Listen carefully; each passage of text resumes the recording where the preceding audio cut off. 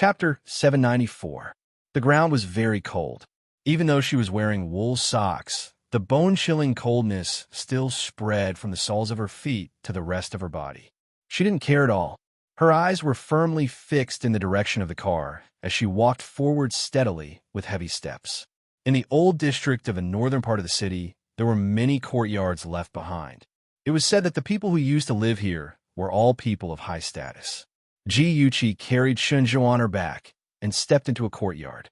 This was the old house left behind by her grandfather. She would stay here for a few days every year. Someone would clean it every half a month, so the room was clean and tidy, and there were all kinds of daily necessities. She put Shunzhou on the bed. She was so tired that she was sweating and her feet were almost frozen. She didn't have time to rest and ran to the kitchen to boil water.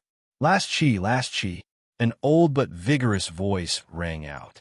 Ji hurriedly went out to greet him, only to see a white-haired old man carrying a large medical kit, running towards her as if he was flying.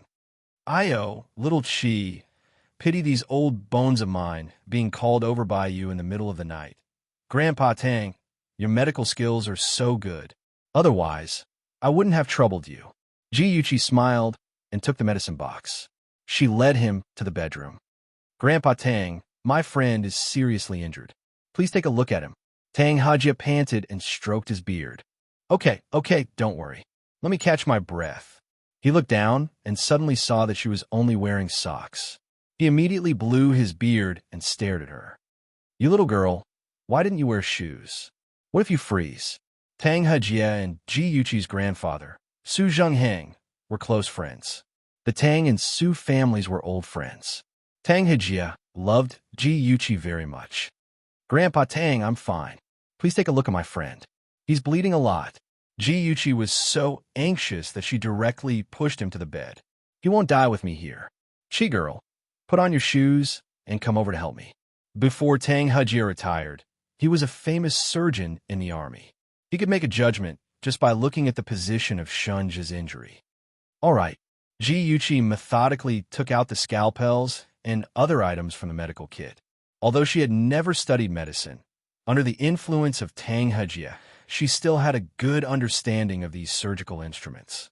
Tang Hajia put on his mask and cut open Shunzhou's shirt with a pair of scissors.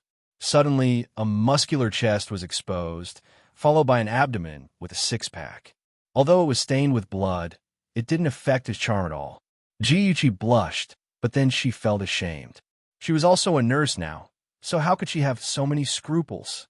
Pursing her lips, she picked up a hot towel and carefully cleaned up the bloodstains. Anesthetic. Tang Hajia stretched out his right hand. Ji hurriedly placed the anesthetic needle in his hand. Scalpel. Surgical forceps. Hemostatic forceps. In the brightly lit room, a bullet removal operation was being carried out nervously. 2 hours later, Tang Hajia completed the last step and was drenched in sweat. He took off his mask and slowly breathed a sigh of relief. "Okay, girl, pay attention to his temperature tonight. If his fever is too high, give him the antipyretic medicine and use physical cooling methods." "Okay, I got it. Grandpa Tang, you must be tired. I'll take you to the guest room to rest."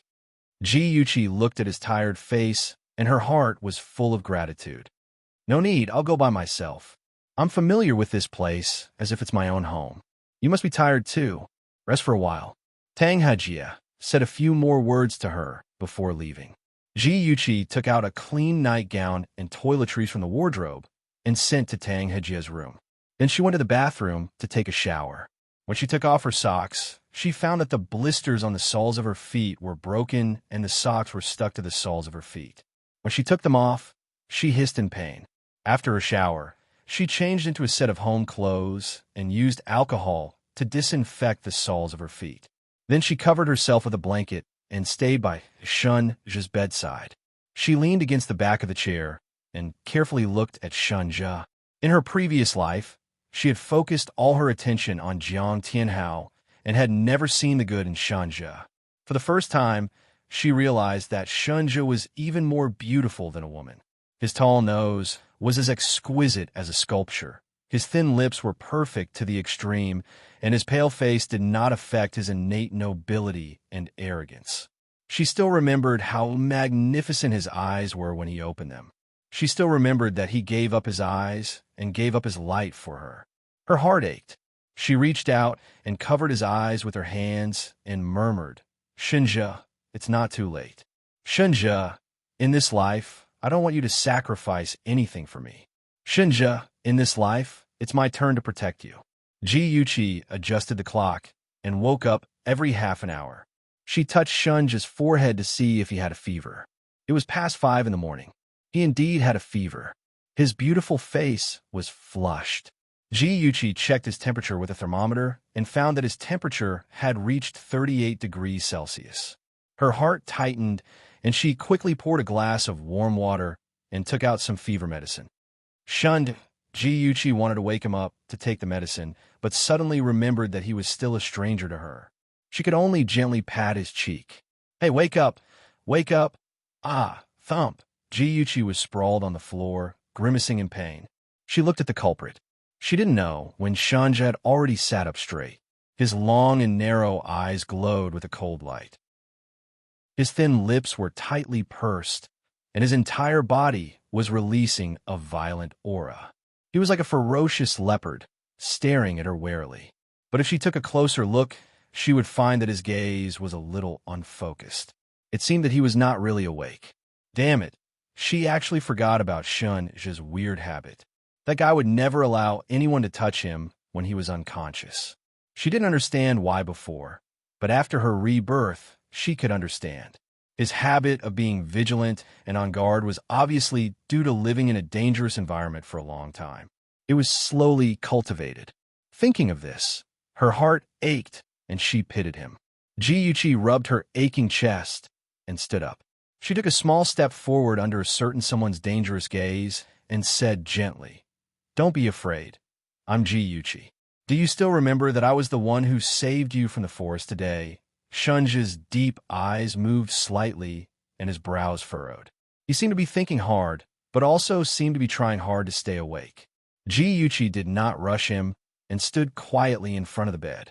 His gaze gradually focused and became deep.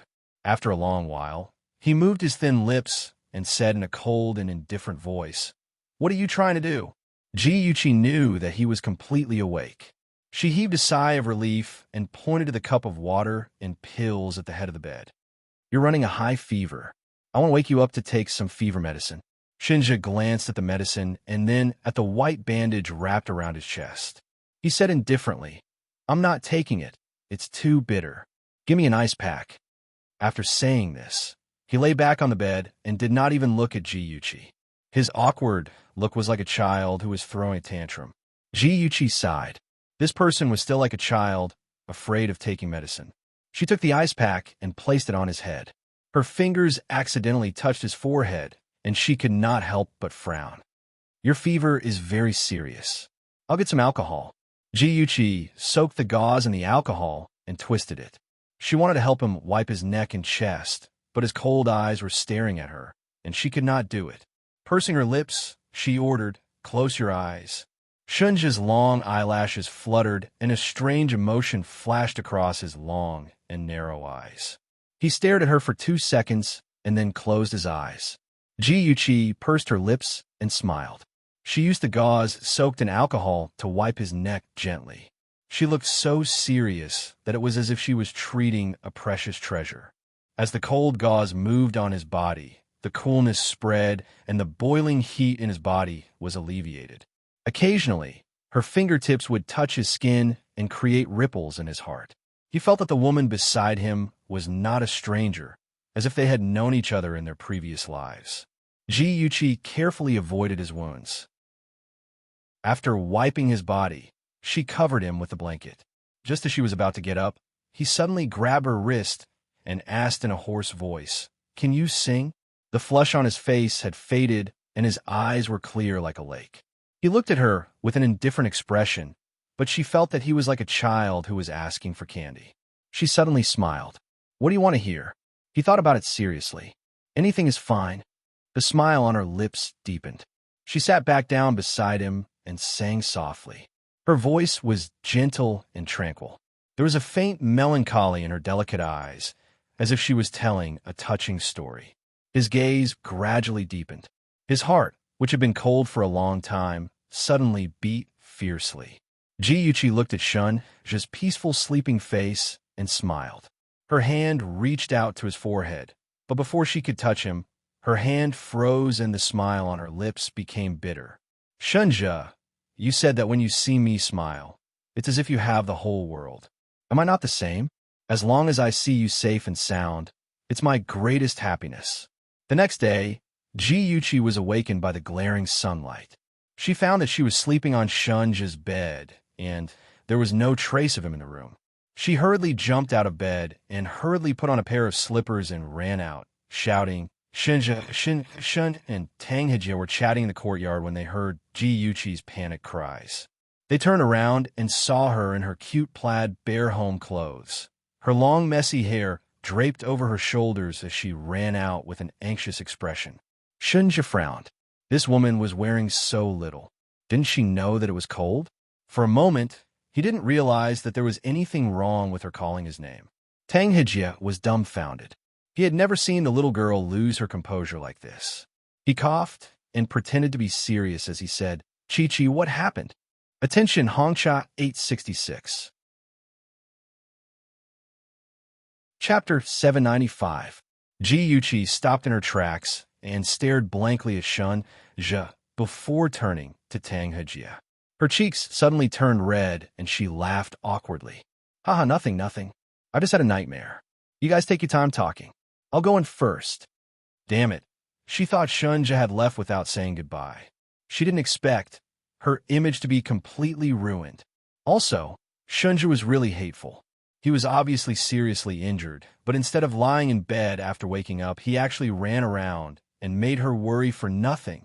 After Ji-Yuchi finished washing up, she saw that Shunja and Tang Hejia had returned to the living room. She quickly went to the kitchen to prepare breakfast. Because she knew that she would be staying at the Gu Mansion for a while, she had asked Ru to buy food in advance and store in the kitchen. The vegetables and fruits in the fridge were very fresh, and the rice and noodles in the cupboard were neatly arranged. Ji-Yuchi took a deep breath and made a cheering gesture. In her previous life, before she married Jiang Tianhao, she was still a pampered Mississippi. But after she got married, Jiang Tianhao didn't like her to show her face in public, so she obediently became a housewife. She learned how to do laundry, cook, and clean. She simply became his personal nanny. Ji-Yuchi shook her head to get rid of distracting thoughts and began to cook seriously. Half an hour later, in the dining room, the three of them sat around the dining table. There was fragrant millet porridge, green stir-fried cabbage, dry-fried green beans, cold cucumber, and half-boiled eggs. One look and one's appetite was aroused. Tang Hejia stared at Ji-Yuchi in disbelief. Little Ji-Yuchi, did you make this? Ji-Yuchi winked playfully. Of course I made it. Grandfather Tang, you worked hard last night. Come, eat some eggs to nourish yourself. I'll make chicken soup for you at noon. As she spoke, she put half of the egg into his bowl and then gave the other half to Shunja. You eat too. Shunja looked at her charming and adorable smile, and a warm current seemed to flow through his heart. It was very comfortable, and the cold and hard corners of his lips raised, then quickly straightened. Tang Hejia's eyes were brimming with tears. Poor Chi girl. Once you have a stepmother, you'll have a stepfather. You must have had a hard time all these years. When your grandfather was alive, you were a spoiled little princess. When have you ever done such a thing? Did your father and stepmother force you to do it? Just you wait. I'm going to find Ji Bowen right now to settle the score. He patted the table and left. Ji-Yuchi quickly grabbed his arm and didn't know whether to laugh or cry. Grandpa Tang, you think too much. It has nothing to do with my father and Annie-chan. I learned to do it myself. Really? Tang Hejia looked at her suspiciously. Why are you learning all this? Ji-Yuchi pulled him to sit down and winked at him with a smile. There's a good saying, if you want to capture a man's heart, you have to capture his stomach first. That's why I'm making plans for my future. I can't always be a rice worm who stretches out her hand and opens her mouth, can I? Girl, even if you become a rice worm, no one will dare to despise you. Although he said that, Tang Hejia still felt very gratified. He sighed and said, "Chi girl, you've grown up. If your grandfather was still alive, he would be very happy." Ji Yuqi's eyes reddened. Her grandparents only had one daughter, which was her mother. The couple doted on their daughter very much. When they had Ji Yuqi, their granddaughter, they doted on her even more. They couldn't wait to pluck the moon from the sky and give it to her. Okay, let's eat. I'll try Chi girl's cooking." Seeing her eyes redden, Tang Hajia smiled and picked up his chopsticks to change the topic. After the meal, Ji Yuqi washed the dishes in the kitchen. Tang Hajia forced Shun Jia to lie down on the bed to recuperate. Tang Hajia glanced at the kitchen and then turned to Shinja. His always kind face turned cold, and he said in a deep voice, "Shunja, I don't care how you got injured or who you are. If you hurt Chi, I won't let you go. You have to believe that I have the ability to do so." With Tang Hejia's keen eyes, he had long seen that Shunja was not an ordinary person. If Shunja and Chi became enemies, he would not let him go. He was not an ordinary military doctor. He had a military rank. Moreover, with the power and status of the Tang family in the city, it was not difficult for him to deal with Shinja. Being threatened so blatantly, Shunja was not displeased. Instead, he raised the corner of his lips, and a faint smile appeared on his handsome face. "Mr. Tang, Shunja, am not a villain who bites the hand that feeds him." Tang Hejia looked at him deeply, as if he wanted to see through his dark eyes and see his internal organs. He slowly said, "That had better be the case. Chi is a good girl. I won't let any harm come to her." Shunja closed his thick eyelashes and seemed to have fallen asleep. It was not until Tang Hejia walked to the door that he heard him murmur, "I won't either." Although his voice was low, it was very clear. Ji Yuqi had overheard everyone's conversation in the room. When she heard footsteps, she quickly blinked away the mist in her eyes. She smiled and pretended to be lighthearted as she walked up to him. "Grandpa Tang, can you stay here for lunch today?" Tang Hajia held his huge medical kit and smiled kindly. "No need. I stayed out all night.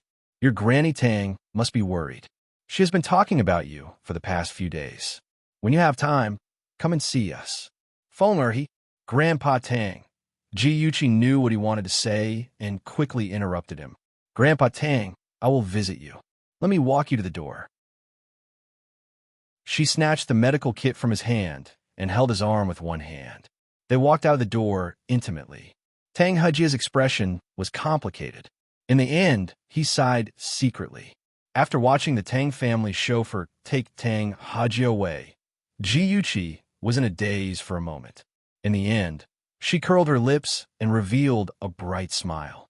The weather today was so good. It was so good to see those people who cared about her again.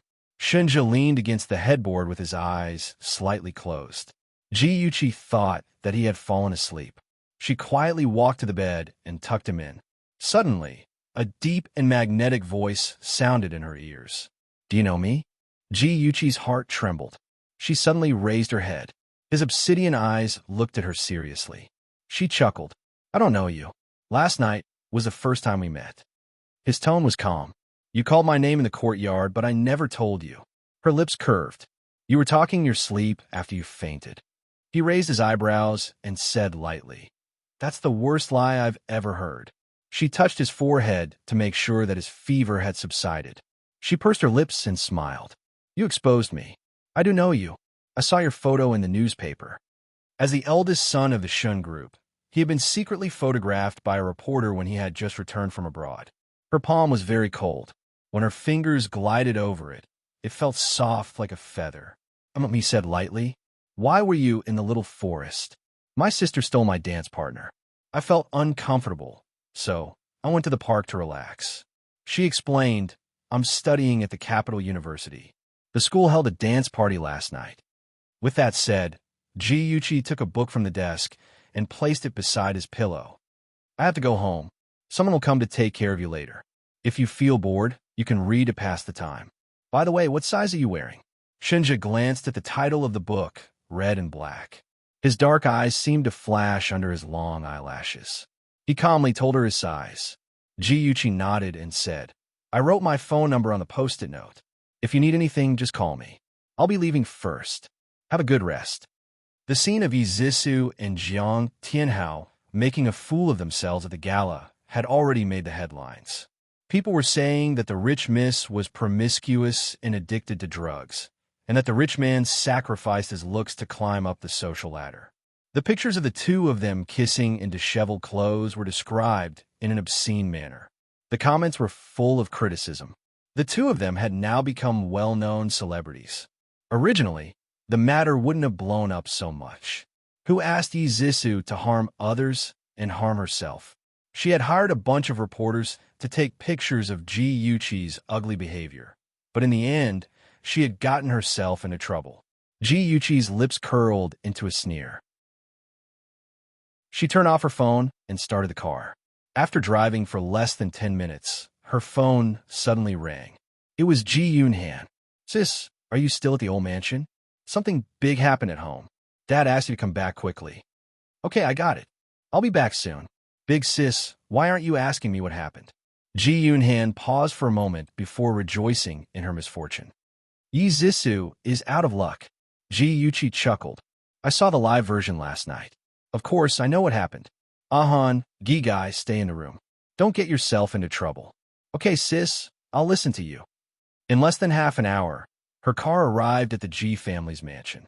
There was a group of reporters outside the mansion, and even the gate was blocked. When they saw Ji Yuqi's car, they all swarmed over and asked at once. Miss, according to the news, the second miss has had 5 boyfriends. Is this true? Miss, according to the news, you and Jiang Tianhao are very close. Did the second miss come between you two? Miss, is it true that the second miss took drugs? Asterisk, asterisk, asterisk, Ji Yuqi sneered in her heart. Took drugs? Ha! Sleeping with a man in front of so many people was indeed like being drugged. She pushed open the door amidst the dazzling, flashing lights. She was wearing a white wool coat, a black short skirt, a pair of sheepskin boots, and a white woolen hat on her head. Her delicate face was decorated by her curly hair, making her look even more lustrous like jade. There was a faint smile on her lips, and her actions were elegant and generous, without the slightest embarrassment of being surrounded. Everyone, I believe that the innocent knows that they are innocent, and the muddy knows that they are muddy. I understand that everyone is eager to know the truth, but please understand the difficulties of the Ji family. Ji Yuqi's words were ambiguous. It depended on how others interpreted it. It could be understood that she was protecting Yi Zissou's innocence and didn't want the reporters to disturb the Ji family anymore. It could also be understood that she was implicitly saying that Yi Zissou was the stepdaughter of the Ji family. Even if Yi Zissou's conduct was questionable, the Ji family couldn't restrain her. Those reporters were all smart people. Based on her ambiguous words, they could speculate a lot of secrets of the rich families. Welfare, Xinwu 799. Chapter 796. As soon as Ji Yuqi entered the door, Nanny Wu, who was guarding the door, immediately came forward. She helped her take off her coat and said in a low voice, Miss One, the school leaders called last night. Master and Madam personally went to the school to pick up second Miss One. Early this morning, a group of reporters came outside the house. Master was so angry that he didn't even eat breakfast and went straight to the study. Madam scolded second Miss One and brought breakfast to the study, but she quickly brought it out. Ji Yuqi nodded. Nanny Wu, where's Ahan? Young master went back to his room to read after breakfast. Ji Yuqi nodded and said, Nanny Wu, ask the kitchen to prepare breakfast and send it to the study. I'll go see Dad first. Nanny Wu nodded and trotted away. When Ji Yuqi went upstairs, she bumped into Xiaoro. Seeing that there was no one around, she said in a low voice, Xiaoro, have you prepared the things I asked you to prepare? Yes. Although Xiaoro was curious why Miss wanted to prepare men's clothes, she cleverly didn't ask. Ji Yuqi smiled appreciatively. Very good. Xiaoro, send those things to the old house. I have a friend who lives there. Please take good care of him. If anyone asks, tell them that I asked you to go shopping. With that, her eyes moved slightly, and she whispered a few words in Xiaoro's ear. Okay, I got it. Xiao glanced in the direction of Yi Zisu's room and said in a low voice, Yuchi, will Miss One find out about that? Ji Yuchi smiled. Don't be afraid. She won't find out. Xiao, I won't let her hurt you. Be careful. Don't let her find out that you're working for me. Xiao was moved and nodded heavily. Ji Yuchi knocked on the study door with breakfast and said softly, Dad, I'm Chi-Chi. Can I come in? Ji Bowen's tired voice came from the study. Come in. Ji Yuchi pushed the door open and entered. She saw Ji Bowen standing in front of the floor-to-ceiling window with a cigarette between his fingers. The room was filled with the smell of smoke. The sunlight shone through the curtains and shone on his body. She suddenly realized that there were white hairs on his head. She suddenly felt a little guilty. As a child, she had always been protected by her father, but she had never been filial to him. She sniffled and put the breakfast tray on the desk. She walked behind him and massaged his shoulders. She said softly, Dad, I heard from Nanny Wu that you haven't eaten anything. It's not good for your health. Let's eat something first, okay? Ji Bowen's fingers that were holding the cigarette trembled, and the ashes of the cigarette fell to the floor. His daughter's hand was massaging his shoulders, and it was very comfortable. The irritation in his heart also dissipated a little. After hearing what you said, it seems that I'm really hungry. I've already prepared it for you. Dad, please help yourself. Ji Yuchi beamed. She took his arm and walked to the desk. Ji Bowen smiled. He actually didn't have much of an appetite, but when he saw his daughter looking at him expectantly, he turned his anger into appetite. He drank a glass of milk and ate a sandwich. Ji Yuchi didn't mention Yi Zisu. She thought about how Shanja still had to recuperate in the Gu Mansion for a few days. She had to find an excuse to go to the Gu Mansion. She thought about it and said, Dad, I want to renovate the Gu Mansion. I saw that the flowers and plants in the yard were a little messy last night, and the paint on the door was peeling. Ji Bowen nodded. The Gu Mansion is a memento that your grandfather left for you and your sister. It should be well renovated. I'll find time to arrange this. Ji Yuchi quickly said, It's okay, Dad. Let me arrange it. I've never done this kind of thing before. It's also a kind of training. Ji Bowen's smile deepened. That's good. I'll leave this matter to you. Just tell me how much money you need. The atmosphere between father and daughter was very good. Ji Bowen temporarily forgot about his troubles. However, in the other room, a storm was brewing. What's going on? How did you get involved with Jiang Tianhao? Ever since she brought Yi Zisa back last night, Qin Tingfang had been thinking of ways to appease Ji Bowen's anger. She hadn't had a chance to ask her daughter what happened.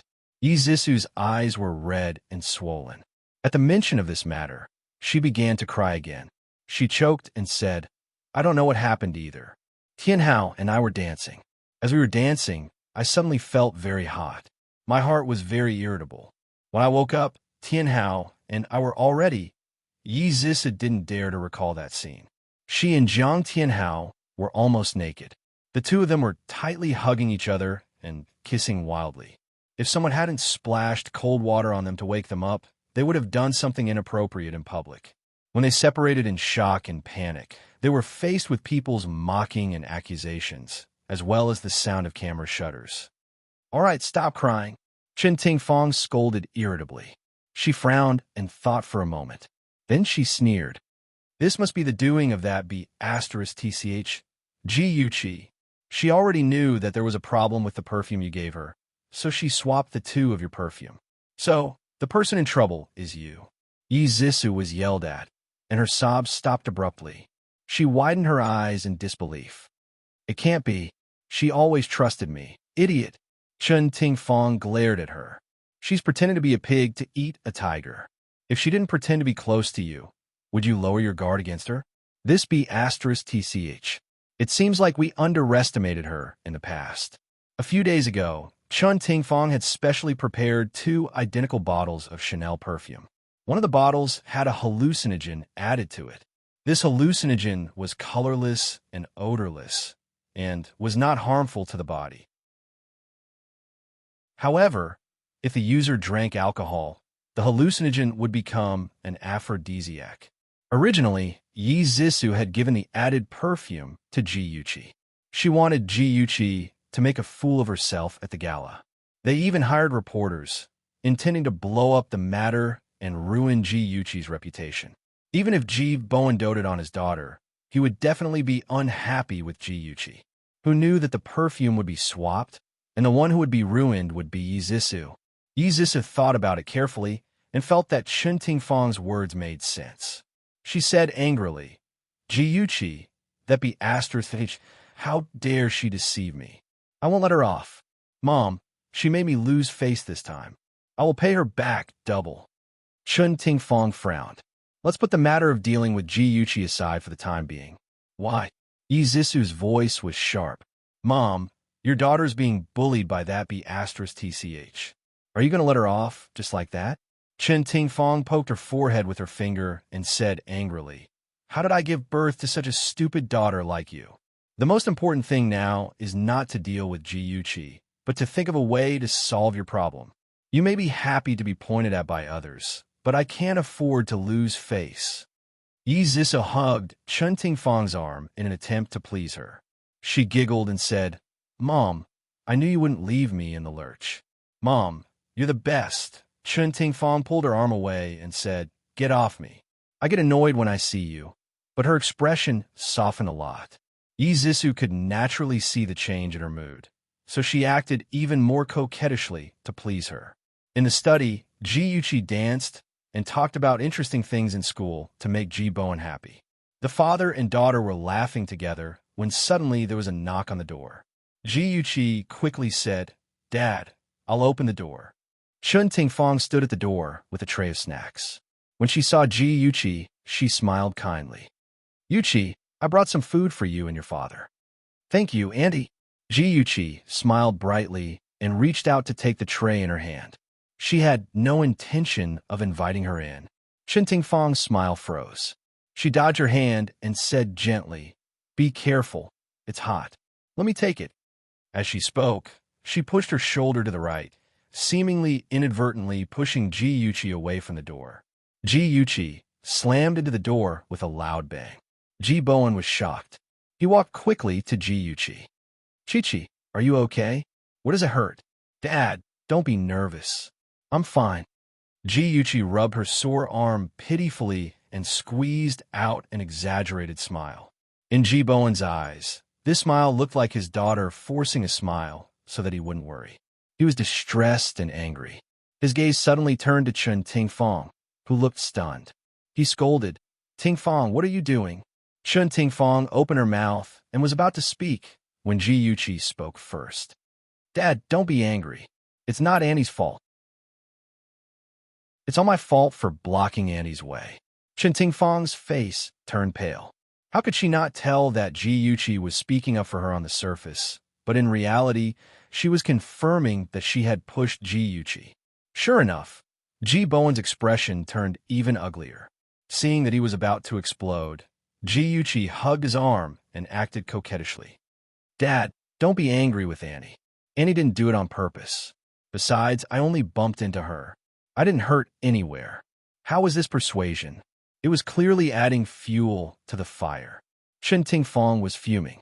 She knew that she'd been tricked by the little b asterisk tch, but she still had to smile apologetically. "Chi-Chi, I'm really sorry. Annie didn't do it on purpose." "Auntie, don't worry. Of course, I know you didn't do it on purpose. You love me so much, so how could you intentionally bump into me? People say that stepmothers are ruthless, but you're the best stepmother I've ever seen." Ji Yuqi smiled innocently. Her flattery made Chen Tingfang extremely depressed. Looking at such a sensible daughter, Ji Bowen nodded comfortingly. Ji Yuqi knew when to stop. She didn't expect her father to see Chen Tingfang's ugly side in one go. She wanted to slowly plant a seed of disgust in his heart. One day, this seed would bloom and bear fruit, completely destroying their relationship. She knew that Chen Tingfang wanted to discuss Yi Zissou's matter with her father, so she very considerately left them some private space. Ji Yuqi walked to the stairs and heard a woman's shrill scream from downstairs. "It's you. You're the one who harmed me." Her eyelids twitched. "Interesting. What kind of game did Yi Zissou want to play?" Yizisu wore a white dress and stood gracefully in the middle of the living room. She pointed her finger at the young maiden kneeling on the floor. Her face was filled with anger, and her voice trembled from agitation. Why? Why did you harm me? What did I do wrong to you? Ji crossed her arms and leaned against the railing. The corners of her lips curled up playfully as she looked at the maid, Xiaofang. In her previous life, she was Chun Tingfang and her daughter's lackey. Xiao Fang trembled, her face filled with fear as she begged for mercy. Second miss, I beg you, please spare me. I didn't do it on purpose. I just... Before she could finish her words, her tears had already flowed down. Add. Hongxia 866. Chapter 797. Yizisu said angrily, What are you? If you don't tell me the truth, I'll send you to the police station immediately. No, Second Mississippi. Xiaofang hurriedly knelt a few steps forward and hugged Yizisu's calf. She cried and begged, Second Miss, I beg you, please forgive me.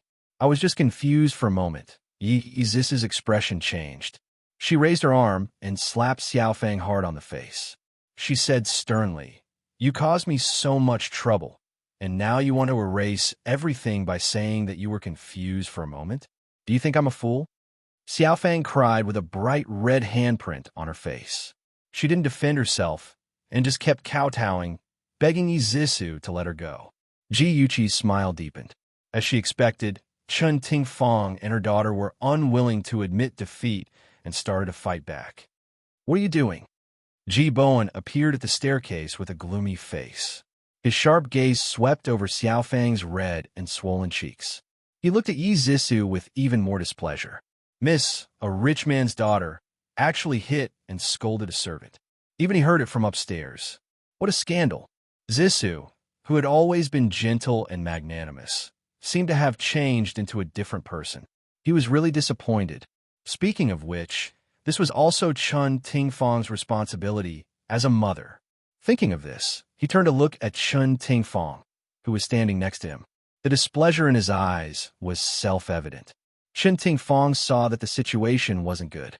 She quickly put on a guilty expression and deliberately scolded. Zisu, what are you doing? Why are you making such a ruckus? Yizisu's eyelashes fluttered and tears filled her eyes. She said pitifully, Mom, Uncle, I found out something, so I got too excited. I'm sorry. Chun Tingfang asked in surprise. What is it? Is it related to Xiaofang? Yizisu's eyes were brimming with tears. She bit her lips and wanted to say something, but couldn't. She could only stomp her feet and say in embarrassment and anger, Xiaofang, you say it. Say what you did in front of everyone again.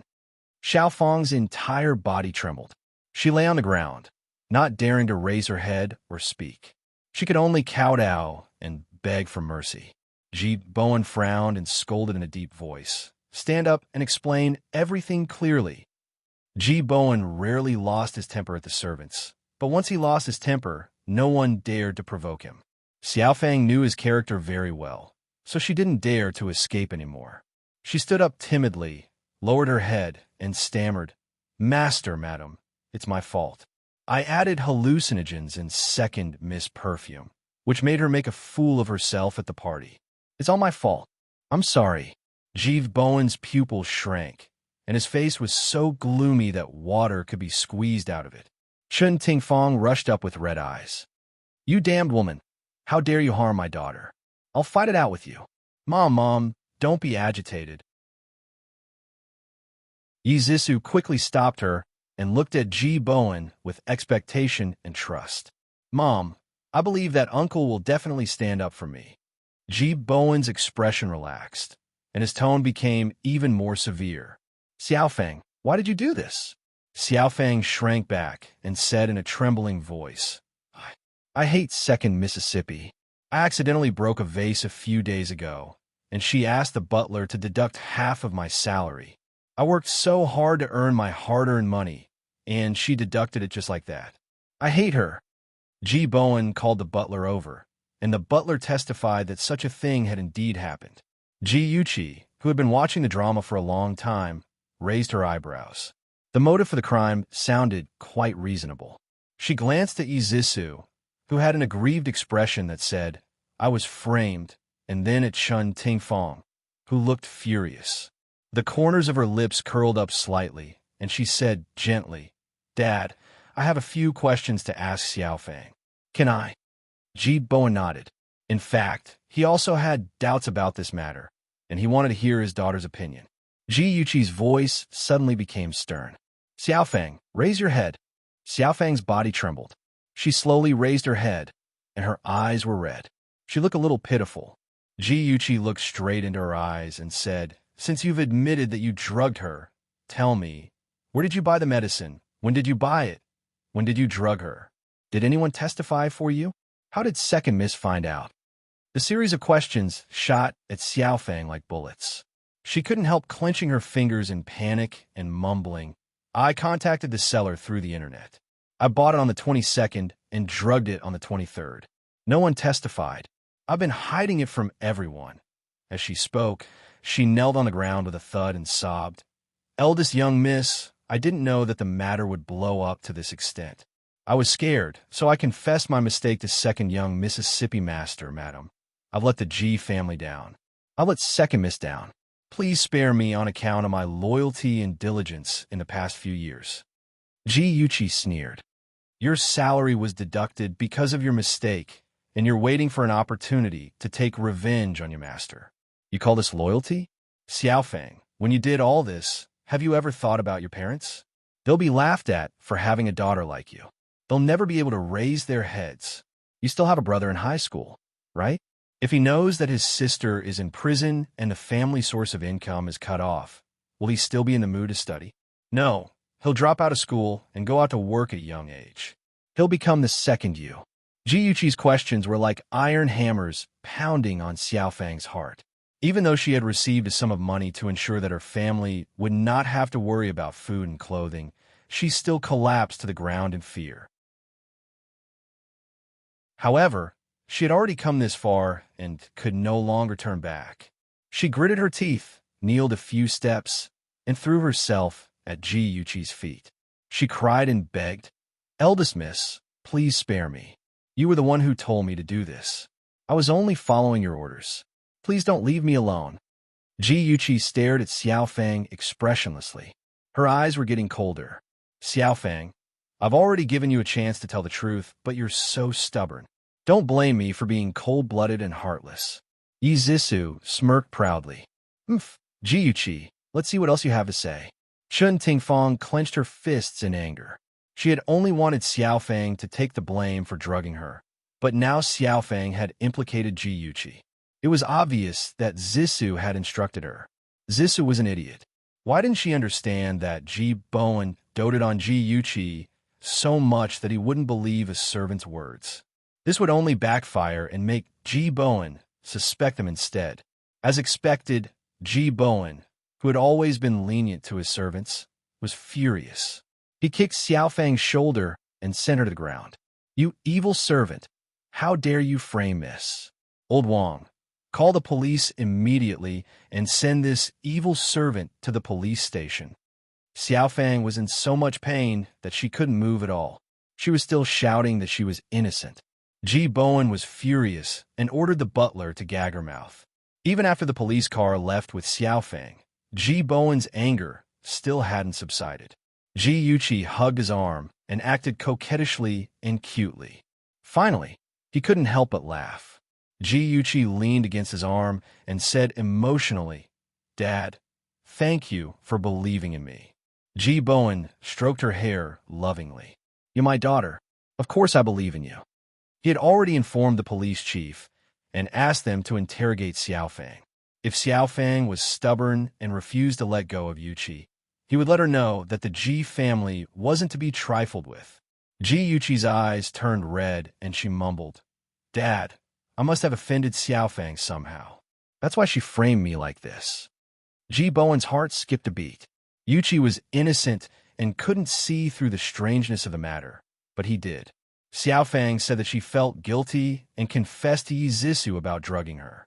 If Yuqi was really behind it, why didn't Xiaofang say it from the beginning? Why did she wait until she was convicted of drugging Yuchi.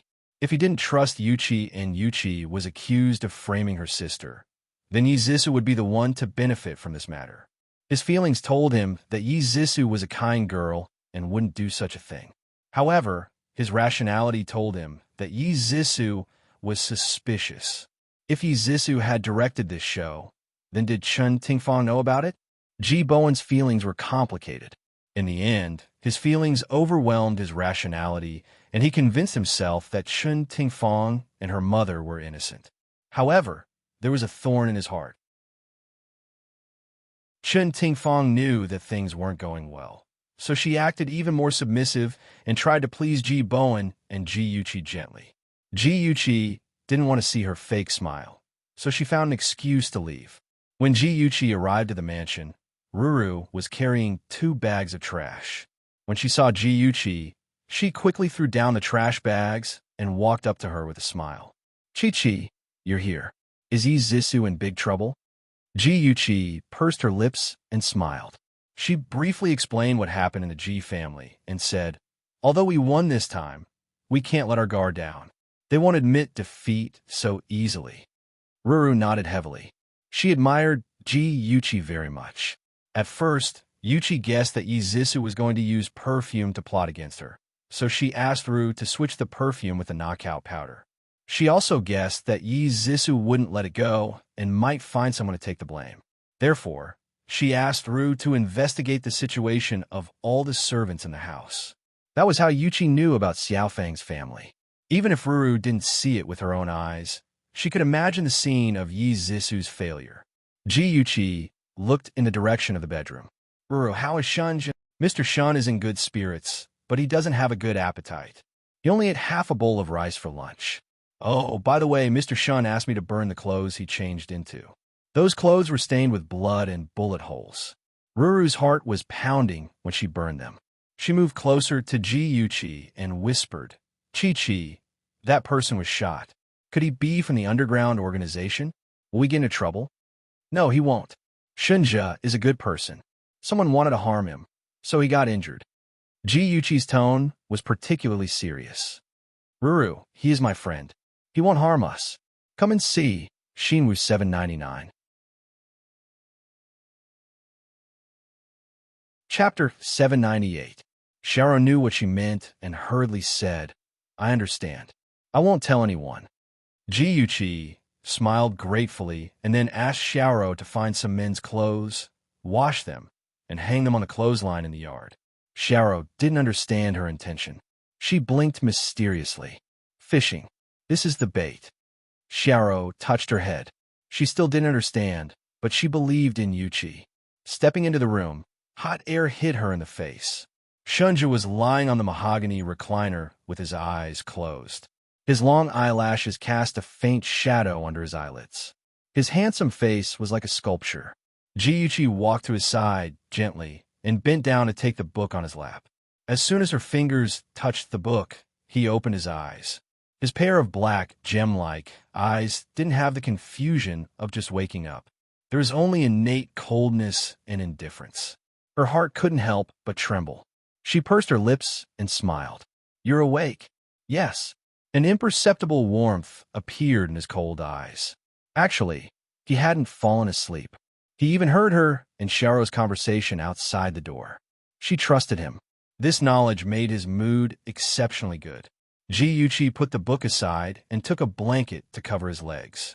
She said gently, "I heard from Xiaoro that you don't have a good appetite. I know a good private restaurant. What do you want to eat? I'll get them to send it over." Shunja's thin lips curved slightly. "Do you know how to make century egg and lean meat porridge?" Ji Yuchi raised her eyebrows and smiled. "Yes. Wait for a while. I'll be back soon." The soft and glutinous century egg and lean meat porridge was cooked quickly. There was also a plate of cold cucumber and a plate of stir-fried broccoli on the table. The emerald green color and fragrant aroma aroused Shunja's appetite. One look and one could tell that he was well educated. Even though his chest was injured, his sitting posture was extremely upright and his movements were extremely elegant, just like a high and mighty aristocrat. Watching him eat was a kind of enjoyment. Ji Yuchi sat opposite him and rested her chin on one hand. She didn't hide the smile on her face. She was very happy that his appetite had been stimulated. Under a certain someone's burning gaze, Shinja was not embarrassed at all. He casually and elegantly enjoyed the delicious food. As the warm porridge entered his esophagus, even his heart was warmed. He occasionally raised his eyes to meet her gaze, and the smile on her face became even more brilliant. Her relaxed eyebrows seemed to be sprinkled with sunlight, and her exquisite facial features had a different kind of peerless beauty. He couldn't help but curl his lips in response to this extremely sincere smile, faintly feeling that something was out of his control. The setting sun shone softly on the window lattice, and the room was filled with light and dreamy music. Ji-Yuchi and Shunja were lying on two reclining chairs side by side, each holding a book in their hands. The atmosphere was indescribably warm and harmonious. After dinner, Ji-Yuchi called her father and told her that she would stay in the old house tonight and would not go home. Before ending the call, Ji-Yuchi's father suddenly said, "Chi-Chi, no matter what happens, Dad will believe in you." Ji-Yuchi thought that he was talking about what happened in the morning and felt very touched. Then, she called Ru, who had already returned to the villa, and reminded her of some things. When she called, she didn't have any intention of avoiding suspicion in front of Shunja. Shinja also acted as if he hadn't heard anything and browsed the news on his phone. When he saw the headline, "Miss G made a fool of herself at the ball. The mastermind behind it is Big Miss G," his brows furrowed slightly. Ji-Yuchi hung up the phone. Seeing that Shunja didn't look too good, she thought that his wound was hurting again and hurriedly brought him painkillers. Shunja shook his head and pursed his thin lips. He wanted to say something, but stopped. She had a feeling that he didn't want her to be hurt. The way he looked at her was a little strange. It seemed to be sympathy. Ji-Yuchi blinked in confusion. "What's wrong with you?" Shinja wanted to hide it from her, but on second thought, if he didn't tell her now, she might be even more hurt if she found out about it at another occasion. He handed his phone to her and stared at her with his dark eyes, hiding an imperceptible worry. Ji-Yuchi took the phone curiously and glanced at it briefly. The maid, Xiaofang, admitted that Ji-Yuchi had instructed her to frame Yizisu. Xiaofang also said that Ji-Yuchi had always been secretly in love with Jiang Tianhao, but Jiang Tianhao's heart was on Yizisu, so Ji-Yuchi deliberately played tricks to embarrass them. Ji-Yuchi's expression didn't change, but the little person in her heart was laughing coldly. Humph! Xiaofang had already been taken to the police station. She couldn't have leaked the information to the media unless someone impersonated her and threw this so-called evidence to the media. Yizisu was really ruthless. After one failed move, she came up with another.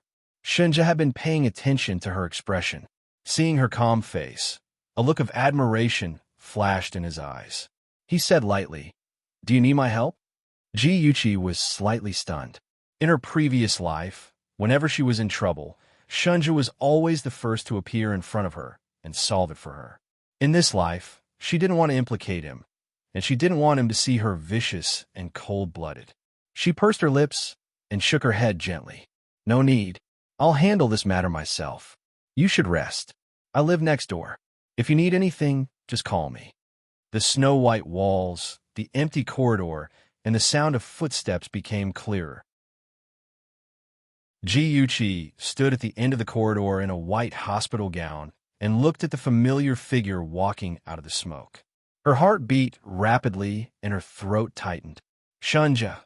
She ran towards that person with ecstasy, as if she had been searching for him for thousands of years. That person turned his head.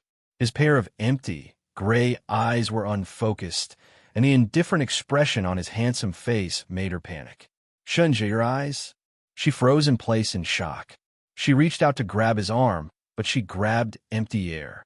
His figure had quickly retreated a few meters and then disappeared into the fog. "Shunja!" Ji-Yuchi abruptly woke up from her dream. Her entire body was drenched in sweat, and her mind was still filled with boundless despair. She threw off the blanket and got out of bed. She ran out of the room barefoot and pounded on the door next door like a madwoman. Shunja was awakened by the woman's panic cries. His gaze suddenly turned cold. He quickly walked to the door and opened it. Before he could open his mouth to ask what had happened, a delicate body with a cold aura had already thrown itself into his arms. She hugged him and wailed, "Shunja, Shunj." She cried heartbreakingly as she called out his name over and over again. The fear, and attachment in her voice made his chest tighten uncontrollably. He slowly raised his left hand that was originally hanging stiffly by his side and wrapped it around her waist. His bottomless eyes stared at the woman in his arms. Her face was pressed against his chest, and her hot tears soaked the white bandage. His wound was throbbing with pain, but for some reason, he couldn't bear to push her away. Her cries of despair gradually weakened, turning into soft sobs. By the time Jiyuchi completely woke up, she was already lying in Shunja's arms, sitting on the edge of his bed. "Sorry, I just had a nightmare." She frantically withdrew from his arms and awkwardly wiped the tears from her face. She glanced at his chest in embarrassment and mumbled, "I just touched your wound. Is it okay?" Shunja looked at her red nose and red eyes like a rabbit's. He couldn't help but frown. Instead of answering, he asked, "What nightmare did you have? Why are you crying like that?" Of course, Jiyuchi wouldn't tell him that she was reborn. She also wouldn't tell him that ever since she was reborn, she hadn't had a good night's sleep. Every night, she was tormented by nightmares and tortured by hatred. Her mind was constantly stretched taut, afraid that if she took one wrong step, she would step into the trap that Chun Tingfang and her daughter had set for her. Every time she faced Izisu and Jiang Tianhao, she had to use all her rationality to suppress the resentment in her heart. She also had to pretend that she didn't know anything. No one knew how hard it was for her. She lowered her eyes slightly to hide the bone-piercing sadness in her eyes. The corners of her lips stiffened as she said in a low voice, "I dreamt that a monster was chasing me. I asked you for help and called out your name loudly." Her voice became lower and lower as it trembled. "But you shook off my hand and disappeared." Under the light, she exuded an indescribable sadness. The strong loneliness in her words made his heart tremble. His chest felt stuffy, and his heart seemed to beat even harder. He couldn't help but reach out his hand. His warm palm landed on her soft hair and gently pressed it. His deep voice was as pleasant as a cello. "Don't cry. Dreams are all fake." After saying that, he seemed to sense that something was wrong. He quickly retracted his hand and supported his chin with his left hand. He coughed softly, and the tips of his fair ears were dyed a light pink. Fortunately, Jiyuchi had her head lowered and didn't notice. The next morning, when Jiyuchi saw Shunja, she suddenly recalled the scene of her crying in his arms last night. Her cheeks instantly burned. Fortunately, Shunja didn't mention a word. It was as if nothing had happened last night. The two of them finished breakfast in silence. Jiyuchi tidied up the kitchen and saw Shun just standing in the courtyard. Beside him, little yellow flowers were blooming around the Four Seasons osmanthus. The cold fragrance was refreshing. He was wearing a white coat and black trousers. The contrasting colors of white and black made him look even more beautiful. He leaned lazily and elegantly against the tree trunk. His gaze was distant, as if he was thinking about something. Seeing his obsidian-like eyes, Jiyuchi's heart trembled. She quickly lowered her head to hide her emotions. After a while, she looked up and revealed a gentle smile. "Shunja, I have 2 classes in the morning. I'll go to school. I'll be back early. What do you want to eat for lunch? I'll buy it on the way back." Shunja slowly retracted his gaze from the sky and looked at her intently. "Do you know how to make Westlake vinegar fish and mushroom fried chicken?" Jiyuchi raised her eyebrows. This man was really impolite. He treated her as his personal chef. However, why didn't she feel unhappy at all? Instead, she was very happy. Jiyuchi parked the car in the school's parking lot and then went to the dormitory to get her textbooks. Wang Jing and Xia Yin, who used to have a good relationship with her, looked as if they had seen a ghost when they saw her. They kept their distance and looked at her with disdain. On the other hand, Lin Yushi, who had never interacted with her, said good morning indifferently. "Good morning." Jiyuchi smiled brightly. Yushi, Let's go together, okay? Lin Yushi was slightly startled. Then, she faintly said, okay. After the two of them went out, they heard Wang Jing whisper, shameless. I didn't expect her to be so vicious. Lin Yushi turned to look at Ji Yuchi and calmly explained, the news said that you ordered the servants to poison Yi Zissou. They believed it. Ji Yuchi knew that Wang Jing was scolding her, but she didn't care. In her previous life, she saw Wang Jing and Xia Yan's true colors. Their family backgrounds weren't as good as hers, and they liked to hug her thighs. They always said in her ear, Yuchi, your Louis Vuitton bag is so beautiful. Can you lend it to me? And, Yuchi, your Givenchy dress is so beautiful. Can I try it on? The implied meaning was self-evident. She was generous when it came to money and gave them a lot of gifts. However, later on, when Ji Yuchi caused a scandal at the ball, the two of them were the happiest to hit her when she was down. Ji Yuchi smiled faintly. Let them scold me. No matter how hard they scold me, I won't lose a piece of flesh. Lin Yushi was startled. Ji Yuchi, you've changed. If it was in the past, you would definitely quarrel with them. Ji Yuchi playfully blinked. You were bitten by a dog. You can't bite back, right? Lin Yushi's beautiful face, which had always been cold, revealed a smile. Of course not. You'll only disgust yourself if you bite back. Ji Yuchi held her hand and said seriously, Yushi, thank you.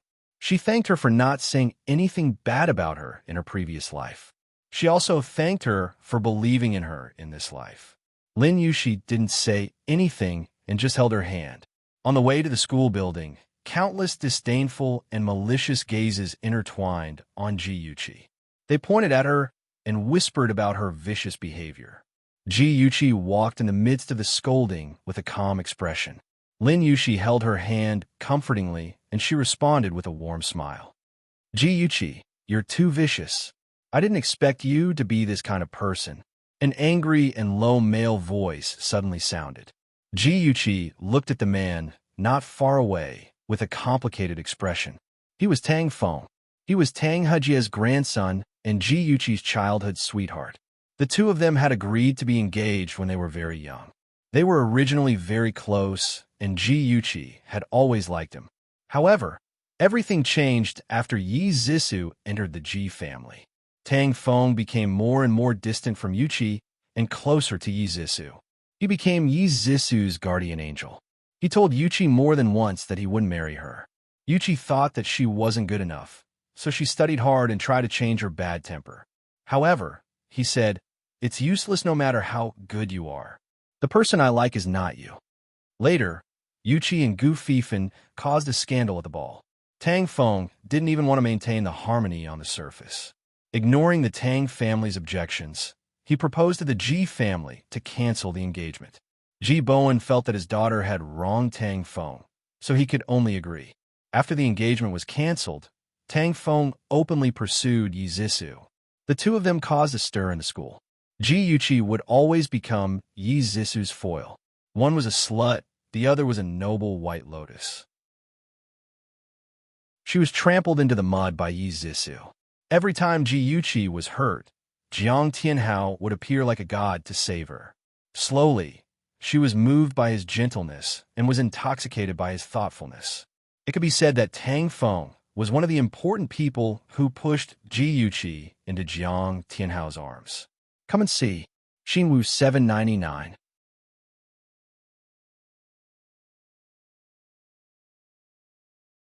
When he was young, he also liked his little sister Yuchi. She was obedient and cute, but later on, she changed. She became vicious, unruly, and always bullied Zissou. He came to find her full of anger and asked her to apologize to Zissou. It was not only to seek justice for Zissou, but also because he was heartbroken for her. Even so, he had never thought of embarrassing her in front of the whole school. His eyes were dark and unreadable. His lips moved as if he wanted to say something, but Yi Zissou beat him to it and said, No, big sister, big brother, you didn't mean that. Don't be angry with big brother you, okay? It's all my fault. Ji Yuchi didn't even look at her. She stared straight at Tang Feng and smiled. Her smile was very gentle and poignant. Big brother Tang Feng, How do you want me to apologize? Just tell me, and I'll do it. Big brother Tang Feng. In his memory, that delicate little girl always called him so softly. Tang Feng's heart softened, and his expression softened. Yuqi, you did something wrong, so you should apologize. Say sorry to Zissou. Ji Yuqi sneered in her heart. Sure enough, all men liked Yi Zissou's gentle and lovely style. The corner of her lips curled up slightly as she said softly, All right, I'll do whatever big brother Tang Feng says. Then she looked at Yi Zissou and smiled gently. Zissou, I'm sorry. Yi Zissou, I'll let you be arrogant for a few more days. The more arrogant you are now, the more miserable you'll be when that matter is exposed. It's okay, big sister. I've never blamed you. Yi Zissou had a bright smile on her face, but she was vomiting blood in her heart. She deliberately urged Tang Feng to find trouble with Ji Yuqi, not to hear her apologize, but to see them turn against each other. Ji Yuqi smiled at Tang Feng again. Her smile was sad. Big brother Tang Feng, although I've listened to you and apologized, I still want to make it clear. Whether you believe it or not, I've never instructed Xiaofang to harm Zissou. She wasn't lying. She had instructed Xiaofang, haha. After saying that, without waiting for Tang Feng's response, she took Lin Yuxi's hand and walked away. Tang Feng's eyes narrowed as he looked at her straight back. Even if she was submerged in the crowd, she was still very conspicuous. She was like a red plum, proud and noble, but also had a coldness that kept people 1,000 miles away. Why did he have a feeling that he had suddenly lost something? Yi Zissou shook his arm and said softly, Big brother you, I'm sorry. It's all my fault. I caused a misunderstanding between you and big sister. Tang Feng came back to his senses. It's not your fault, Zissou. Class is about to start. Let's go. For Ji Yuqi, this was a day full of troubles. When she and Lin Yuxi walked into the classroom, a rag flew at them. Ji Yuqi quickly took a step forward and stood in front of Lin Yuxi. Then, she reached out to block it. The rag fell at her feet, but her clothes were stained with black ink. A few drops of ink even splashed on her fair cheeks. It was very eye-catching. Ji Yuqi, you black-hearted woman. Black really suits you. Look at her now. Doesn't she look like a dusty groundhog? Ha ha, don't be like this. She's the dancing queen of this year's Christmas ball. Dancing queen? I think she's more like an old witch. Lin Yuxi was shocked. She quickly took out a tissue and wiped the ink off Ji Yuqi's face. She quickly said, Yuqi, ignore them. I'm fine. Ji Yuqi's heart warmed. She did not stop her. She looked up and looked indifferently at the people who were mocking her. They were a group of rich second generations. Just because their families were rich, they acted like tyrants in school. The leader was called Xiaorun. He looked like a hooligan and treated Yi Zissou as his goddess. He could not wait to follow behind her every day. Now that their goddess was in trouble, of course they had to stand up for her. Ji Yuqi's eyes were cold and clear. Although her red coat was dirty and her hair was a bit messy, her aloof and otherworldly temperament and calm expression made everyone feel a little guilty. She did not question or explain. She looked straight ahead and walked step by step to the seat she was used to sitting in. Lin Yuxi naturally sat beside her. The atmosphere in the classroom became strange. Xiaorun and the others who were still provoking and cursing suddenly shut their mouths. Things were not over yet. After class, Ji Yuqi went to the washroom. She was tidying her clothes in the cubicle when a basin of cold water fell from the sky, drenching her from head to toe. Outside the cubicle, the girl's arrogant laughter could be heard. January was the cold season. Even though there was a heater in the washroom, her face was still blue from the cold water. When she came out of the cubicle, the group of girls who were teasing her had disappeared. She looked at herself in the mirror and smiled coldly. Yuqi, are you okay? A well-defined hand appeared in front of her eyes and pushed away the wet hair, covering her forehead, revealing a pair of large misty eyes. Ji Yuqi stared blankly at the man in front of her. His tall and slender figure and handsome face were full of worry. He took off his coat and draped it over her shivering body. He held her shoulders and anxiously called out, Yuqi? Yuqi?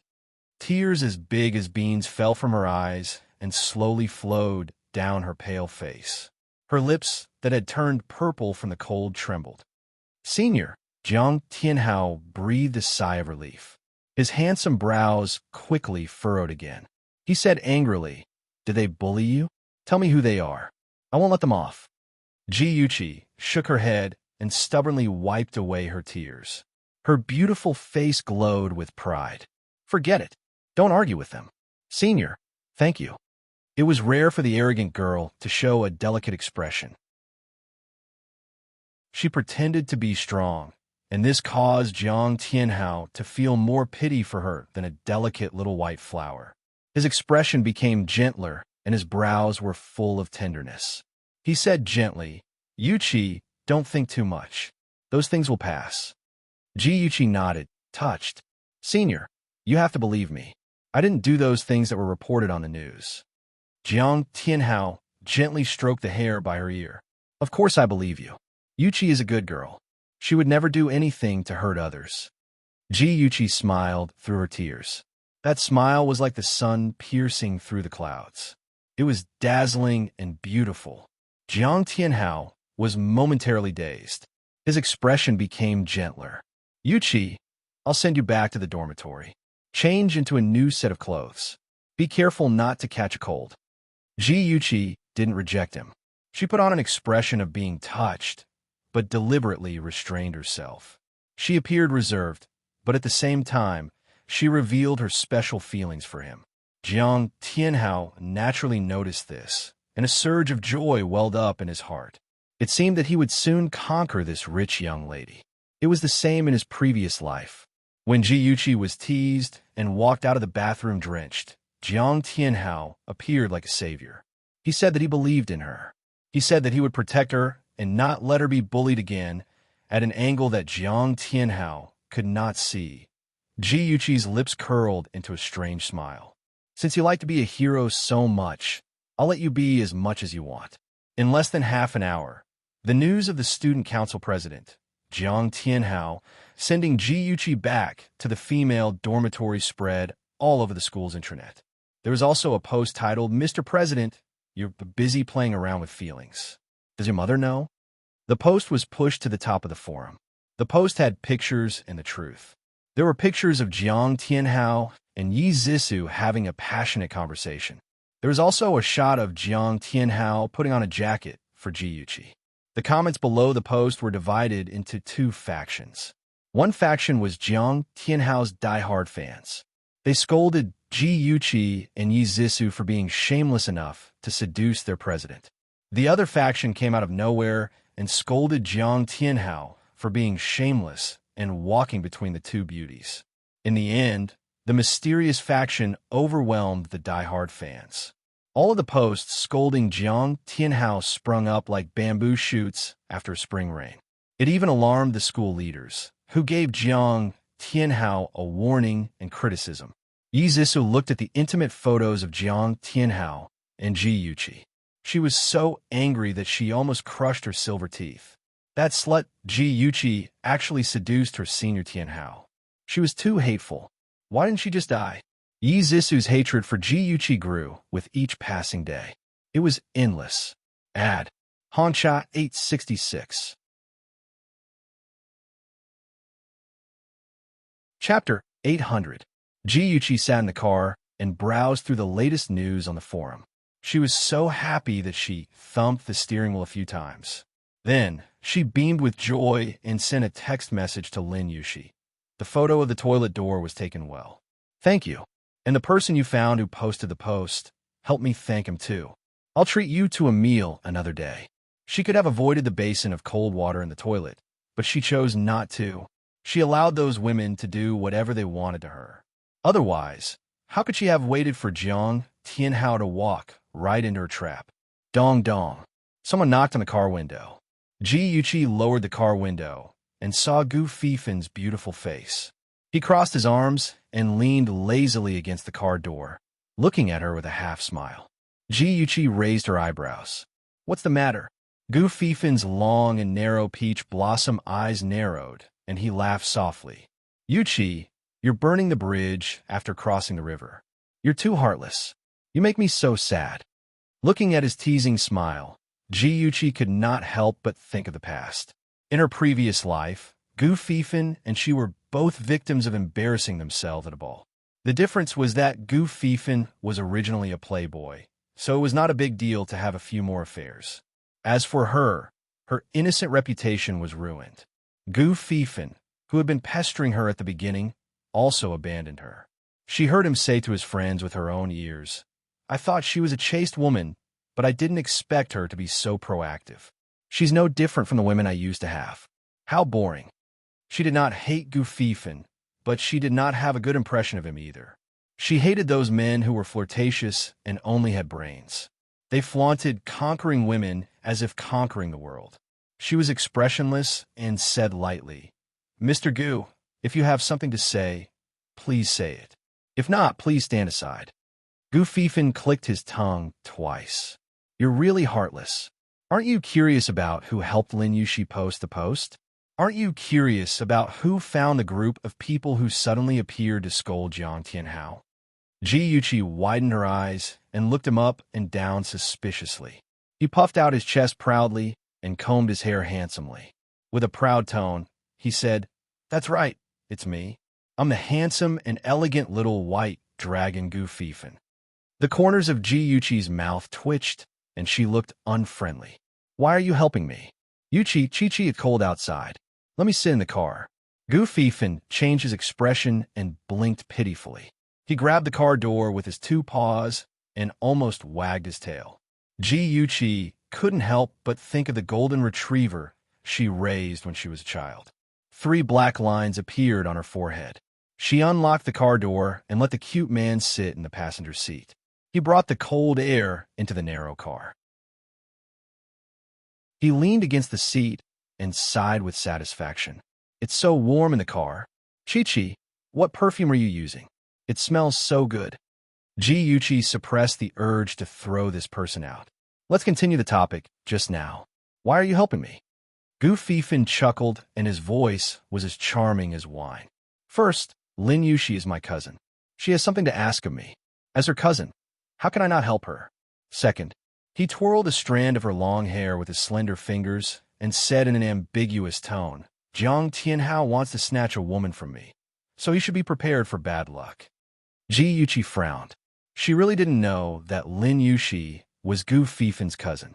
Impatiently, she pulled her hair out of his hand. "Did you also take credit for the school's leaders?"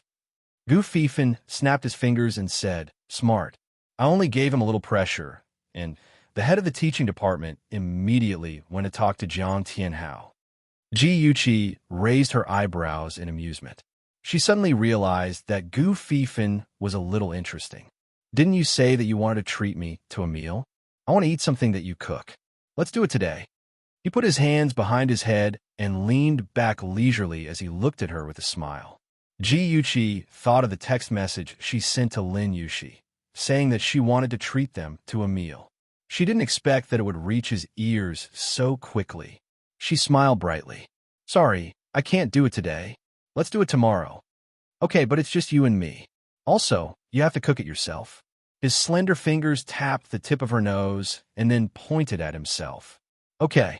Her smile became brighter. She was looking forward to tomorrow's date. She guessed that Chen Tingfang and her daughter would be looking forward to it too.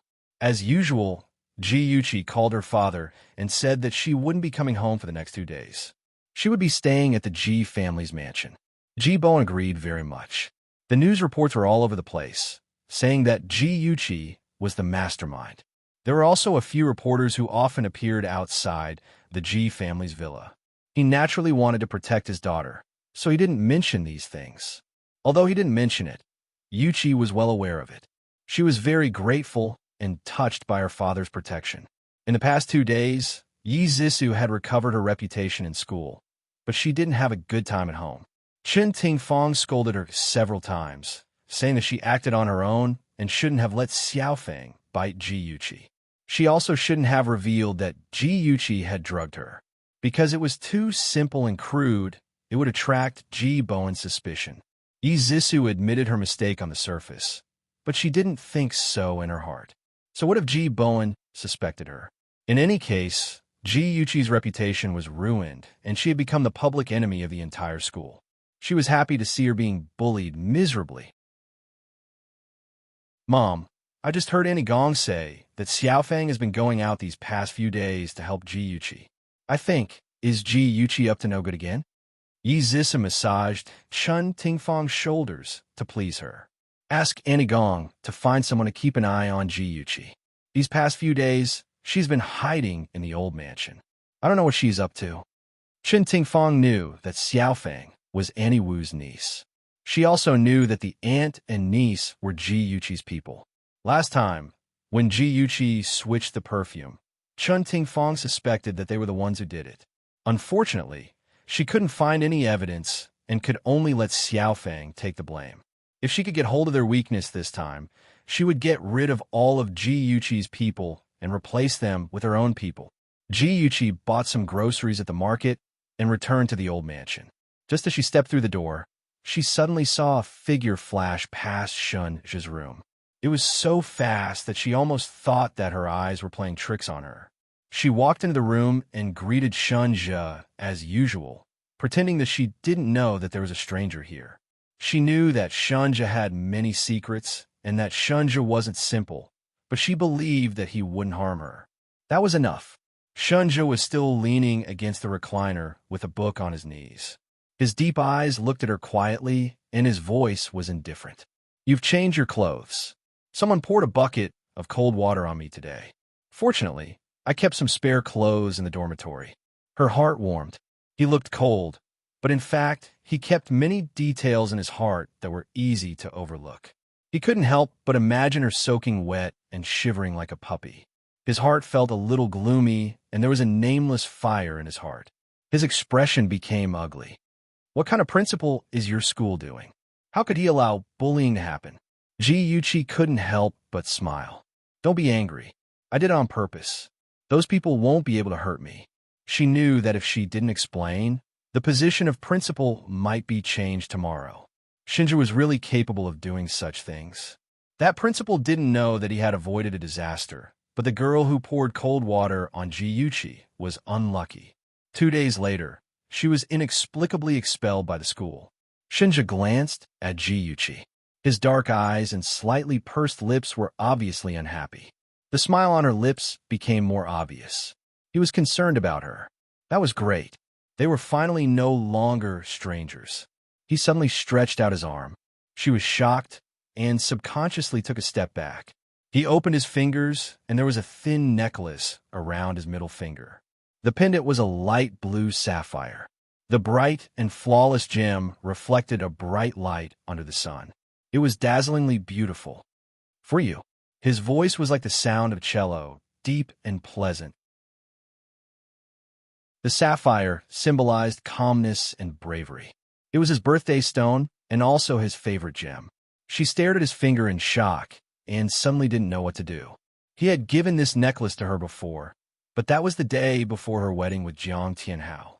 Now, he was giving her this necklace. What did it mean? Her expression obviously pleased him. His brows relaxed, and his deep eyes sparkled. His thin lips curved into a faint smile. Come here. Her throat was dry, and she shook her head. No, this is too precious. I can't accept it. His smile faded, and his eyes drooped. No matter how precious something is, it's just a dead object without a compatible person. He suddenly looked up at her with a complicated gaze that she couldn't understand. I'm leaving tomorrow. You can keep this necklace as a souvenir. In her previous life, he left without saying goodbye. In this life, he told her clearly and even gave her a gift. She didn't know why he had changed so much. She knew that he was a stubborn person. Once he made a decision, no one could change it. If he wanted to give someone a gift, he would have 100 ways to make it impossible for them to reject him. She also couldn't reject him. She walked in front of him and squatted down to look at him at eye level. She saw a small version of herself, and only herself, in his obsidian eyes. His fingers reached to the back of her neck and skillfully fastened the necklace. He looked at it seriously and suddenly smiled. It's very beautiful. It suits you very well. She smiled back. Thank you. As usual, they ate quietly. After the meal, they strolled around the courtyard and chatted. Most of the time, it was Ji Yuchi talking. He listened seriously and occasionally expressed his opinion. Neither of them mentioned that he was leaving tomorrow, but it seemed like they were deliberately avoiding the topic. After the stroll, they continued to lie down side by side for their afternoon nap. Ji Yuchi flipped through a few pages of a book and felt a little frustrated. She couldn't focus on anything, so she threw the book aside and closed her eyes to rest. Hearing the steady breathing of the person beside him, Shunja opened his eyes and turned his head. Her petite body was curled up under the blanket. She was like a small ball, like a caterpillar. Her fluffy curly hair was draped over the pillow, making her jade-white face look even more exquisite. His brows were filled with warmth. His slender fingers gently rubbed her cheek. His voice was dreamy. Yuchi, wait for me. Beauty Novel Songshu 566. Chapter 801. The next morning, Shunja left without saying goodbye, leaving Ji Yuchi standing under the osmanthus tree in a daze. For a moment, her heart felt empty. After standing in the yard for a while, she picked up her phone and dialed a number. Ru, act according to the plan and bring them here. After setting up a trap for several days, she could finally draw in the net today. Chin Ting Fong Yi Zisu, don't let me down. Ji Yuchi's lips curled into a strange smile. Her eyes were as cold as the stars and were frighteningly cold. After class, Ji Yuchi and Lin Yushi were packing up their textbooks and chatting. Yuchi, let's have lunch together. Ji Yuchi smiled shyly and said in a rare soft voice, another day. I made an appointment with a friend yesterday to go to my grandpa's place. Lin Yushi saw her daughter's shyness and became very curious. She kept asking, who is it? Is it your boyfriend? Ji Yuchi was slightly embarrassed. She didn't expect that Lin Yushi, who looked like an icy beauty, was actually passionate and gossipy. However, this was good for her. It was very helpful for her performance. She pretended not to see Xiao Ren's bright eyes behind her, which were shining with the light of gossip. She blushed slightly and pushed Lin Yushi's arm. She said coquettishly, you're so annoying. What boyfriend? We're just ordinary friends. Lin Yushi nodded sincerely. If you say we're ordinary friends, then we're ordinary friends. Don't worry, I really didn't see you blushing. Lin Yushi, if you keep talking, I'm really going to get angry. Ji Yuchi's almond-shaped eyes widened and her face blushed even more. She looked like a drunk person with an indescribable charm. Xiao Ren's eyes almost popped out of their sockets. However, he quickly came back to his senses and patted his cheeks. Bah, a black-hearted bad woman. How can she be as beautiful and cute as my Zisu? Thinking of his goddess, Xiao Ren's heart surged. Right, that old witch Ji Yuchi had an adulterer. It was such an important matter that he had to tell his goddess. Thinking of his goddess' gentle smile at him, his whole body softened. Okay, I got it. Thank you, Xiao Ren. I'm very worried that my sister will be deceived by a bad man. If you hear any news in the future, please tell me. Xiao Ren, you're really a good person. In the car, Yi Zisu softly talked to Xiao Ren on the phone. The smile on her delicate face disappeared, and it was terrifyingly gloomy. Yi Zisu sat in the car and waited for more than 10 minutes. From afar, she saw Ji Yuchi and a man walking towards the parking lot. As they got closer, she saw that the man was Gu Fifan.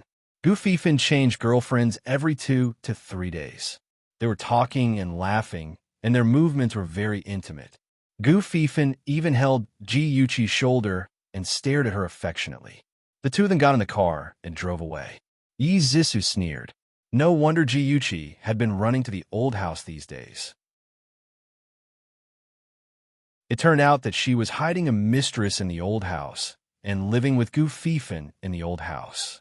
Ji Yuchi, you pair of wild lovebirds will soon fly off on your own in the face of disaster. Mom, Ji Yuchi is dating a man in the old house.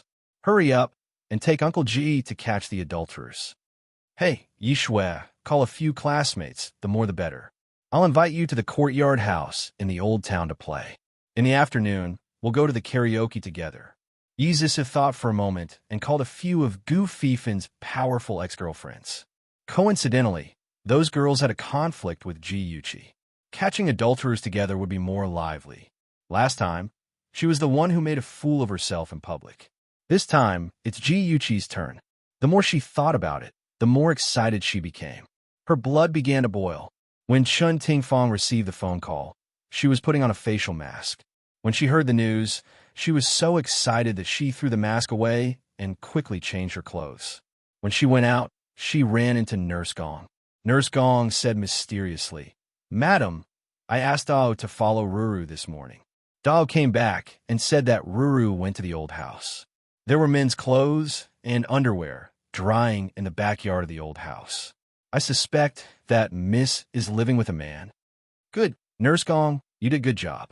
Shen Tingfang was all smiles. She swayed her hips and walked towards the study. It just so happened that Ji Bowen was at home today. Let him, as a father, catch his daughter in the act. Let's see how he would put his face. Of course, the paparazzi were also needed. She wanted the whole city to see Ji Yuqi's lascivious nature. This was a very old courtyard, which should have been left behind from the Republic of China. The spacious courtyard was planted with flowers and trees. In the middle of the courtyard, there was a small artificial lake with grotesquely shaped rockery standing in the lake. The entire courtyard house retained its ancient style and had its own unique charm. This was something that couldn't be bought even if one had the money to do so.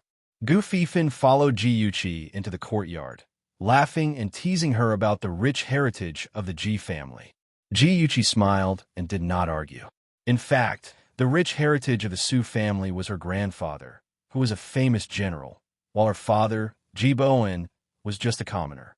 Stepping in the backyard, there were many workers busy trimming flowers and leaves, repairing the walls and windows, and painting the walls. It was bustling with activity. Gu Fifin was depressed. Didn't you say that we were going on a date? Why are there so many people? It's too boring. Ji Yuqi sincerely emphasized, it's not a date. I'm treating you to a meal. There was a big difference between the two. Gu Fifin raised his eyebrows and said with a smile that was not a smile, it doesn't matter. It's rare to have the opportunity to eat the dishes personally made by Miss Ji. I'll just treat them as the background.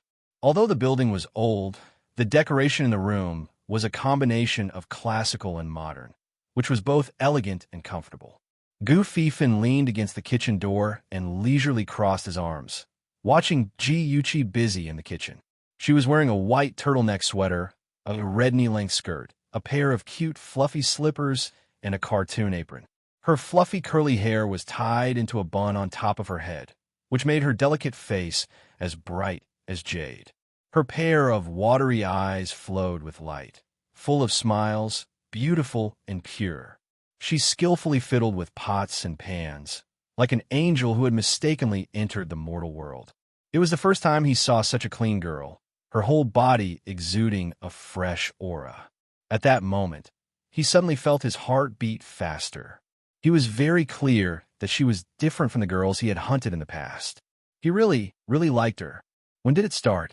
Perhaps it was when he stood outside her car window and saw her successfully pranking Jiang Tianhao. She was overjoyed and started to laugh wickedly. Ji Yuqi inadvertently raised her head and saw Gu Fifin's strange expression. She raised her eyebrows in surprise, but did not think too much about it. She looked very calm and focused on cooking, but in fact, she was worried. Chen Tingfang and Yi Zisu, they should be here, right? Why aren't they here yet? Outside the courtyard, a group of gorgeously dressed beauties came out of several luxury cars, led by Yi Zisu. She pushed open the courtyard door and invited everyone in. These girls were all from wealthy families, but most of them were from the foundation of their parents' generation. They did not have a deep foundation like the Su family. Once they walked into the courtyard, they could not help but secretly sigh. There was a low-key luxurious atmosphere everywhere, and it was not something that could be bought with money. It's just SOSO. What's it to show off? Compared to the Shun family's garden, it's a far cry. A girl named Zhu Zhu arrogantly raised her chin. She was the daughter of the municipal party secretary, and also Gu Fifin's current girlfriend. She was usually arrogant in school, and had always been the focus of everyone's attention. Now that she found that everyone's eyes were on Yi Zisu, she felt uncomfortable all over. Zhu Zhu's loyal supporters immediately echoed, "Yes, I heard that the Shun family's villa was built in an ancient garden and is worth hundreds of millions." Ing City's Shun family was ranked first on the rich list, and they also had a complicated political relationship behind them. The two young masters of the Shun family were dragons among men, talented and good-looking people. It was a pity that they rarely appeared in the high society circle, and these girls could only dream about it. Yi Zissou was refuted by Zhu Zhu, and she was very angry. But when she thought of her important role in catching the adulterers, she suppressed her anger and smiled gently. "Our Ji family can't be compared to the Shun family. Let me show you around." "Hey, look, isn't that Ji Yuqi and Gu Fifan?" A girl with sharp eyes saw a man and a woman standing under the osmanthus tree. Zhu Zhu took a closer look, and sure enough, it was Ji Yuqi and Gu Fifan. The two of them were very close to each other, and Gu Fifan even put his hand on Ji Yuqi's hair. She was so angry that her whole body trembled, and like a grumpy heifer, she rushed towards the two of them and forgot about her ladylike etiquette. "Ji Yuqi, you bitch! How dare you seduce my boyfriend?"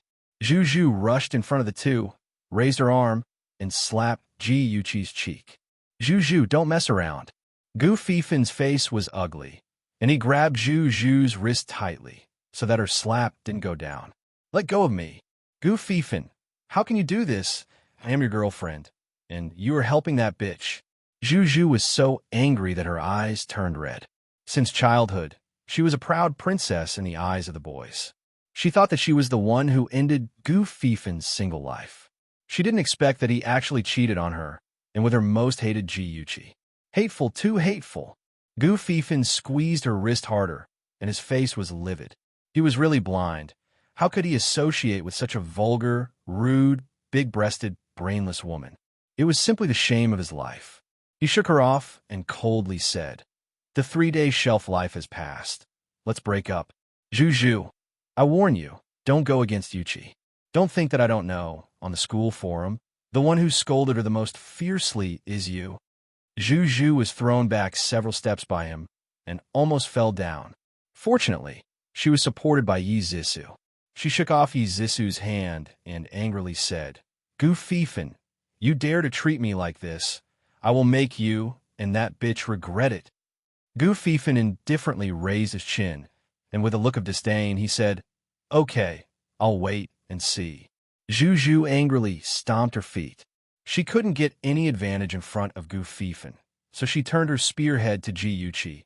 "Ji Yuqi, you bitch, it's not enough that you poisoned your own sister, but you also want to steal your classmate's boyfriend.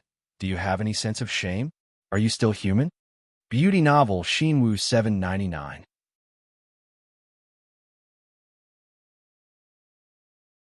Chapter 802.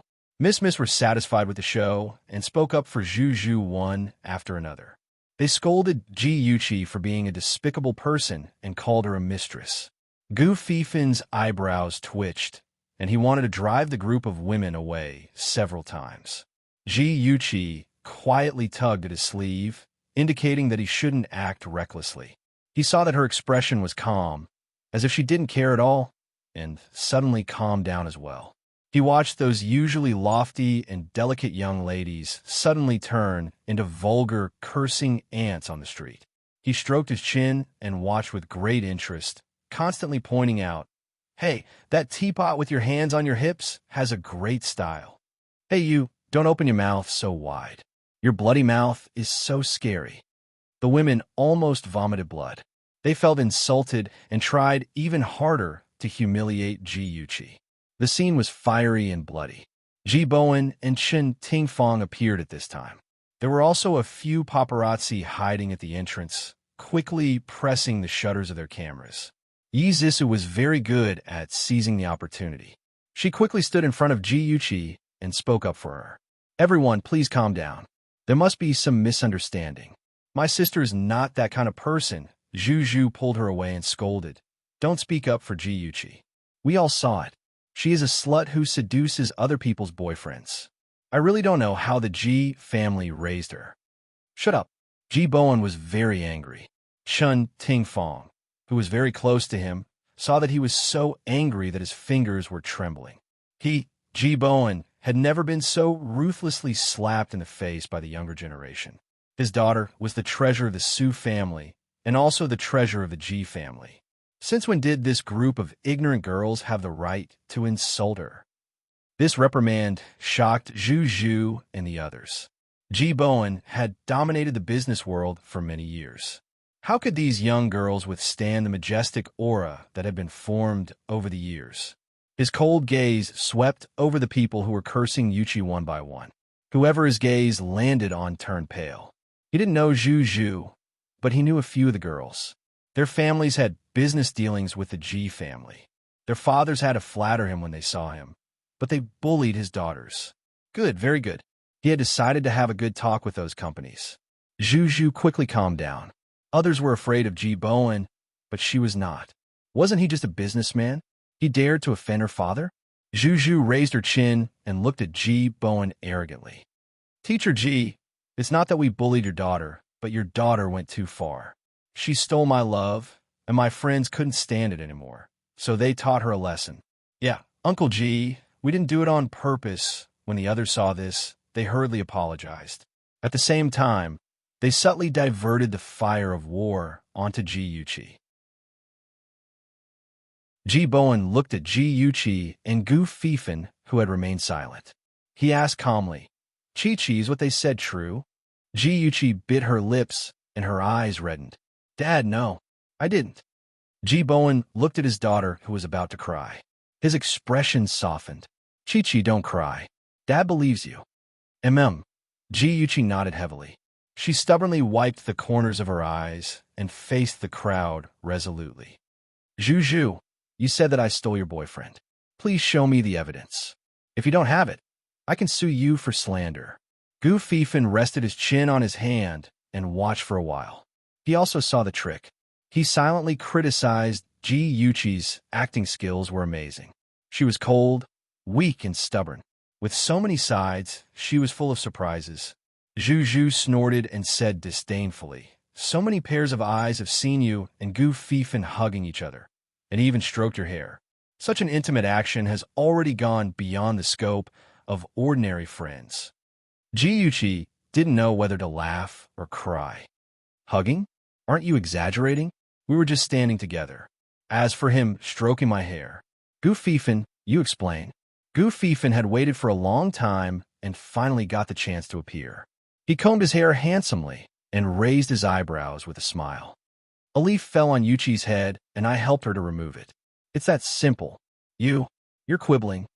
Zhu Zhu stomped her feet and said angrily, if you're not having an affair, why are you secretly hiding in this courtyard? Secretly? Hiding? Ji Yuchi smiled more and more helplessly. She spread her hands. I openly invited Gu Fifan to the old house for dinner. What's more, there are not only two of us here. There are many people who can testify for us and prove that we're innocent. No, I don't believe it. When we came, we clearly only saw the two of you. Zhu Zhu couldn't help but want to flip out. Yi Zisu and Chun Tingfang also wanted to flip out. They faintly felt that things were not good. Why did they have a feeling that they were being cheated?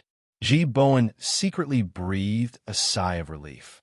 Although he believed in his daughter, if his daughter couldn't clear her name in front of so many people, her reputation would be worse. Now he was finally relieved. Ji Yuchi led a group of people to the backyard. There were dozens of workers in the yard. Men and women were busy. Everyone was dumbfounded. Cheating under the eyes of so many people? What a joke. It seemed that Ji Yuchi and Gu Fifan were really innocent. Ji Bowen suddenly thought of something and smiled. Chi-Chi, are these the workers you found to renovate the yard? Look at me, I almost forgot about it.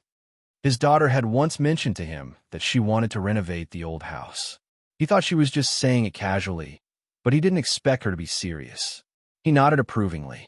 His Ameyu's daughter had really grown up. Zhu Zhu's face turned red and white, and Yi Zisu clenched her fists.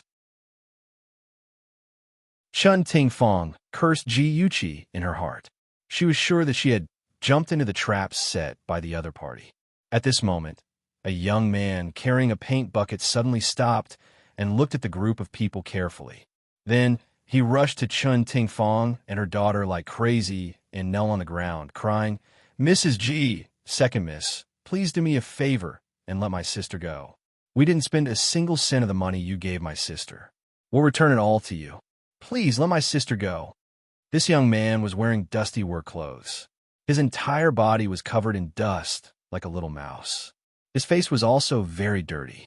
When tears flowed down, they washed out 2 small streaks on his cheeks, making him look like a big gray cat.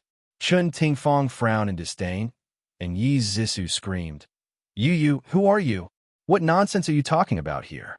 Ji Bowen's eyelids twitched, and he said, "Young man, what do you want? Stand up and tell me." The young man stood up and wiped the tears on his face with the back of his hand. His face was dark, and only the color of his teeth could be seen.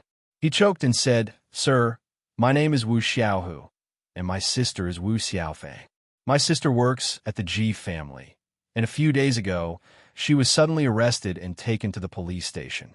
I went to the police station to visit my sister, and she gave me a bank card with 200,000 yuan in it. She said that this was her savings, but my sister only earns 2,000 yuan a month. How could she save so much money?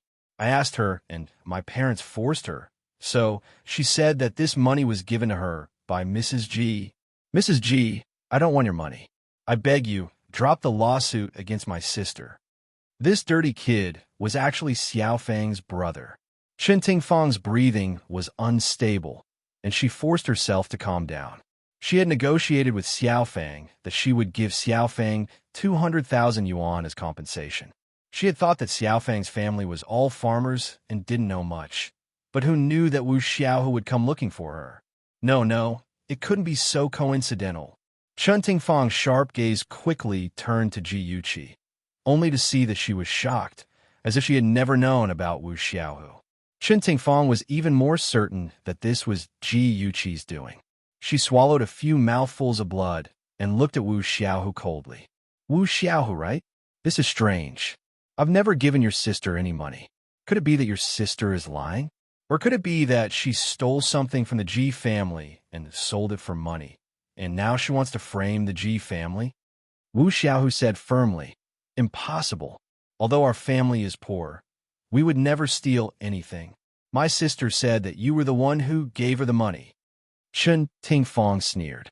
"Since her sister said that I gave her the money, did she say why I gave her the money? Am I crazy to give money to others for no reason? Even if you want to blackmail me, you should find a better reason." Wu Xiaohu's mouth opened, but he didn't know what to say. He had asked his sister why Mrs. G gave her money, but she refused to say anything. Chun Ting Fong saw that he was in a daze and felt that she was right. She raised her chin and said contemptuously, "You have nothing to say, right? Your sister ended up in jail because she framed Master. That's what she deserved, no?" Wu Xiaohu interrupted her emotionally. "My sister must have been wronged. She wouldn't do such a thing." His eyes became fanatical as he stared at Chun Ting Fong and Yi Zissou, who was standing next to her. He said word by word, "My sister also said something to me. She said, 'Madam and second miss, please be magnanimous.'" Why did Chun Ting Fong and Yi Zissou have to be magnanimous? Was Wu Xiaofang forced to admit her crime to protect her master's face? Everyone present was smart, and they all thought of this possibility. In an instant, everyone turned to look at the mother and daughter. Ji Bowen's eyebrows twitched, and there was a hint of anger. Chun Ting Fong was furious. That bitch, Xiaofang, had dared to betray her. How despicable. Actually, Xiaofang also hated Chun Ting Fong. Chun Ting Fong had promised her that she would protect her and not let her go to jail. She didn't expect that in front of Ji Bowen, she didn't even say a word and let Xiaofang be arrested by the police. That was why Xiaofang told her brother the source of the 200,000 yuan. As for the sentence, be magnanimous, it was Ji Yuqi who taught Wu Xiaohu to say. Awesome novel, Songshu 566.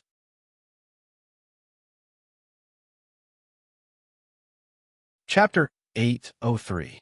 At this critical moment, Yi Zissou suddenly calmed down. She looked at Chun Ting Fong and then looked at Ji Bowen.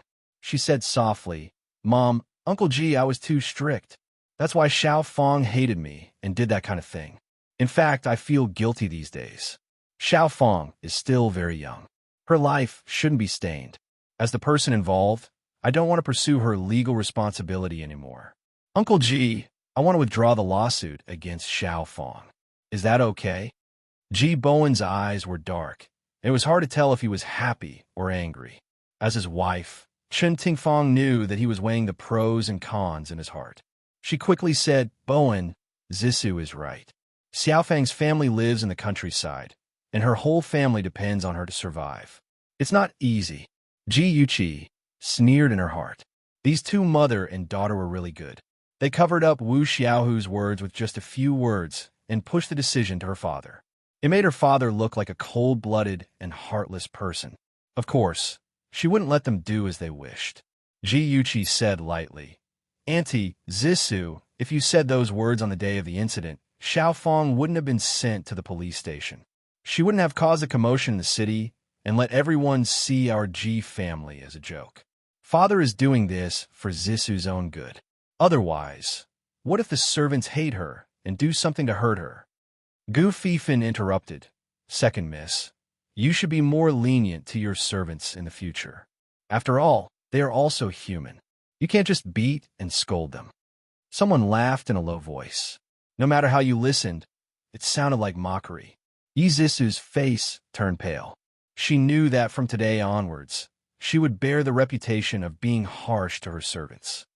Okay, this matter is decided.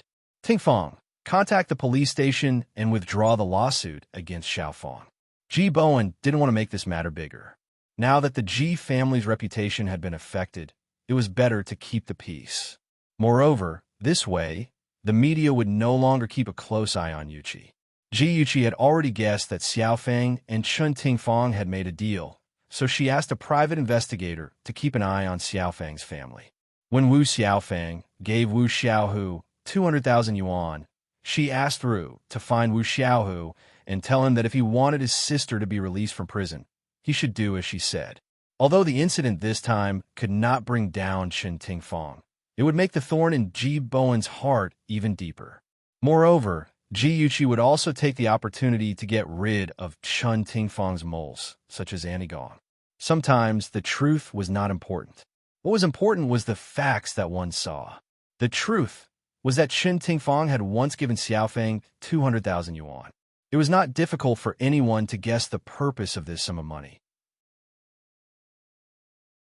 Chun Tingfang paid the paparazzi to shut up, but she couldn't bribe the students who were present.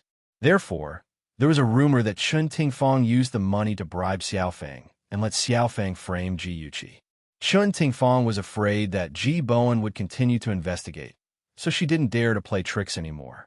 She played the role of a good wife and mother every day and took good care of Ji Yuqi and Ji Yunhan. Although Ji Bowen was suspicious, he didn't pursue the matter. He just fired Anigong and ignored Chun Tingfang for a few days. Yi Zissou also had a hard time these days. Those who used to follow her mocked and ridiculed her, and those who didn't like her bullied her even more. However, she always remembered Chun Tingfang's teachings. She had to endure. Ji Yuqi, that be *TCH, wouldn't be arrogant for long. During class, Yi Zissou went to the washroom and heard them talking about her. She gritted her teeth and suppressed the anger in her heart. She tried to appear calm and elegant. TSK, she pretends to be a noble and elegant white lotus, but in fact she's just a disgusting dog's tail. That's right. Last time, so many of us were invited to the courtyard house to watch Ji Yuqi make a fool of herself. In the end, she made a fool of herself. After Yi Zissou entered the cubicle, she heard the disdainful laughter through the door. She was so angry that she gritted her teeth. Her beautiful cheeks were distorted with anger. Suddenly, a bucket of cold water was poured on her head. Her body was soaked, and her hair and clothes stuck to her body. She was so cold that she shivered. Open the door! Open the door! She couldn't hold it in anymore. Her anger exploded in an instant, and she pounded on the cubicle door like a madwoman. Damn it, that group of cheese actually locked her inside. The only response she got was the sound of gradually fading footsteps and ridiculing laughter. Ji stood outside the cubicle door with her arms crossed. She smiled leisurely and thought to herself, "I'll pay you back little by little. Izisu looked forward to it." The bell rang, and everyone in the cubicle disappeared. Only Izisu was left. She hugged her arms and curled up in the corner of the cubicle with an ashen face. She was in such a sorry state that she looked like an abandoned puppy. In this moment of embarrassment and helplessness, the first person that Izisu thought of asking for help was Jiang Tianhao. Fortunately, she had her phone with her. She took out the wet, waterproof phone from her coat pocket and used her stiff fingers to send him a text message. "Senior, save me." When Jiang Tianhao rushed into the female cubicle, Izisu was like a pitiful little animal curled up in the corner of the cubicle. She closed her eyes and shivered. He hurriedly took off his coat and draped it over her body. He hugged her cold body tightly and said in an extremely gentle voice, "Zisu, it's okay now. I'm here." Zisu's long eyelashes fluttered. She slowly raised her head, and 2 lines of tears flowed down her petite face. She was like a lotus after the rain, and also like a begonia welcoming the morning dew. She was so delicate that it made people feel pity for her. "Senior, I'm so scared." Her lips trembled. She was already sobbing when she said those 2 words. His embrace was warm and solid. He gently stroked her back and comforted her softly. "It's okay now. I'm here. Don't be afraid." Zisu was crying in his arms. Her face was covered in tears, but her moist eyes were shining with a strange light. Zisu was not easy to defeat. Even if she was at a disadvantage, she would turn it into an advantage. Senior would definitely feel pity for her when he saw her delicate appearance. Wouldn't he? However, Jiang Tianhao was thinking that if he appeared when Zisu was at her most helpless and saved her, he would definitely capture her heart. Although this pair of man and woman had different goals, they were getting closer because of the same calculation. These days were the most comfortable days for Ji after her rebirth. In school, no one mocked and ridiculed her anymore. On the contrary, everyone looked at her with sympathy. It was as if she was the Cinderella in the fairy tale, always being bullied by her stepmother and stepsister. Ji former friends who had fallen out with her came back to get close to her. She treated them politely and was no longer as warm as before. This was because she understood that only those who stood by her side when she was in trouble were true friends. "Yuchi," a familiar voice came from behind her. Ji turned around and saw Tang Feng's tall and slender figure standing in front of her. There was an unnatural expression on his handsome face. He took a step forward and said in a low voice, "Yuchi, I heard from Zisu that Xiaofeng deliberately framed you. I wronged you. Please forgive me." Ji found it funny. She didn't expect the arrogant Tang Feng to apologize to her. If he had put down his pride and was willing to believe her just this once in her previous life, she wouldn't have been so desperate that she wanted to commit suicide. She looked into his eyes with a complicated expression and said softly, "Tang Feng Gij, you've changed. When we were young, no matter what others said, you would always believe me." When she was young, she often went to Tang Feng's house to play. Tang Feng's cousin didn't like her and often said bad things about her. Every time, Tang Feng would say seriously, "I believe in Chi-Chi." She wouldn't do such a thing. "Tang Feng, why? Why don't you believe in me when I'm my lowest point?" She thought about all the things in her previous life and how he resolutely broke off the engagement. She stood on the rooftop in despair and looked at his back as he walked away. She hoped so much that he would turn around and look at her, but he didn't. He held Zisu's hand and left without hesitation. His back was so heartless, her heart ached, and her eyes turned slightly red. She looked at him with her beautiful almond-shaped eyes, which made him feel suffocated. The feeling of loss became even stronger. But soon, he felt that her complaints were unreasonable. He calmed down and said in a low voice, "Yuchi, you've changed too. You're no longer who you were when you were young. How can you force me to be who I was when I was young?" Yes, everyone had changed. They couldn't go back to how they were in the past. Why should she force it? Ji Yuchi restrained the slight sadness in her heart. Her eyes became cold, and her tone was indifferent. Big brother Tang Feng. Let's break off the engagement, she said. Tang Feng's eyes narrowed. Although he had told Yuchi more than once that he would not marry her, she actually spoke before he could break off the engagement. This made him feel like he had been abandoned. His self-esteem was hurt. He was so outstanding, but she actually wanted to break off the engagement. Could it be that she had a change of heart? He held her shoulders and stared at her dangerously. Why? Could it be that you've fallen for someone else? Ji Yuchi smiled bitterly. Big brother Tang Feng, the one who has fallen for someone else is not me, but you. I just don't want to make things difficult for you. Didn't you say that you won't marry me? Then there's no need for us to maintain this engagement. Tang Feng's heart was in a mess. He didn't like her before because he felt that she had become unruly and ruthless.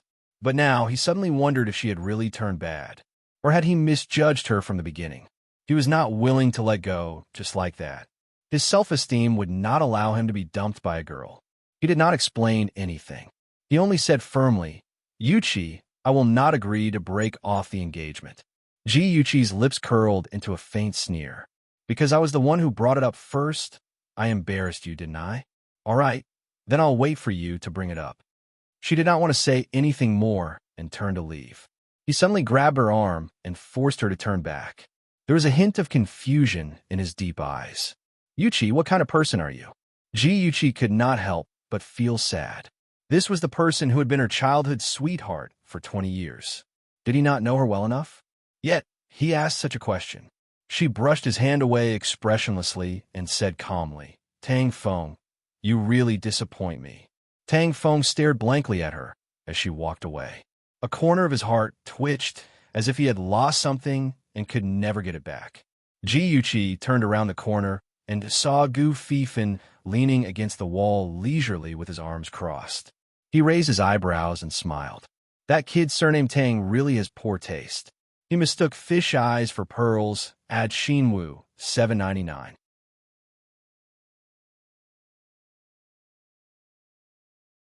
Chapter 804. Ji Yuchi glanced at him with displeasure in her eyes. Eavesdropping on our conversation? Gu Fifan shrugged handsomely and said lazily, not exactly eavesdropping. I wanted to look for you, but he beat me to it, so I waited here. He made a disdainful expression. Who asked you to be so loud that I could hear you? Ji Yuchi couldn't be bothered to argue with him.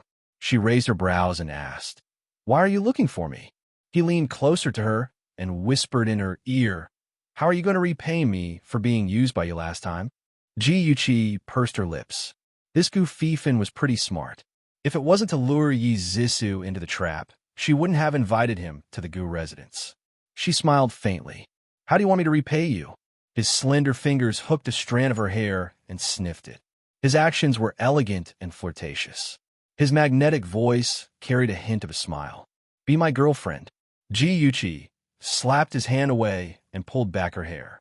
She said faintly, Mr. Gu, I'm not interested in being the clothes that you changed out of in 3 days. Gu Fifan chuckled. Ji Yuchi had to admit that his deep laughter was very attractive. Chi-Chi, are you jealous? Ji Yuchi rolled her eyes. Big brother, I'm obviously rejecting you. I'm rejecting you, okay? Which eye of yours saw me being jealous? How could she be jealous over a stud horse? Gu Fifan liked to see her angry face. It was much cuter than her cold face.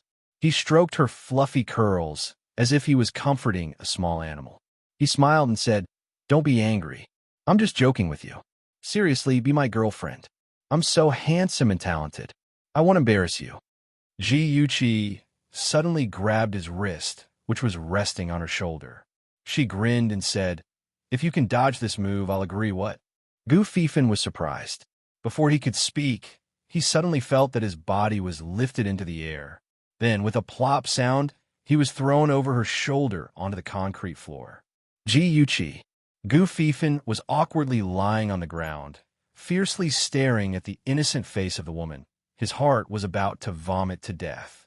He was such a smart person, but he was actually tricked by a woman. Ji Yuchi shrugged innocently. I'm sorry, Mr. Gu. You didn't meet my requirements. Gu Fifan was both angry and amused. If it was said that he was joking when he asked her to be his girlfriend, now he really wanted to make her his girlfriend.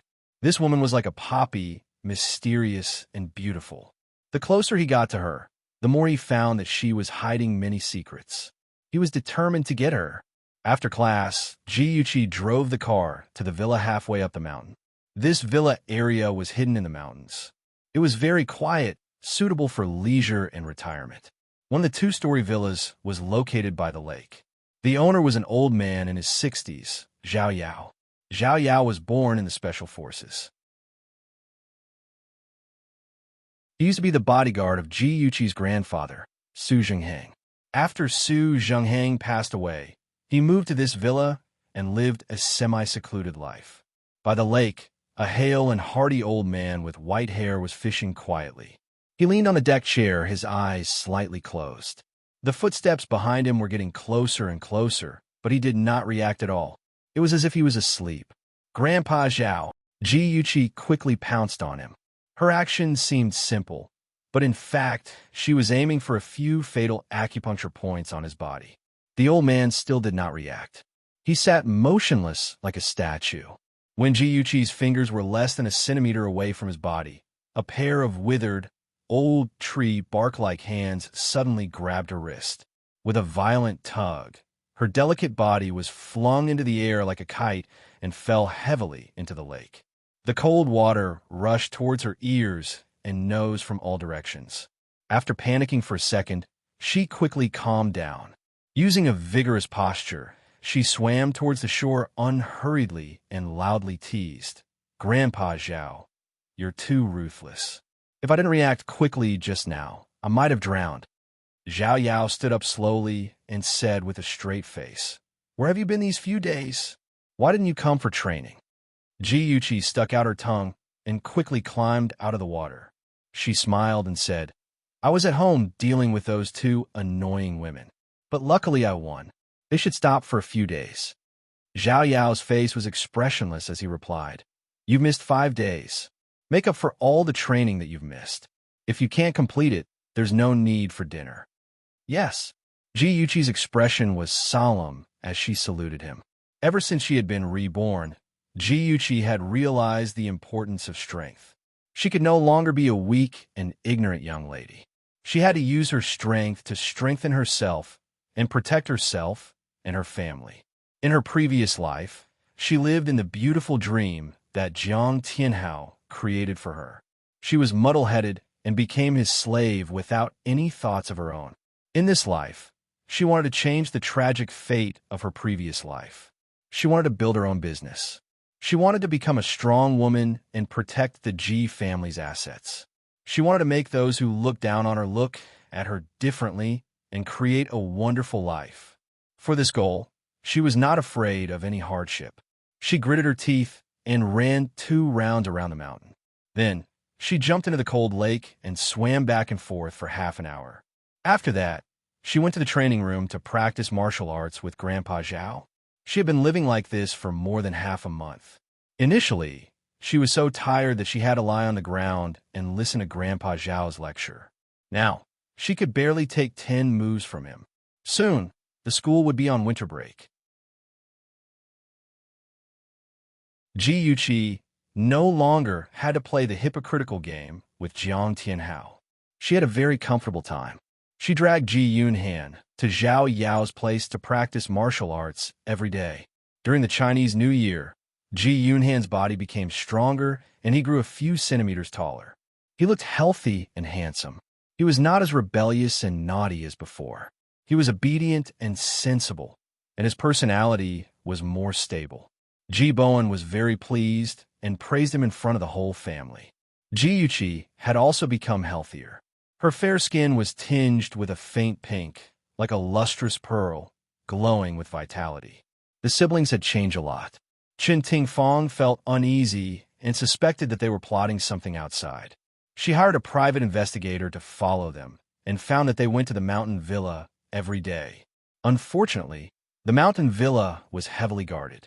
Even the private investigator did not know what they were doing inside. Shen Tingfang implicitly mentioned to Ji Bowen a few times that her children had grown up and were always running outside. She was worried about their safety. Ji Bowen did not take it to heart. In the end, he was annoyed and said, Chi-Chi told me that she and Ahan went to Uncle Zhao's house. Uncle Zhao is Chi-Chi's grandfather's security officer. The old man has no children and lives alone. It is only right for the children to accompany him. You don't have to worry about it. Shen Tingfang felt very uncomfortable. She was the child's stepmother.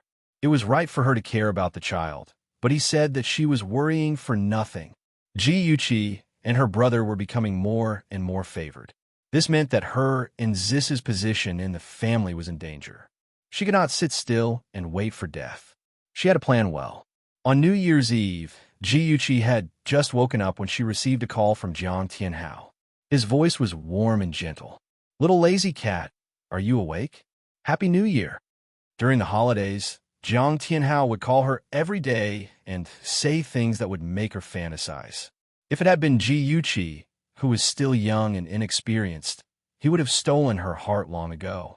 However, the current Ji Yuqi was almost shocked to death by him calling her little lazy cat. She shivered and said softly, Senior, Happy New Year. Jiang Tianhao said a few more words, but Ji Yuqi responded half-heartedly. Then, she found an excuse to hang up the phone and threw it on the bed in disgust. After breakfast, she dragged Ji Yunhan with her and bought many gifts to Zhao Yao's house. The housekeeper was on holiday and the villa was deserted. Yuqi invited him to her house for the new year, but he refused. Yuqi could not persuade him.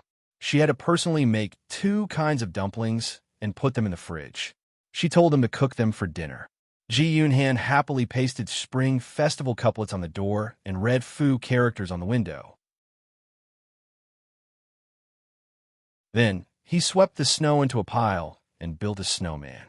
Zhao Yao stood in front of the window and watched the siblings busy themselves. He felt an indescribable warmth in his heart. This house had never been so lively. The Ji family had a lively New Year's Eve. At midnight, the New Year's bell rang. The sky was filled with bright fireworks, blooming in the night sky in clusters of flourishing prosperity. Ji Yuqi leaned against the railing and looked at the thousands of lights in the distance.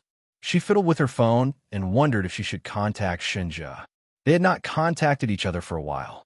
However, she had been following news about him. She knew that he had returned to the Shun Corporation and was the vice president. The current president was the second young master of the Shun family, Shun Yu. From their positions, it could be seen that the chairman, Shun Jianhao, favored the second son, Shun Yu. The vice president position seemed glamorous, but in reality, it had no real power and was controlled by Shun Yu. Moreover, when Shunjia was overseas, Shun Yu had already taken control of the Shun Corporation. It could be said that the entire Shun Corporation was under Shun Yu's control. Shunjia was such a proud person. It must be difficult for him to face Shun Yu's attitude every day. Ji Yuqi sighed. They were both his sons, but why was Shun Jianhao so biased? Beep! Her phone rang. Ji Yuqi quickly opened the message and was disappointed for a moment. However, she was happy again. It was a message from Lin Yuxi. She replied and wished her a happy new year. The phone rang again. It was a familiar music. Ji Yuqi glanced at the caller ID, and her heartbeat inexplicably sped up. She couldn't help but curve her lips and swipe open the phone. What are you doing? Shinji's voice was low and magnetic. It was like red wine that had been in the cellar for many years. It was fragrant and intoxicating. Her mood brightened without any warning. The smile on her lips deepened, and there was a coquettish tone in her voice that she didn't even notice. I'm answering your call. Shinji laughed softly. He stood in front of the floor-to-ceiling window and looked at the bright fireworks in the sky. He could not help but think of the first time he saw her. In the small forest, her eyes were frighteningly bright and beautiful, just like the fireworks. Ad. Hongsha 866.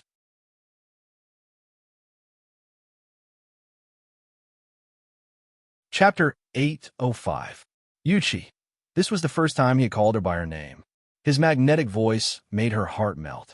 For the first time, She felt that her name sounded so good when someone called her by her name.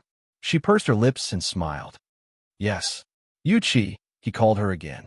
She thought that he had something important to say. She held her breath and asked in a gentle voice, "What's the matter? Do you know how to make crystal prawn dumplings?" Yuchi was speechless. Yuchi. Yuchi was angry. Couldn't he say something romantic in such a good atmosphere? Why did he only know how to eat? This glutton? She was shocked. Wait a minute. Why was she expecting him to say something romantic? Could it be that she... No, it wasn't like that. She just felt guilty and wanted to make it up to him. If she loved him, she would have loved him in her previous life. Why would she wait until this life? Moreover, she wanted revenge. Her life was already dark. He wouldn't like her being so cruel and merciless. Yuchi's heart felt stifled for no reason, and all her joy vanished like smoke into thin air. Yuchi, are you listening? She replied softly. She pulled herself together and said, Didn't you have a reunion dinner? You're hungry again? There's no reunion dinner. I'm at Golden Bay. His voice was calm, but Yuchi could hear the loneliness in it. She couldn't help but feel sorry for him. She knew that place. It was Shunja's villa. Shen Jinhao had thrown him there when he was 16 years old. She thought that no matter how much Shen Jinhao disliked Shenja, he would ask him to return to the Shun family for the new year. She didn't expect him to be so heartless. She gripped her cell phone tightly and said impulsively, "Wait for me. I'll go to your place." She paused. She remembered that she wasn't that familiar with him yet. But since she had already said it, she could only laugh dryly. "I'm just kidding. Go to the balcony and look downstairs. See if there's a black car." Shinja didn't seem to hear her last sentence and continued to instruct her. Yuchi, who was standing outside the balcony, obediently looked down. There was indeed a black car parked outside the courtyard. She blinked curiously. "Yes, how did you know?" He chuckled. "I was the one who asked Aze to pick you up. Weren't you coming to my house?" Yuchi was speechless. After holding in for a while, she said in a muffled voice, "So you've already planned this. If I didn't take the initiative to mention it to you, what were you going to do?" "Ask Aze to come back," he said nonchalantly. Yuchi was inexplicably angry. "Are you stupid? Don't you know how to invite him? Aren't you embarrassed to let a girl take the initiative?" He thought about it seriously. "So it can be done like this. I'll remember it. Just you wait." Yuchi clenched his teeth and hung up the phone. Without another word, she decided to make a big plate of dumplings and stuff him to death. Yuchi knew Aze. He was Shunja's bodyguard and also his friend. He liked to wear trench coats, black and white. Both colors of trench coats had a special charm on him. With his tall figure and dashing trench coat, he looked like a killer who had walked out of the Matrix. Aze was a man of few words. When he saw Yuchi walking towards the car, he didn't say anything. He opened the car door and made an inviting gesture. It was the new year, so the streets were deserted. Their journey was smooth and unimpeded. In less than an hour, the car arrived at their destination. It was a villa near the bay. The chilly sea breeze carried a fishy smell. Yuchi walked step by step into this familiar place under Aze's lead. The room was warm. Yuchi felt as if she had returned to her own home. She took off her coat casually and hung it on the hanger. The man who had summoned her in the middle of the night was wearing gray trousers and a white shirt. The top two buttons were unbuttoned, revealing a small patch of fair skin. He was holding a wine glass in his hand and sitting lazily by the bar. He looked at her from afar. "Come over and have a drink with me." Yuchi glanced at his muscular chest and looked a little gloomy. "You haven't recovered from your injury. You can't drink." Shunja narrowed his dark eyes in satisfaction. "You care about me." Yuchi snorted. "Nonsense. I picked you up out of kindness.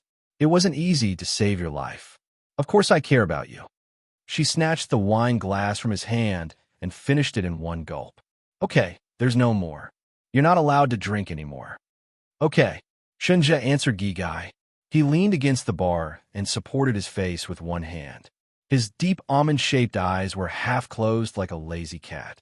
Yuchi had the urge to rub his hair. She shook her head to get rid of that thought. Knowing that he was a little drunk, she took a blanket from the sofa and covered him with it. Then she went to the kitchen to prepare some food for him. When she opened the fridge door, she was shocked. It was full of everything.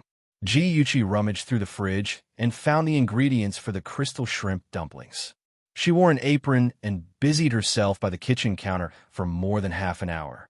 The first pot of shrimp dumplings was finally ready. Shinja?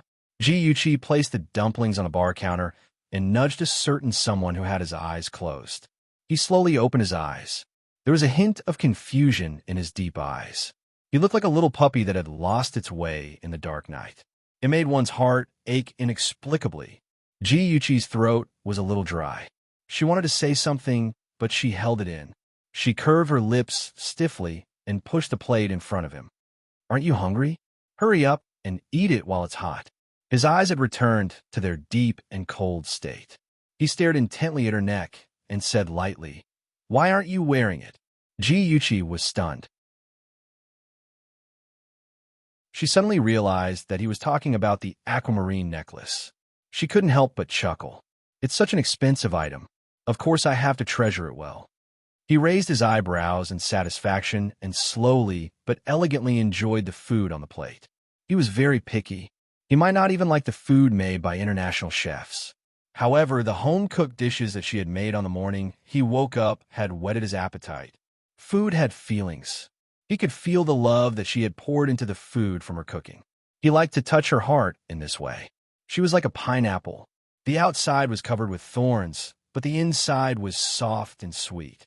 The crystal shrimp dumplings slowly disappeared one by one until only an empty plate was left. He looked up at her. "Is there more?" Ji-Yuchi couldn't help but laugh. "Don't tell me you haven't eaten all day." Fortunately, she had prepared enough dumplings for him. She picked up the plate and went to the kitchen to get the dumplings. His calm voice came from behind. "If you're willing to be my personal chef, I'll help you take revenge." Ji-Yuchi's hand trembled, and she almost threw the plate away. She laughed softly. "What revenge? I don't know what you're talking about." The light footsteps came closer and closer. Shinja walked behind her. The distance between them was less than a meter. His voice was very calm, as if he was talking about the weather. He said, "You don't have to hide it from me. I know what you're doing. I also know what they did to you." Of course, he was referring to Chen Tingfang and her daughter. Ji-Yuchi gripped the plate tightly. She was too silly. How could she forget that Shinja wasn't the kind of person who could be easily fooled? He wouldn't allow an unknown creature to exist around her, so he would definitely investigate her identity and even her ancestors. She closed her eyes, feeling a little tired.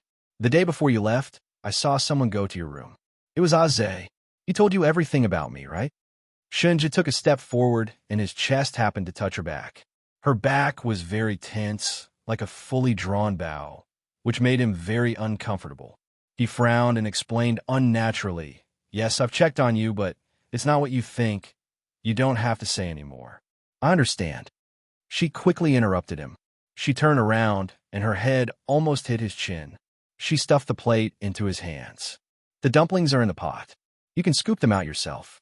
I'm going home." Ji-Yuchi almost ran away. After running out of the villa, she realized that she had forgotten to take her coat. The cold air invaded her lungs, and it hurt when she breathed it in. She hugged her shoulders and stood there in a daze, not knowing what to do. Go into the house to take her coat? That seemed awkward. Also, it was so late. How was she going to go home? Let Aze send her? But Aze, that guy, disappeared after bringing her into the villa. In just 2 seconds, several thoughts flashed through her mind. When she finally decided to embarrass herself and go into the house to take her coat, a warm coat was draped over her shoulders. A pair of strong arms pulled her into a broad and warm embrace. Ji-Yuchi raised her head to look at him. His chiseled chin and thin lips were tightly pressed together. Looking up, she saw a pair of unfathomable black eyes. She couldn't see any emotion from them. "I'll take you home." Shinja's voice was a little low. She calmed down quickly and withdrew from his embrace. She smiled politely. "Okay, sorry to trouble you." Shinja looked at her deeply. Ignoring her avoidance, he took her hand and led her to the car. From Golden Bay to the G family, Shinja didn't say anything. Ji-Yuchi didn't want to say anything either. She turned to look out of the window. In the flickering night view, she suddenly thought of Shunja in the past. He stroked her hair and called her little girl affectionately. She had wondered more than once why Shunja loved her. Later, she had an answer. She felt that it was because of her innocence and kindness that made Shunja feel warm in the darkness. Therefore, he was only greedy for a kind of beauty. And in this life, she also lived in darkness and calculation. She couldn't bring him beauty. She was afraid that he would unveil her disguise and find out her ugliness. That made her feel ashamed, as if she had been stripped naked and placed under the sun. After that night, their relationship returned to a state where they didn't contact each other. Sometimes, Jiyuchi thought about it, and thought that she was having an unrealistic dream. Every time she wanted to contact Shunja, she would feel afraid and give up. Add Songshu 566.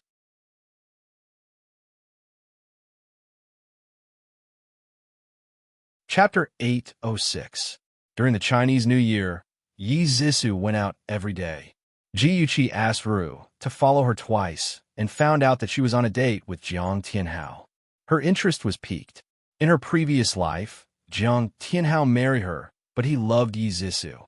In this life, she will fulfill their wish and make them a couple. Then she will destroy what they want. It will be very exciting. In the cinema, the movie ended and the ending song was playing. The sad and sorrowful tune fit the theme of the movie. The movie was called Du Shenyang, and the plot was very cliché. Du Shenyang, a prostitute, fell in love with Li Jia, a rich young master. Later, Li Jia betrayed her for money and sold her to Sun Fu. Du Shenyang was disheartened and scolded Sun Fu and Li Jia. She threw the treasure chest she had kept for many years into the river. Yi Zissou's eyes were misty as she looked at the man beside her shyly and timidly. She said coquettishly, "Senior, if you were Li Jia, would you abandon Du Shenyang for your future?" Jiang Tianhao's fair and slender fingers fell on her cheeks, gently wiping away the tears at the corner of her eyes. He smiled warmly and said, "Of course not. As a man, how can I abandon my wife who went through hardships with me?" "Senior."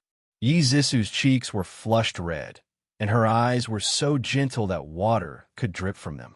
She was extremely shy, and Jiang Tianhao's heart was stirred by her. He felt his body heating up. "Yushi, I think Du Shenyang is really stupid. If I were her, I would definitely not die. I would live well and let Li Jia, that bastard, regret it." The slightly cold voice was like a basin of cold water that extinguished the heat in Jiang Tianhao's body. He quickly withdrew his fingers and looked at the beautiful figure in the front row. Jiyuchi and Lin Yushi sat together and discussed the plot as if there was no one else around.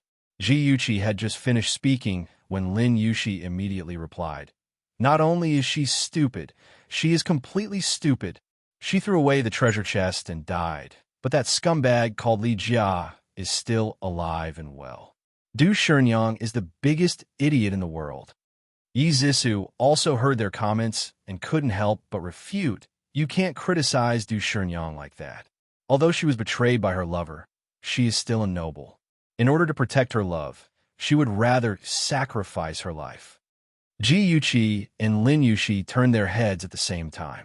Jiyuchi stared at Yi Zissou with a smile and said slowly, "Love? Ridiculous love. The reason why Du Shenyang chose to die was only a small part of love.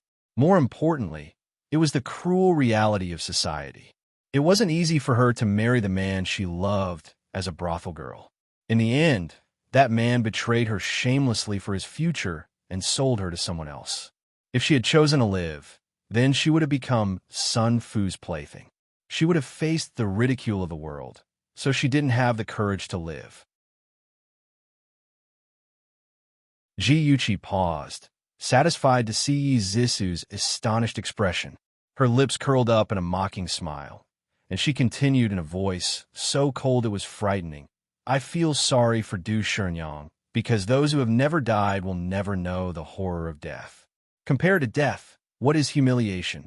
What is ridicule? Nothing is more important than living."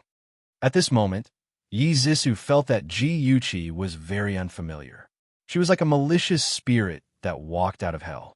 She had an innate coldness that made her uncontrollably fearful. On the other hand, Jiang Tianhao looked at Ji Yuqi and was impressed by her deep thinking. Compared to her, Yi Zissou was too superficial. However, the more superficial a girl was, the easier it was to control her. The current Yi Zissou was already obedient to him. Thinking of this, he secretly squeezed Yi Zissou's hand to comfort her. He smiled warmly and said, "Yuqi, what you said makes sense.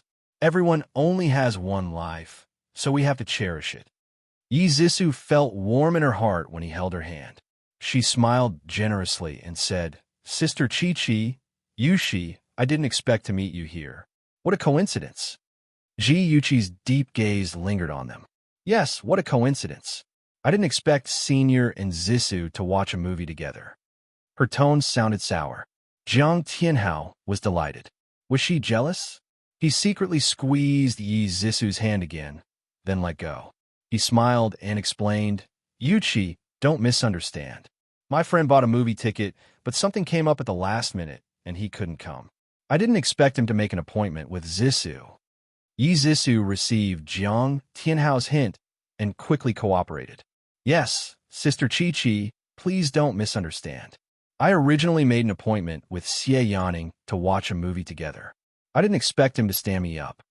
Xie Yaning was a famous trap in school. He claimed to be a good friend of women.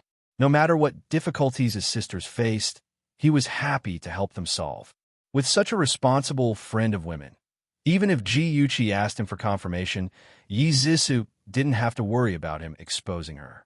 Ji Yuqi blushed and said reproachfully, "What's there to misunderstand? Anyway, it's none of my business who Senior likes to watch a movie with." Under the light, her flushed cheeks were as smooth as jade. Her watery eyes seemed to want to say something, but they didn't.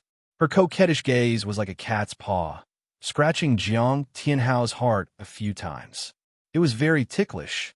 He knew that she was interested in him, but because Yi Zissou was present, he couldn't go too far. He said reservedly, "Yuqi, don't you understand my feelings? If you want to watch a movie, I can watch as many movies with you as you want." She really didn't know how he could say so many mushy lines. Ji Yuqi was so disgusted that she wanted to vomit. However, when she saw Yi Zissou's pale face, she immediately felt better. Ji Yuqi thought with satisfaction that after her catalysis this time, the relationship between the two of them should have improved by leaps and bounds. The four of them had dinner at a Japanese restaurant. Ji Yuqi once again saw how smooth and slick Jiang Tianhao was. As a man, he socialized with 3 women. He was meticulous and considerate to all of them. If she didn't already know his true colors, she would have been deceived by his gentle face. After dinner, it was getting late. The Lin family's car hadn't arrived yet. Ji Yuqi looked at Jiang Tianhao reluctantly. "Senior, I'll take Yuqi home. You could take Zissa home." Today, in order to create a coincidental encounter with Jiang Tianhao, she called Lin Yuqi out of the house. She was responsible for taking her home safely. Jiang Tianhao smiled and nodded gently. "Okay, be careful on the road. I'll call you tonight." Ji Yuqi smiled shyly and pulled Lin Yuqi into her car. Yi Zissou didn't drive out on the date with Jiang Tianhao to take care of his face. Jiang Tianhao stopped the taxi and said considerately, "Zissou, I'll take you home." "Senior, where are we?" Jiang Tianhao didn't take Yi Zissou home. Instead, he took her to a residential building. Standing downstairs, Yi Zissou was a little expectant, but she couldn't believe it. Jiang Tianhao held her hand and smiled gently. "This is my house, Zissou. My house is very simple. Do you dislike it?" "Of course not. I'm very happy, really." Yi Zissou shyly leaned into his arms. If he was willing to take her home, it meant that he acknowledged her as his girlfriend. The house was simple and clean. It was obvious that it was a single man's house. Yi Zissou believed that he had never brought another woman to his house. Jiang Tianhao poured her a glass of juice and sat beside her. He gazed into her eyes affectionately and said softly, "Zissou, I brought you to my house to let you understand my feelings. I like you. Are you willing to be my girlfriend?" Yi Zissou's cheeks blushed. She shyly avoided his burning gaze and said softly, Of course I'm willing. Jiang Tianhao suddenly hugged her. Thank you, Zissou. Thank you for trusting me. Don't worry. I won't let you live a hard life. I'll make you the most beautiful and happiest bride in the world. Yi Zissou's cheeks turned even redder. She hit his chest and said coquettishly, "What bride? I'm just your girlfriend." Jiang Tianhao held her face. His gaze was passionate and sincere. It was as if he was making an oath. "You're my only girlfriend, my only bride, and my only wife." Yi Zissou was extremely touched. Her black crystal-like eyes became misty. She muttered, "Senior, I believe you." Jiang Tianhao lovingly pinched her perky nose. His deep voice was bewitching. "Zissou, don't call me senior anymore. Call me by my name." Yi Zissou's heart trembled. Her entire body was numb. She gazed lovingly into his eyes. Her red lips parted slightly. She softly murmured, "Tianhao." It was a young man and woman. After a while, both of them couldn't help but be aroused. The two of them hugged each other tightly and kissed. When Yi Zi regained her senses, the two of them were already in a mess. His thick chest was pressed against her soft pink body. His hot and hard body was rubbing against her abdomen. Her whole body was trembling, and a part of her heart was uncomfortably empty. She really wanted something to fill it up. She was a little expectant and a little afraid. She didn't know if she should reject him. "Tianhao." She was on the verge of tears. Her helpless voice was seductive. It made his blood boil even more. He almost couldn't hold it in anymore. He suddenly hugged her tightly. Panting heavily, his voice was extremely hoarse. "Rui, don't be afraid. I won't hurt you. I'll wait until the day we get married." Yi Zissou's eyes were filled with tears. Her wet eyes were as bright as crystals. She was touched and kissed his lips. Her Tianhao must love her very much. Otherwise, he wouldn't respect her so much. After his breathing calmed down and his lust receded, Jiang Tianhao hugged Yi Zissou. Stroking her soft, silky hair, he said in a low voice, "My family isn't rich. You're the daughter of a rich family. There are so many people pursuing you. Why did you choose me?" Yi Zissou obediently lay on his chest. She pouted playfully. "In my eyes, you're the best. I like you. If you regret it now, it's not too late. Don't say such things. I'll be sad. I won't regret it for the rest of my life." Jiang Tianhao kissed her forehead. The two of them talked for a while. Jiang Tianhao hesitated for a moment. It seemed like he wanted to say something, but didn't know how to open his mouth. Yi Zissou said coquettishly, "Tianhao, we're a couple now. We should be honest with each other. If there's anything you want to say, just say it."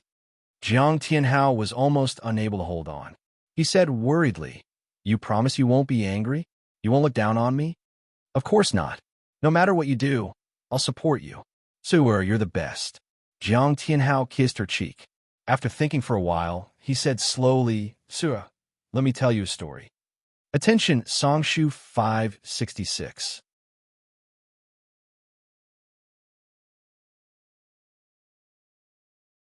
Chapter 807. 20 years ago, there was a pair of good brothers. They discussed starting a business together and started a company. Their business was thriving, and their business was getting better and better. The relationship between the two brothers changed. One of them had evil thoughts. He wanted to drive the other person away and take over the whole company. This person schemed to frame his brother. He gave his brother $1,000,000 to drive him out of the company and took over the company for himself.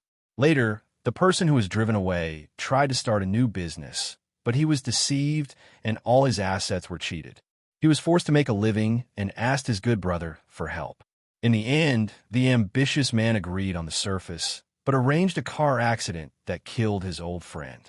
The company's business was getting better and bigger. It's now called G Group. The man who killed his friend was called G Bowen. The man who was driven out of the company and killed was my father, Jiang Jinyao. Yi Zissou was shocked. She couldn't believe it. In her eyes, although G Bowen was serious and didn't have much feelings for her, he wasn't an evil person. Would he really do something like murder for money? Jiang Tianhao looked at her wandering eyes and sighed. "Sir, you think I'm lying to you, right? No, it's not like that. I'm just too shocked. I didn't expect Uncle G to be that kind of person. Izisa hesitated for a moment between her stepfather and her lover. In the end, she chose to believe her lover. If I hadn't experienced it myself, I wouldn't have believed it either. I can only say that you can't judge a book by its cover. He hugged her tightly and said in a low voice, "Now you understand why I got close to Jiyuchi." Izisa's eyes lit up. She widened her eyes in disbelief. You want to take revenge on Jiboen through her?" Jiang Tianhao opened his hand and covered her eyes.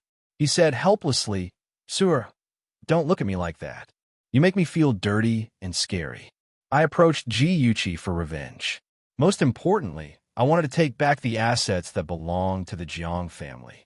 Sir, my father sacrificed a lot for the Ji group. His last wish was for me to take back what belonged to him. At this moment, the shock in Yi Zisu's heart was indescribable. She could hear resentment, unwillingness, and a deep sense of helplessness in his deep voice. He was a proud man. He must feel terrible for exposing the darkness in his heart in front of her. Yi Zisu's heart ached. She hugged his waist tightly and said gently, "Tianhao, you're very good. In my heart, no one can compare to you. If you want to seize the Ji family's wealth, I will help you. If you want revenge, I will also help you." "No, Sir, you're too beautiful. I don't want to drag you into this.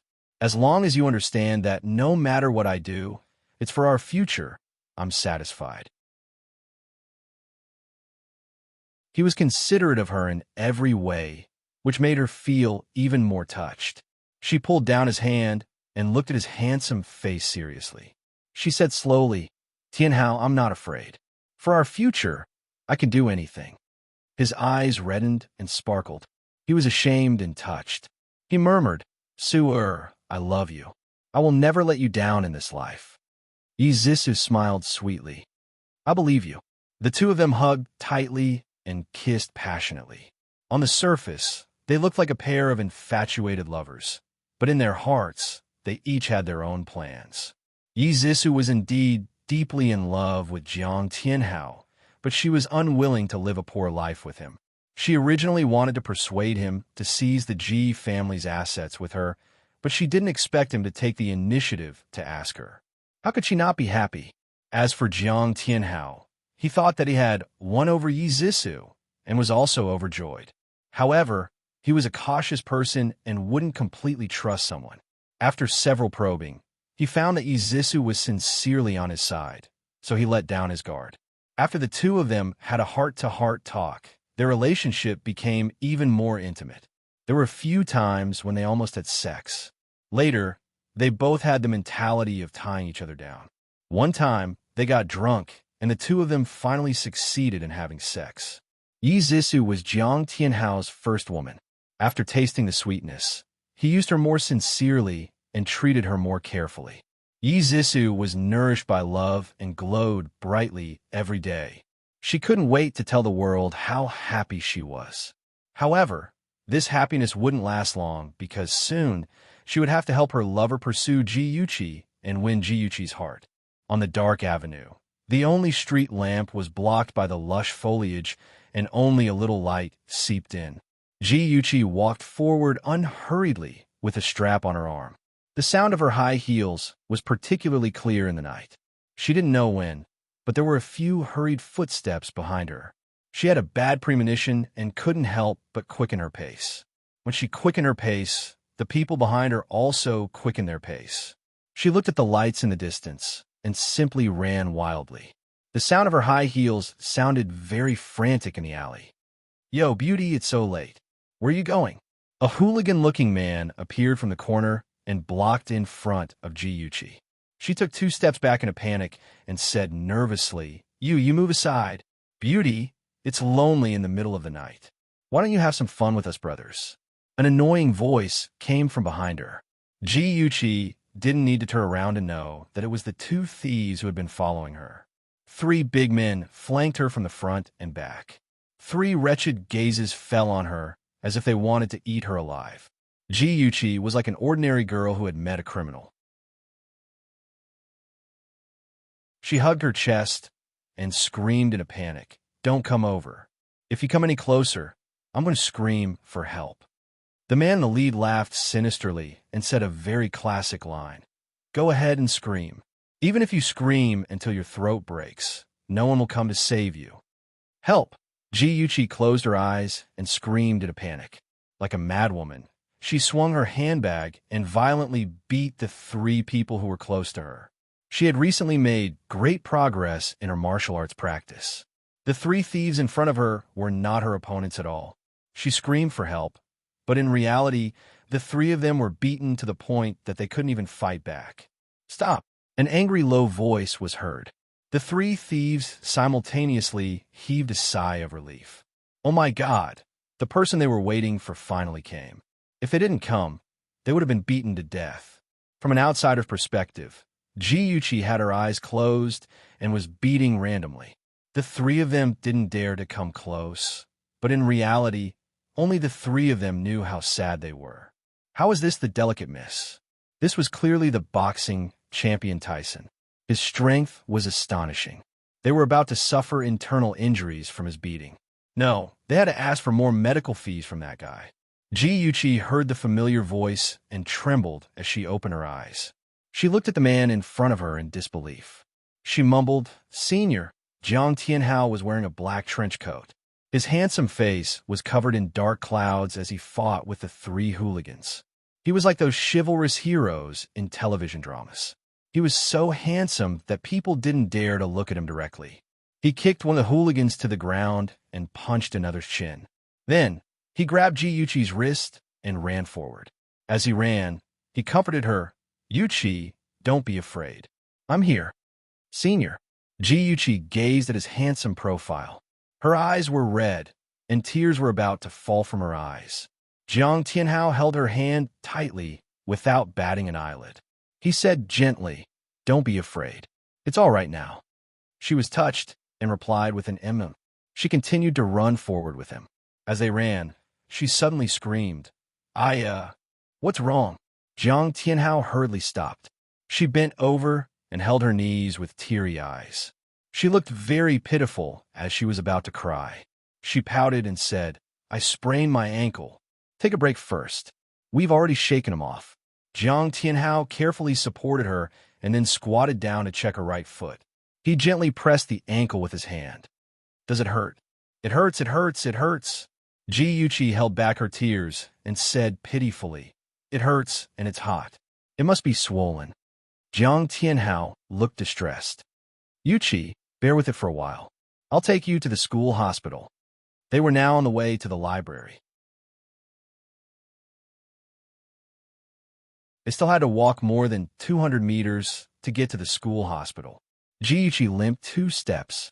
Jiang Tianhao suddenly turned his back to her and squatted in front of her. He said gently, Yuchi, come on up. I'll carry you. Ji-Yuchi's eyes had a cold smile, but her words were slightly flustered. How can I do that, Senior? I can walk on my own. Jiang Tianhao's voice was gentle but firm. Yuchi, listen to me. Come on up. Otherwise, your foot will get worse. Ji-Yuchi hesitated for a moment before she finally lay on his back. She hesitantly hugged his neck and whispered in his ear, Senior, thank you. If you weren't here tonight, I don't know what would have happened. Her warm breath sprayed on the back of his neck like a warm little hand caressing his skin. He couldn't help but stiffen. Do we still need to be so polite between us? Yuchi, it's a good thing you're okay. When I saw you surrounded by them, I almost went crazy. His voice was full of worry and concern. His disguise was flawless, as if he wasn't the one who hired those hooligans. Ji-Yuchi forcefully suppressed the hatred and disgust in her heart. She placed her fingers on the important acupuncture points on the back of his neck several times before slowly withdrawing them. She wouldn't let him die so easily. She wanted him to suffer all kinds of torment and get revenge for all the humiliation she had suffered in her previous life. There was only one doctor on duty at the school hospital. Ji-Yuchi used the excuse that she was embarrassed to take off her shoes in front of Jiang Tianhao and drove Jiang Tianhao out of the office. After she took off her shoes, the female doctor pressed on her ankle and muttered suspiciously, It's not red or swollen. It shouldn't be that serious. Does it hurt a lot? Ji-Yuchi smiled fawningly. Doctor, I'm fine. I just want my boyfriend to take care of me for 2 days. Can you help me bandage my ankle and pretend? The female doctor shook her head helplessly as she took the gauze. You young people are just messing around. Ji smiled. Thank you, doctor. After leaving the school hospital, Jiang Tianhao wanted to carry Ji on his back again. Ji pulled him up from the ground and said coquettishly, the doctor just applied medicine for me. I'm fine now. I can walk on my own. Then I'll help you. Jiang Tianhao held her arm with one hand and her waist with the other. Their shadows intertwined under the light like a loving couple. Welfare Hongcha 866.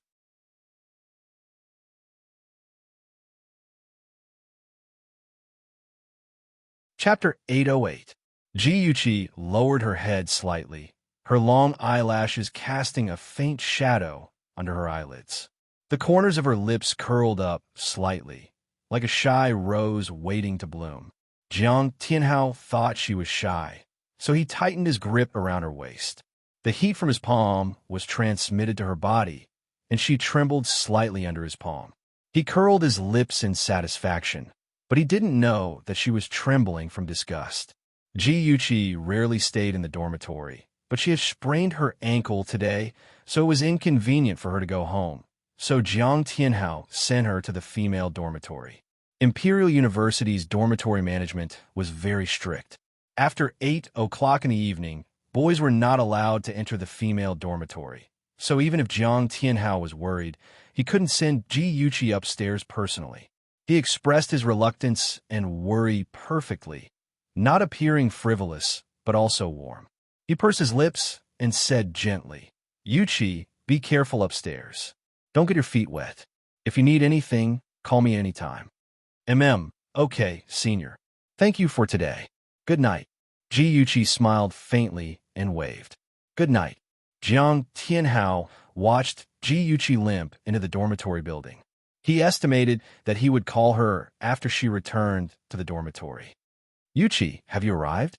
I'm back in the dormitory. Senior, it's getting late. You should go back. Jiang Tianhao looked up. A window on the 5th floor was open, and a familiar figure was standing in front of the window. Seeing him look up, the figure immediately waved. Jiang Tianhao raised his eyebrows and smiled, waving back. Ji watched him leave, and his back was pulled very long by the light. She suddenly smiled, and under the light, her smile looked a little strange. Her phone suddenly rang. She thought it was Jiang Tianhao calling, but when she picked it up, she saw that it was the person she hadn't contacted for a long time. She was a little flustered and confused. When the phone rang again and again, she made up her mind and answered it. Hello, come down. It was a short and powerful word. Huh? She didn't react. I'm downstairs. The low voice suppressed a touch of haze. Oh, I'll be right down.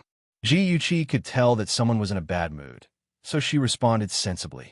Fortunately, Ji roommates hadn't returned yet, and there was no one in the corridor, so she could rush downstairs as fast as she could.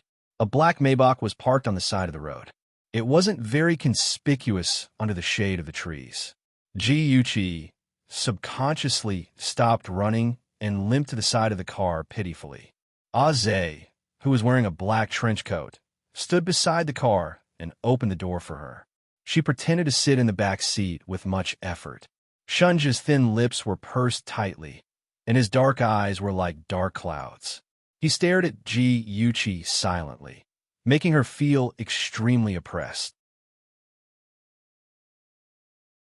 She coughed and tried to break the awkward silence. Why are you here? He didn't answer her question, but glanced at her perfectly bandaged ankle. What's wrong with your ankle?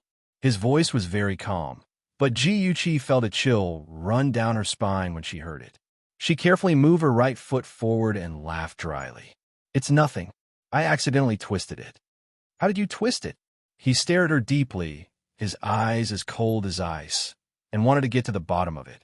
Ji felt guilty for no reason. She felt that he seemed to know something. After hesitating for a while, she finally chose to tell the truth. Actually, my ankle is fine. I'm just pretending. She didn't know how her words had offended him, but his perfect, handsome face suddenly darkened. He exuded a cold aura, and his eyes were fierce and malicious. He gritted his teeth and said, "You're trying to trick me by injuring yourself to gain my sympathy. Humph! You're so scheming just to get close to Jiang Tianhao?" Ji Yuqi was stunned. How did he know that it was because of Jiang Tianhao? Shunja took her stunned expression as a silent admission. His anger swelled, and his expression became uglier. He said darkly, "Don't tell me you were also the one who hired the 3 people who attacked you?" Ji Yuqi was stunned again. She quickly became angry and said anxiously, "What nonsense are you talking about?" It was obvious that Jiang Tianhao was the one who had hired those 3 people. The campus is so big. Why did he suddenly appear and save my life? Do you think that I'll believe him again after falling for his trick once? The more she spoke, the more aggrieved she felt. Her eyes turned red. In her previous life, she was foolish and stupid. She thought that Jiang Tianhao had descended from the sky to save the damsel in distress, and that he was her destined Prince Charming. In this life, how could she believe him again? She was just going with the flow and allowing Jiang Tianhao to get close to her. Looking at her misty eyes and hateful expression, he suddenly chuckled and felt an indescribable relief in his heart. He thought that she liked Jiang Tianhao. When he saw Jiang Tianhao carrying her all the way to the school hospital, his heart felt like it was being bitten by thousands of ants. As long as she didn't like Jiang Tianhao, it was fine. He didn't care how she played with him. Ji Yuqi was still feeling sad. Unexpectedly, when she heard Shunja's laughter, she flew into a rage out of humiliation. This despicable guy. Ever since New Year's Eve, he had refused to contact her. Now that they finally met, he actually laughed at her. He was too much. She snorted angrily and turned her head to look out the window, ignoring him. A hand suddenly landed on the top of her head and ruffled her silky hair. "You're angry, huh?" He said the last word in a nasal voice. His voice was slightly raised, and there was an indescribable sense of affection in it. She snorted and continued to ignore him. Shunja's lips curled up. He ruffled her hair again and said in a low voice, "No matter what you want to do, I can help you. Don't put yourself in danger again." When he saw the 3 hooligans surrounding her, he almost rushed forward. Fortunately, he was rational and realized that she actually knew martial arts. The hooligans were the ones who were injured. Then, he waited for Jiang Tianhao to arrive. When Ji Yuqi heard what he said, she was too embarrassed to be angry. She turned to look at him. "You've been following me all this time? Why?" Shunja looked calm. "I haven't seen you in a long time, so I came to take a look." When he found her, she was surrounded by 3 men. After Jiang Tianhao helped her out, he followed them all the way to the dormitory. If it wasn't for his rationality telling him to hold it in, he would definitely have rushed out and snatched her from Jiang Tianhao's back. Then, he would have thrown that rascal into the lake to feed the fish. Ji Yuqi lowered her eyes slightly. "I thought you wouldn't want to see me." On New Year's Eve, the 2 of them had quarreled very fiercely. Shunja explained seriously, "I'm very busy. There are some problems at the Shun Corporation." Before he returned to the country, the entire Shun Corporation was controlled by Shan Jianhao and Shunyu. 99% of the company's middle and senior management were their people. Although he was the vice president, he had no real power and couldn't do anything. He spent a month and a half to change the Shun Corporation. Half of the middle management was replaced.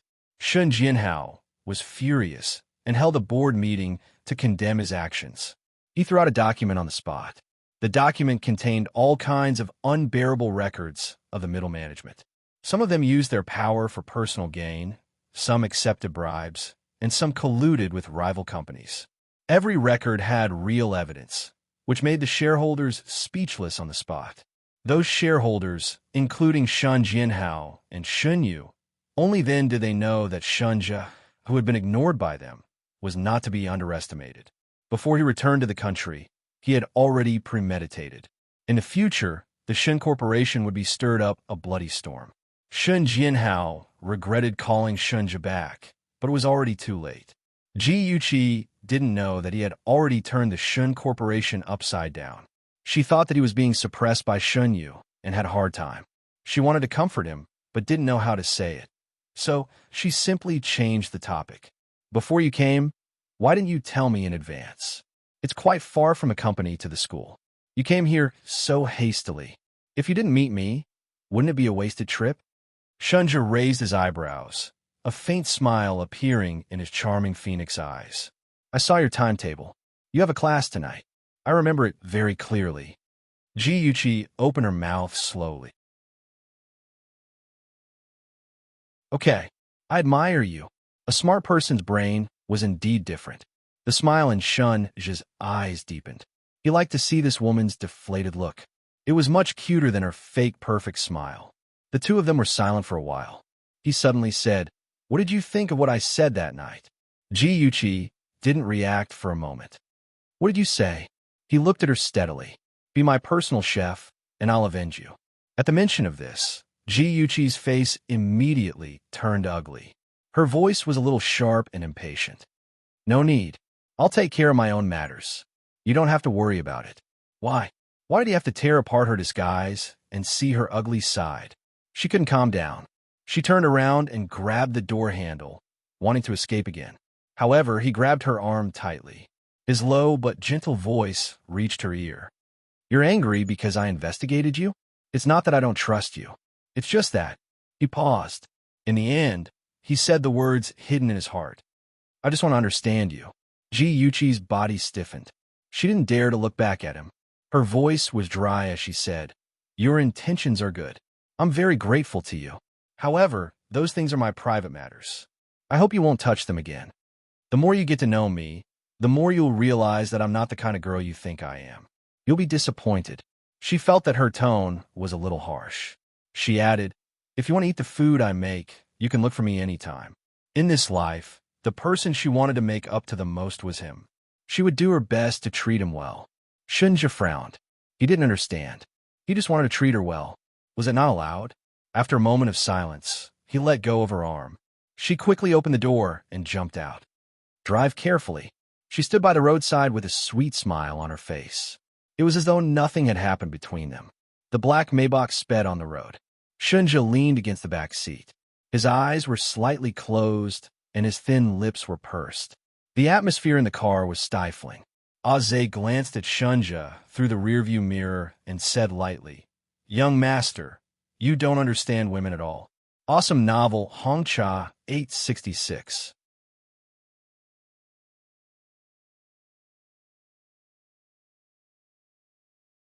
Chapter 809.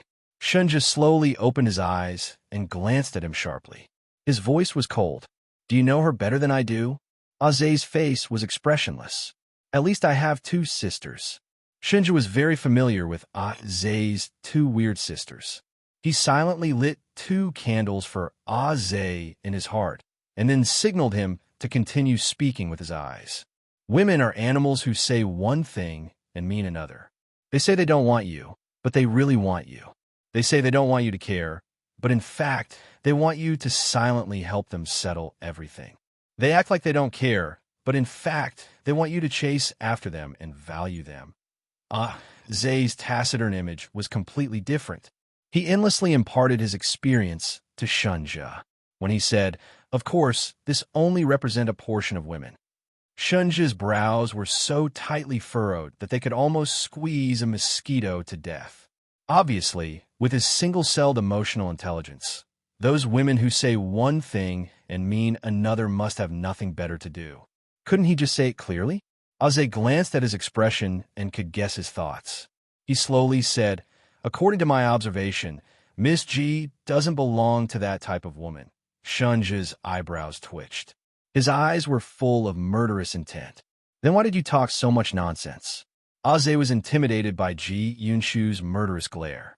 He coughed dryly and continued, "Miss G is a very prideful person. Even if she doesn't want you to meddle in her affairs, you could do it secretly. One day, she will realize how good you are, young master." Shunja pinched his eyebrows. "You can shut up now." After living for so many years, this was the first time he felt that he was not capable enough. It was imperative to buy a few books on female psychology.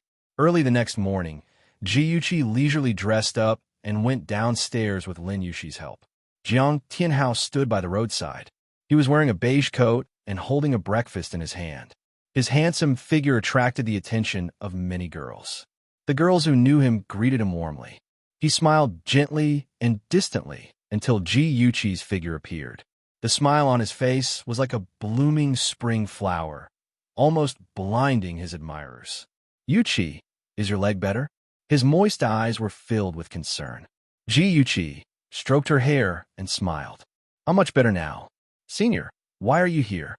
"It's not convenient for you to walk, so I bought breakfast for you." As he spoke, Jiang Tianhao's gaze fell on Lin Yushi. He smiled apologetically. "If I had known that classmate Lin would be here, I would have bought an extra set." Lin Yushi's expression was indifferent. "It's okay." Ever since Yuchi asked her to help take photos and post posts to slander Jiang Tianhao, she knew that Yuchi did not like Jiang Tianhao. Of course, she did not like him either. She always felt that this man was too greedy and did not have good intentions. Otherwise, she would not have helped Yuchi. Sensing the other party's coldness, Jiang Tianhao felt a little uncomfortable. Ji Yuchi smiled and helped him out. "Yushi, go and have breakfast first. I'll see you in the classroom." Lin Yushi nodded. Jiang Tianhao naturally took over Lin Yushi's position and held Ji Yuchi's arm. She felt embarrassed and struggled. "It's okay. I can walk on my own." She pretended to be shy and glanced at the people staring at them.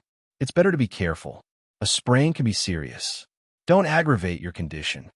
Jiang Tianhao insisted on supporting her and whispered gently. He did not care about the people around them. Ji Yuchi was helpless and shy. The atmosphere was a little awkward for a moment. At this moment, a white BMW stopped in front of them. Ji Bowen pushed the door open and greeted her with a concerned expression. "Yuchi, how's your ankle?" "Sister, are you okay? You didn't come home last night." "I was worried to death." Ji Yunhan also jumped out of the car. "Dad, I'm fine. I just accidentally sprained my ankle." "Why are you all here?" Ji Yuchi looked at her concerned relatives and felt warm in her heart. Last night, she pretended to sprain her ankle because it was inconvenient for her to go home, so she casually made up an excuse. She did not expect that her father and brother would still be worried. "Sister Chi-Chi, why didn't you tell us that you sprained your ankle?" "If my friend didn't tell me, we would still be hiding it in the valley." Izisu's delicate figure also got out of the car. Ji Yuchi immediately understood. So this was what had happened. Jiang Tianhao had been showing off his love for Yi Zissou in front of the dormitory early in the morning, and Yi Zissou had immediately led her father and the others here. She must have wanted her father to see this sweet love between Jiang Tianhao and herself. Sure enough, Ji Bowen had already noticed Jiang Tianhao, who was holding Ji Yuchi's arm. His face immediately darkened, and he said in a deep voice, "This student, you are?" Ji Yunhan also noticed Jiang Tianhao. He snorted and pushed Jiang Tianhao to the side. He quickly supported Ji Yuchi and then supported his sister as if they were facing a great enemy. He took a few steps away from Jiang Tianhao. What are you doing?" Ji Yuchi pretended to be dissatisfied and muttered a few words in a low voice. She then looked at Jiang Tianhao worriedly. An unnatural expression flashed across Jiang Tianhao's handsome face, but he quickly calmed down and smiled politely. "Hello, Mr. Ji. My name is Jiang Tianhao. I'm Yuchi Sr. Jiang Tianhao." Ji Bowen frowned and thought for a moment. This name sounded a little familiar. "Uncle Ji." Yi Zissou walked to Ji Bowen and reminded him considerately. It was Senior Ji Bowen who saved Sister Chi-Chi from the lake. Ji Yuchi pouted. "Dad, I ran into a criminal last night. Fortunately, Senior Jiang came in time. We have to thank him properly." Ji Bowen felt a lingering fear when he heard that his daughter had run into a criminal. He also had a good impression of Jiang Tianhao's courageous actions. His expression softened a lot. "Student Jiang, I'm very grateful that you've saved Chi-Chi twice. It's Chi-Chi's birthday in a few days. I'd like to invite you to the Ji family as a guest. You have to do me the honor." Jiang Tianhao smiled. His attitude was neither servile nor overbearing. "You're too serious, Mr. Ji. I only did what I could." It's my honor to be able to attend Yuchi's birthday party. Ji Bowen looked at him deeply and didn't say anything else. He reminded Ji Yuchi a few more times, then asked Ji Yunhan to leave. One of them had to attend a meeting at the company, while the other had to go to school. Neither of them could be delayed. Before Ji Yunhan got into the car, he glared at Jiang Tianhao warningly. He didn't like that man. He hated that man very much. Anyone who tried to steal his sister was a jerk. In less than a day, the news that Jiang Tianhao and Ji Yuchi were dating spread throughout the school. There were even more ridiculous rumors that Ji Bowen rushed to school to see what his future son-in-law looked like. Ji Yuchi sneered when she heard these rumors. Lin Yushi looked at her and asked curiously, "Why do you hate Jiang Tianhao so much?" Ji Yuchi raised her eyebrows. "Because he's eating from the bowl and looking at the pot. He thinks that he can play the daughter of the Ji family like a fiddle. Let him play then." Lin Yushi felt deeply. He's indeed a jerk. Jiang Tianhao, whom they called a bad guy, was still taking good care of Ji Yuchi, as usual. When he accidentally mentioned the rumors on campus, he guiltily expressed that he wanted to clarify it with everyone. Ji Yuchi smiled gently. "Senior, rumors stop with the wise. We don't have to take them seriously." Jiang Tianhao immediately looked hurt and affectionate. "Yuchi, I actually hope that those rumors are true." Ji Yuchi replied to him with a shy smile. Jiang Tianhao was slightly startled. Then, his eyebrows curved as he quietly held her hand. Her fingers moved slightly, but she did not pull them back. In less than an hour, photos of the two of them holding hands and looking at each other sweetly were exposed on the school forum. It confirmed the rumors that they were dating. After this matter was made public, Tang Feng and Gu Fifan went to talk to Ji Yuchi at the same time. Ji Yuchi played Tai Chi and neither admitted nor denied it. However, her serene smile still triggered the two of them. Tang Feng returned depressed. He clearly did not like Yuchi, but when he heard that she had a boyfriend, he felt as if someone had snatched away his treasure. Yes, he felt humiliated and indignant. Ji Yuchi was his fiancée. Which fiancé would feel good after being cuckolded? Gu Fifan's eyes were malicious. He believed that Ji Yuchi did not like Jiang Tianhao. It must be Jiang Tianhao, that despicable person, who caused this matter to spread. Damn it, he would not let that bastard off. Thanks to Yi Zisu's secret activities, the Ji family also found out about this matter. Ji Bowen immediately flew into a rage. He had never been so angry at his daughter before. Chun Tingfang pretended to hold his arm and try to calm him down. Ji Yunhan wanted to put in a good word for his sister, but was secretly tugged by his sister.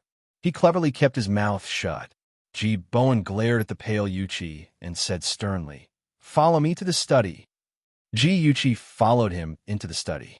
As soon as the door was closed, tears rolled down her face. She pitifully called out, "Dad." No matter how angry Ji Bowen was, he could not help but soften when he saw his daughter's pitiful appearance. He sighed and said, "Chi-Chi, break up with Jiang Tianhao immediately. You can't have any contact with him." Seeing the blue veins on her father's neck throbbing with anger, Ji Yuchi didn't feel good either.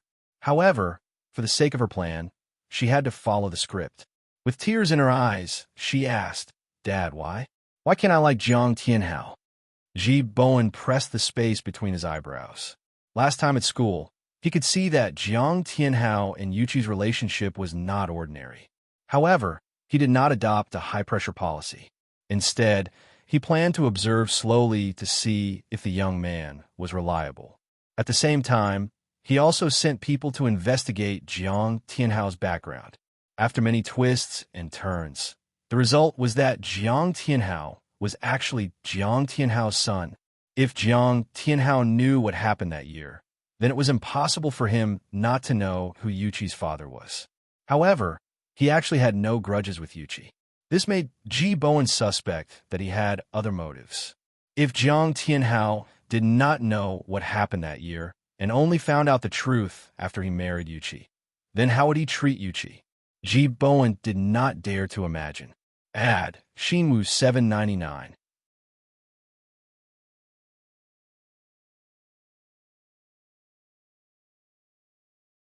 Chapter 810. No matter what the situation was, Ji Bowen would not allow his daughter to have any contact with Jiang Tianhao. However, Ji Bowen did not intend to tell Yuqi about the grudges of the previous generation. He thought for a long time and said in a low voice, "Chi-Chi, the gap between you and Jiang Tianhao is too big. You won't be happy together. Listen to me and break up with him. You and Tang Feng are a match made in heaven." Ji Yuqi was no longer the naive little girl in her previous life. She could tell that her father was lying. He must have something that he could not say. Now, she could not ask him directly. She could only pretend to be wronged and cry. "Dad, how can you despise the poor and love the rich? You were a poor boy who had nothing, but later you built a career with your own efforts. I believe that Tianhao can do the same." Ji Bowen could not help but think of the situation when he started his business. He also thought of the things that Jiang Tianhao had done. His face darkened again, and he said firmly, "Chi-Chi, I'm doing this for your own good. Although Jiang Tianhao looks very good on the surface, he is actually very shrewd. I'm afraid that you will be deceived by him." Ji Yuqi bit her lip. There was some hesitation on her beautiful face. Ji Bowen knew that his daughter was struggling in her heart. He put his arm around her shoulder and said gently, "Chi-Chi, I'm more experienced than you, and I can see people more accurately. Jiang Tianhao is not someone you can control. Listen to me and don't contact him anymore.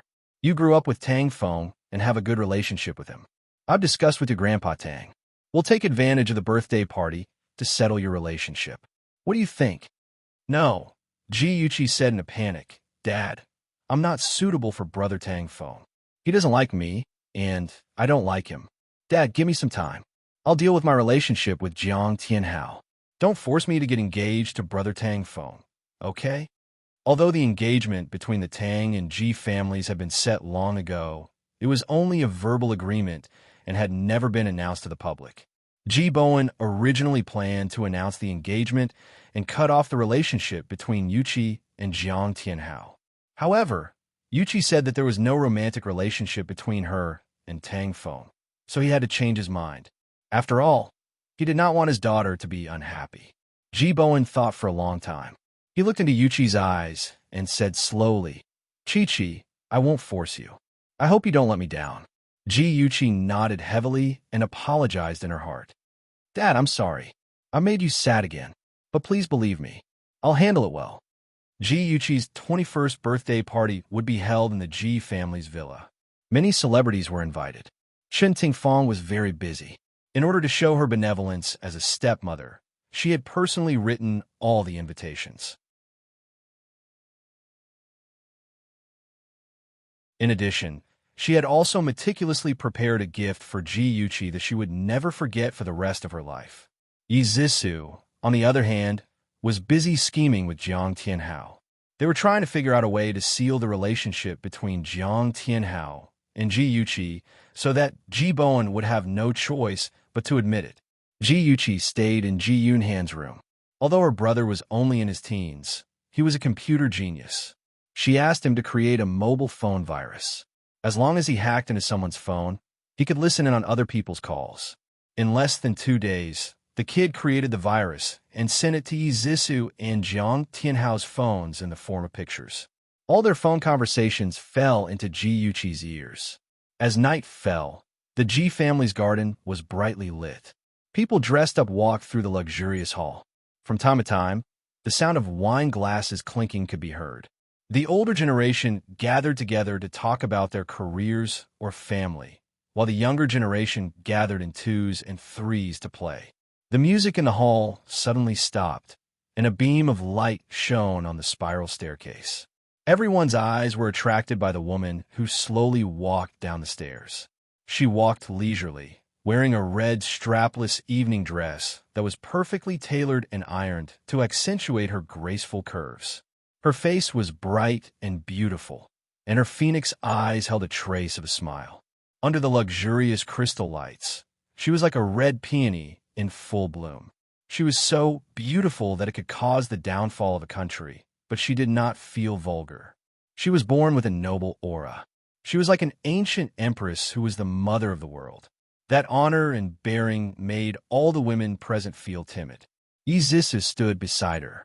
She had a completely different style. She wore a white evening dress that made her white skin look like it could be broken with a flick of a finger. Her delicate eyebrows were slightly smiling, and her temperament was elegant and refined. She was like a quietly blooming hibiscus.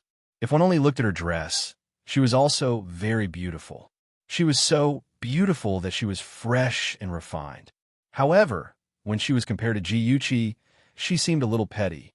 She did not have the domineering aura of a peony. Izisu also knew this, but she didn't care. Her goal tonight was to serve as a foil to Jiyuchi. The higher Jiyuchi was raised, the harder Jiyuchi would fall. However, when she saw Jiang Tianhao staring at Jiyuchi with infatuation, her high spirits suddenly fell to the bottom like a roller coaster. No, it can't be. Tianhao can't fall in love with Jiyuchi. It's just an act. Chen Tingfang held Ji Bowen's arm, and the two of them appeared in front of everyone lovingly. Ji Bowen gave a speech and thanked everyone for attending Yuchi's birthday party. Then, he announced that he would set up a foundation in Yuchi's name to help disabled children. For a moment, the applause was like thunder. Everyone present knew that Ji Bowen loved his daughter dearly. Of course, they had to cater to his taste. They all praised Yuchi for being beautiful and sensible. Ji Bowen was happy inside, but on the surface, he had to say a few words of modesty. Ji Bowen led the three children to meet their relatives and friends. The atmosphere was just right. Suddenly, the door was pushed open and a handsome figure strode in. He was wearing an expensive black suit, which perfectly complemented his impressive figure. A few strands of hair fell over his forehead, revealing a pair of charming phoenix eyes. His deep eyes were as beautiful as a lake in late autumn. He had a proud and upright nose and a sharp chin. His facial features were perfect like a god. He exuded the aura of a king who looked down on the world. As he walked forward, the crowd automatically parted to make a path for him. His gaze was focused on the female lead in the crowd. Even when the people around him greeted him, he did not respond. It was as if she was the only one in his world. Jiyuchi was stunned. She did not expect Shunja to come. The Shun and Ji families were in different industries and had no personal relationship. She believed that her father did not invite anyone from the Shin family, but he came in such a high-profile manner. Was it because of her? While she was in a daze, Ji Bowen had already walked up to him and said with a smile, "Young Master Shun, what a rare guest." Shunja smiled faintly. "Uncle Ji is too polite. Just call me Shunja. Today is Yuchi's birthday. How can I not come?" Ji Bowen muttered in his heart. This young master, Shun, rarely attended banquets. Moreover, the relationship between the Shun and Ji families was only SOSO. What was the meaning of this? Several thoughts flashed through Ji Bowen's mind, but the smile on his face did not change. He sighed and said, Good. Heroes indeed come from the young. If I were like your father and had such a capable son, I would wake up smiling even in my sleep." Jiyuchi was embarrassed. Father, the relationship between Shunja and Shun Jianhao was not as close as the outside world said. They could be said to be natural enemies. Aren't you just touching the pot that doesn't boil? She hurried forward and smiled as she stretched out her right hand. Young Master Shun, I'm very happy that you can come to my birthday banquet. Seeing that soft snow-white hand, Shun's cold gaze softened. The corner of his lips curled up slightly. He elegantly bent down and gentlemanly picked up her right hand and gently kissed the back of her hand. His warm lips brushed against the back of her hand like a soft feather gently brushing across the surface of a lake, creating circles of ripples. Jiyuchi's heart trembled. She only wanted to shake hands with him, but he actually kissed her hand in the Western way. His actions were elegant and gentlemanly. His eyes were clear, and his expression was normal. No one suspected that he had other motives, but it still made the young women present jealous. They wished that the person who was kissed on the back of her hand was them. Izisu looked at his handsome figure and was momentarily absent-minded. She was jealous of Jiyuchi's good luck. Why was Ji Yuqi able to chat and laugh with those noble young masters at the banquet, while she could only serve as a foil to her? Why was even the young master of the richest family, the Shun family, looking at her in a new light? Yi Zissou was not reconciled. She hated it. Ji Yuqi was chatting with Tang Feng's grandmother, Madame Tang. She pretended to inadvertently look into the distance. Shunja was standing in the middle of a group of celebrities. He was like a noble king. Wherever he stood, he was incomparably dazzling, overshadowing the men around him. Even the female companions of those men were staring at him with eyes full of affection. Madame Tang was already a shrewd old woman. When Ji Yuqi looked in Shunja's direction for the second time, she could not help but laugh and teased. You and you were very close when you were young. Why are you so distant now that you've grown up? You didn't even speak much tonight. Ji Yuqi was stunned, but she quickly reacted. Tang Feng was also standing around Shunja's circle. Granny Tang thought that she was peeking at Tang Feng. She pursed her lips and smiled, saying gently, "Granny Tang, don't make fun of me. No matter how old we are, Brother Tang Feng will always be my brother in my heart." Madame Tang's heart sank. Brother? How could he be your brother? Originally, they had agreed to announce the marriage between the Tang and Ji families at the birthday party, but Ji Bowen suddenly changed his mind. Could it be that Yuqi did not like you? Madame Tang's heart was in turmoil. Ji Yuqi smiled and changed the topic at the right time. Madame Tang wanted to test the waters. A group of young boys and girls came to look for Yuqi, so she could only give up and say with a smile, "Yuqi, don't sit around with an old woman like me. Entertain your friends and have fun." Ji Yuqi left with a smile. Madame Tang looked at her back as she walked away, then looked at her precious grandson, Tang Feng, who was handling the crowd with ease. She felt very upset. You once told her that he did not want to marry Yuqi. She thought that he was joking and did not take it to heart. She did not expect that the relationship between the two of them would become more and more distant. She decided to go home later and have a good talk with Tang Feng to see if there was any possibility between him and Yuqi. Come and see. Hongxia 866.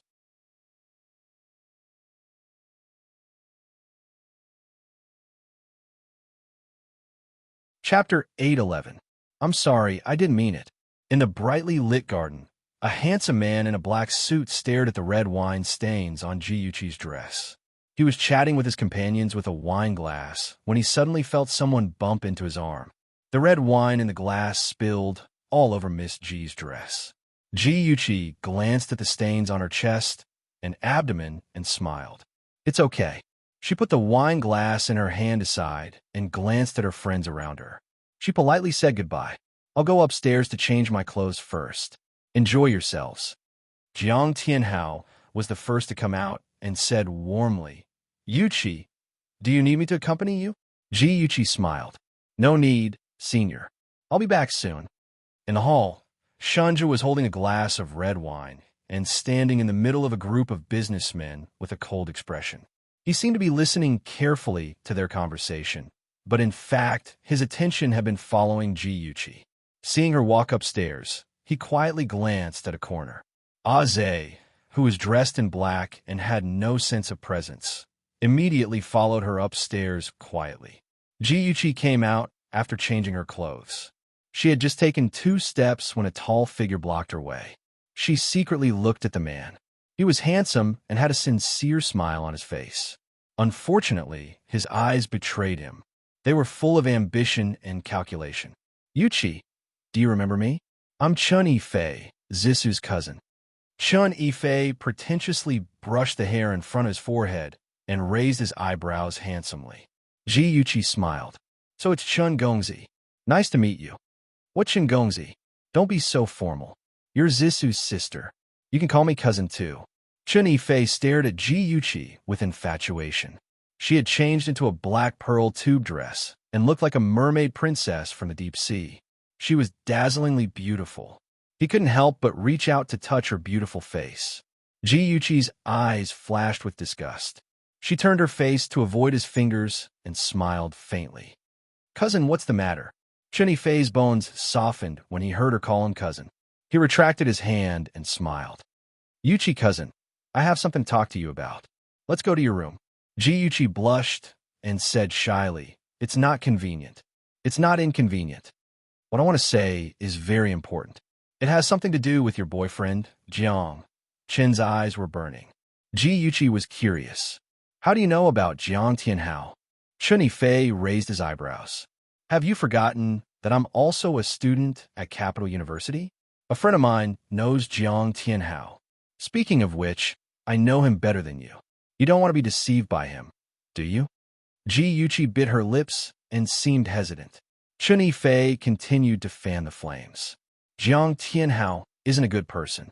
If you don't want to hear it, I won't say it. Then he turned and left. Wait a minute.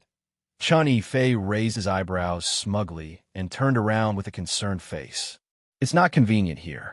Let's go to your room. Yuchi hesitated for a bit and said, let's go to the guest room.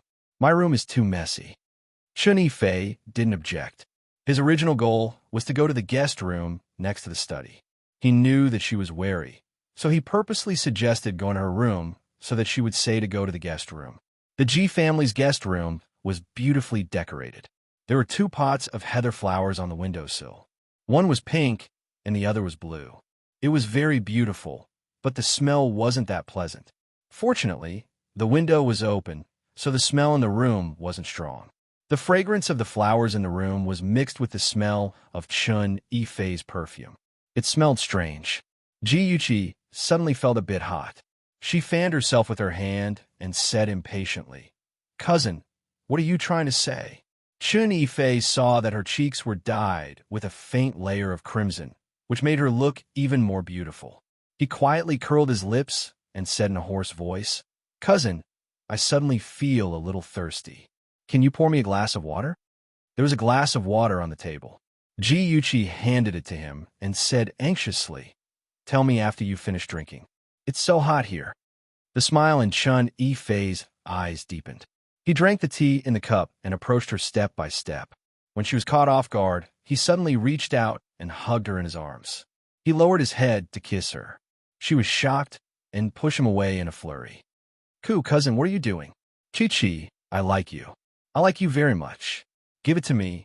He held her in a daze, his hands stroking her body skillfully. He was secretly pleased with himself. With his superb skills and the effects of those aphrodisiacs, Yuchi would definitely fall at his feet. Just as he was fantasizing, he suddenly felt a pain in the back of his head.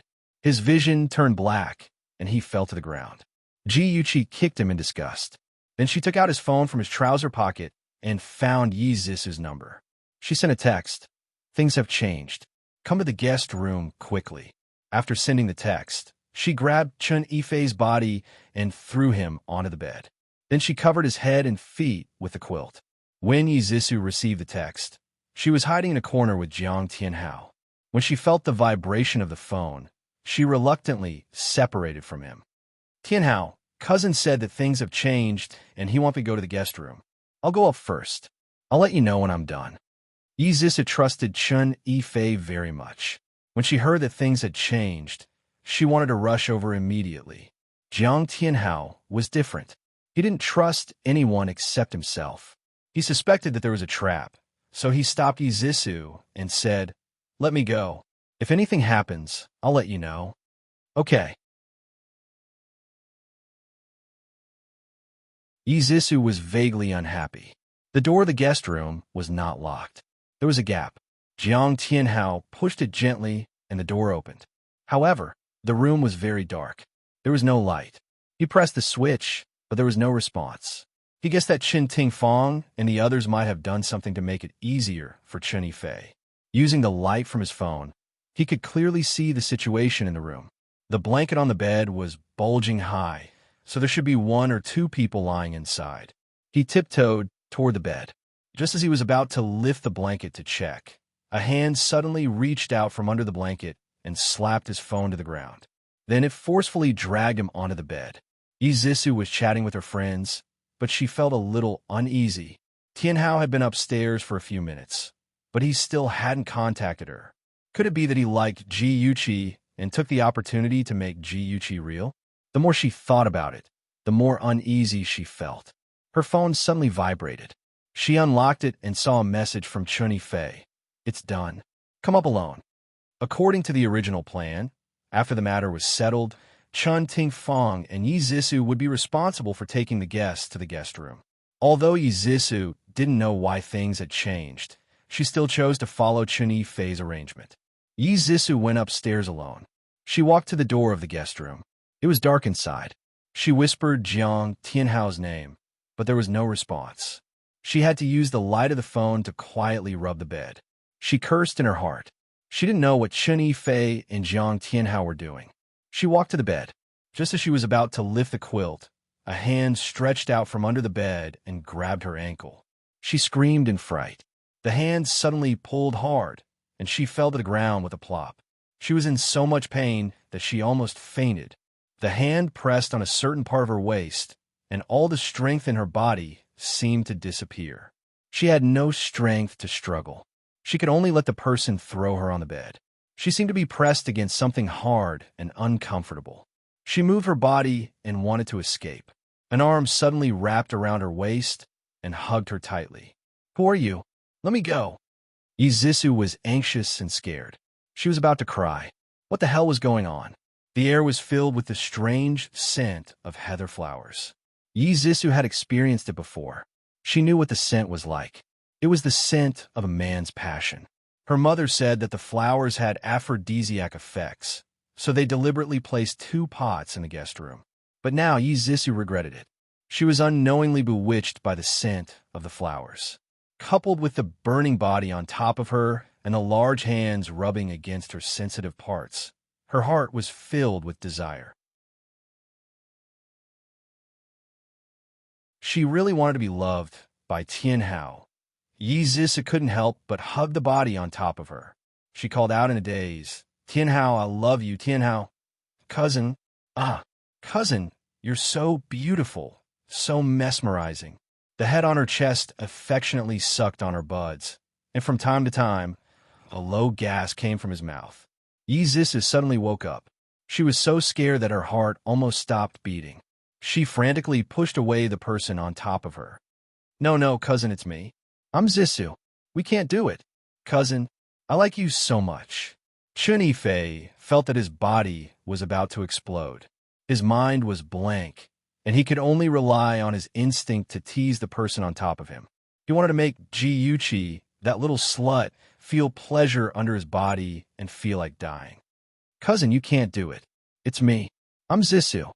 Feeling the hot and hard parts squeezing between her legs, Yi Zissou's tears kept falling. Her rationality told her that she couldn't do it, but the scary thing was that her body actually wanted to be filled by that thing. No, how could she do this? She hated herself so much, but she didn't have the strength to refuse. Even her body was faintly anticipating it. Feeling that thing ready to go, Yi Zissou bit her lips in despair and cried bitterly. At this moment, she suddenly heard Jiang Tianhao's angry roar. "Bastard!" Then, with a bang, the man on top of her was kicked off the bed. Before Yi Zissou could breathe a sigh of relief, she heard the door open. A group of people appeared at the door. Click! The lights were turned on. At the door, Ji Bowen and Chun Ting-fong were leading a group of banquet guests. These guests heard that Ji Bowen had collected several sets of very precious stamps, so they followed the host of the study to take a look. They didn't expect to hear screams and cries coming from the guest room in the corridor. Madame Ji immediately said that they should check it out. So, the door was opened, and the room was full of spring scenery. The second young miss of the Ji family, who was as pure and elegant as if she had walked out of a painting, was actually lying naked on the bed with a similarly naked man. And on the floor, there was another man who was completely naked as well. The young girls present covered their eyes and screamed at the same time. The older generation awkwardly turned their heads to avoid this erotic scene. Welfare Hongcha 866.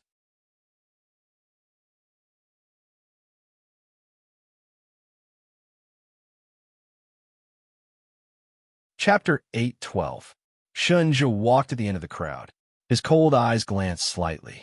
After seeing what had happened, he withdrew his gaze and slowly retreated down the stairs. His slightly lowered eyelashes hid the faint smile in his eyes. So that's how it is. Chi-Chi, well done. A dash, the scream came from Yi Zissou. She angrily pulled the quilt and covered her body. She wanted to find a hole to hide in. Why did this happen? Was she tricked by that bitch Ji Yuqi again? Lying on the floor with his white buttocks exposed, Chen Yifei was still in a state of delirium.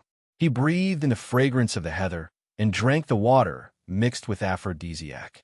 Even if he hugged a sow now, he could still treat it as a fairy and have sex with it. Ji Bowen looked at the lewd scene in the room and was so angry that all the blood in his body rushed to his head. His eyes burned with anger and his lips trembled. However, he was a legend in the business world and was not someone to be trifled with. He still had some rationality left to salvage the situation. He said in a deep voice, "Ahan, please invite the guests to my study." Ji Yunhan had been hiding behind the crowd for a long time. When he heard this, he calmly invited everyone to move forward. His calm and graceful manner made many people secretly nod their heads. Among these people, there were many who wanted to stay and watch the show. However, they had to leave some face for the Ji family.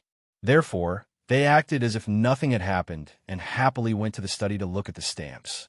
Chen Tingfang was so angry that she wanted to slap Yi Zissou. However, Yi Zissou was her only daughter and her hope for the rest of her life.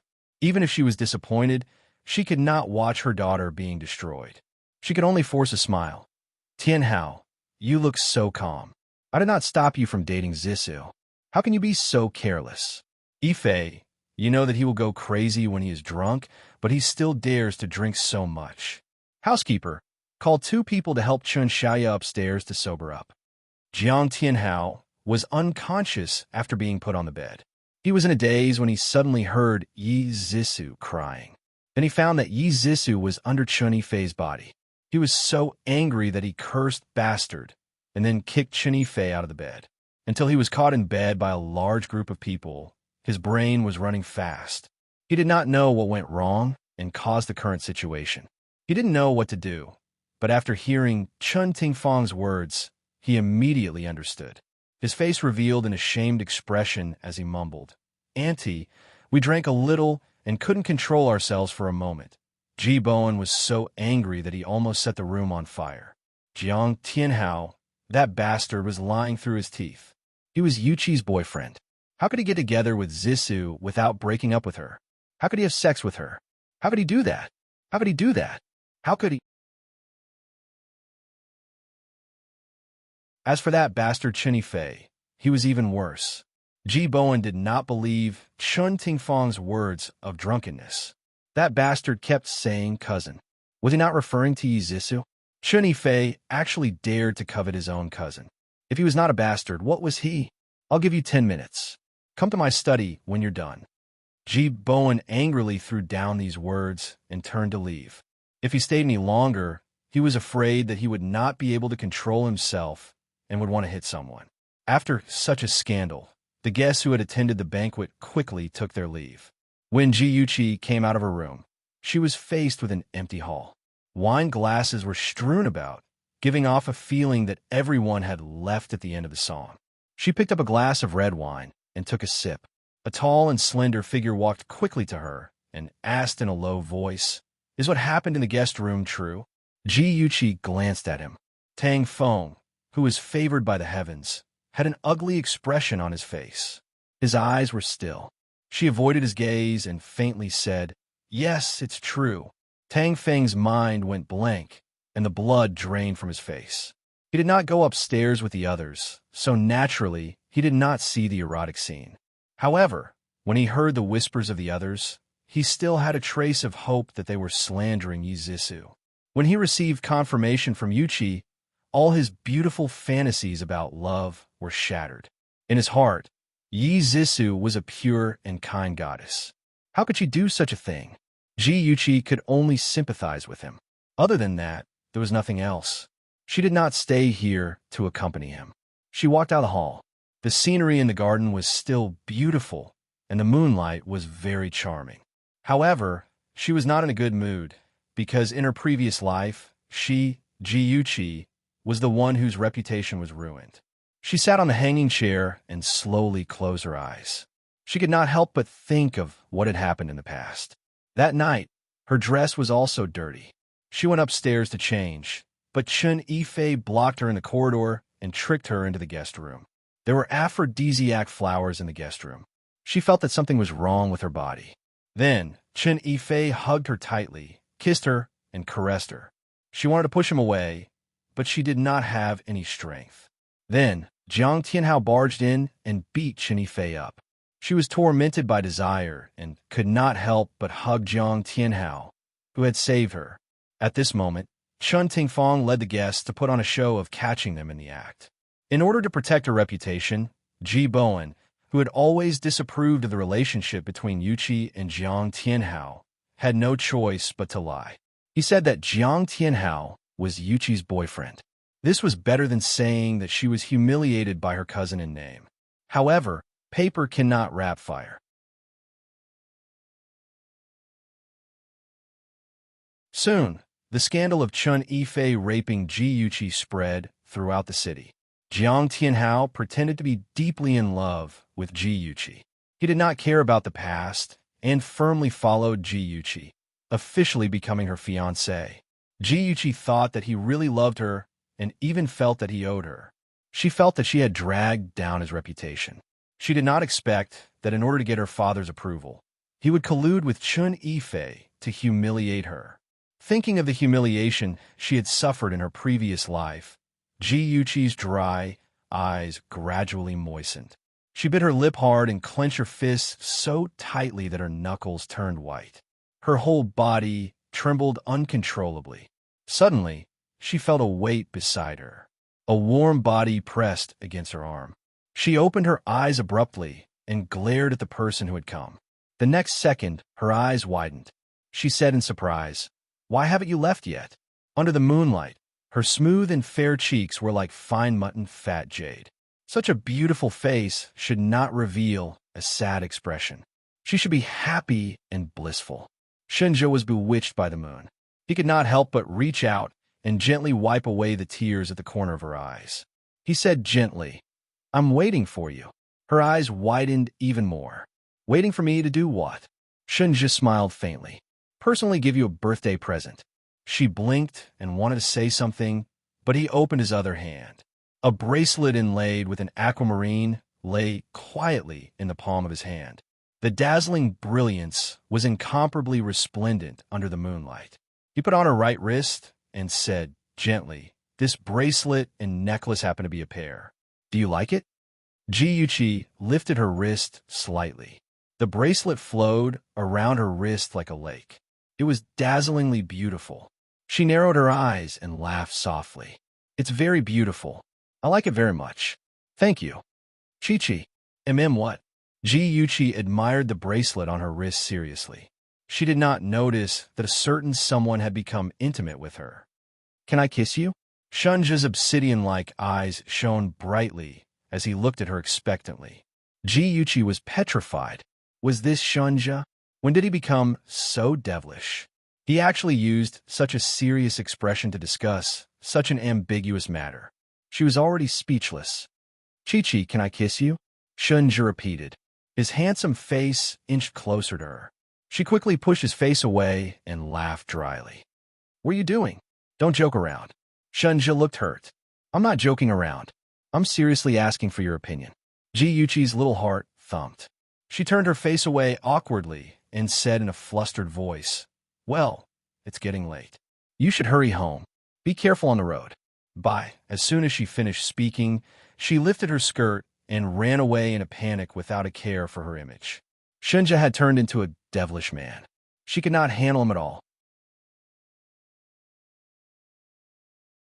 Shunja watched helplessly as his beloved little girl ran away. He sat in silence for a long time. Then, he took out a small notebook called Love Notes that he always carried with him. He wrote, "March 20th, wanted to kiss Chi-Chi, but was rejected by Chi-Chi." After he finished writing, he thought for a while and added a few words at the end. "So sad." Ji Yuqi ran into the living room as though she was being chased by a ferocious beast.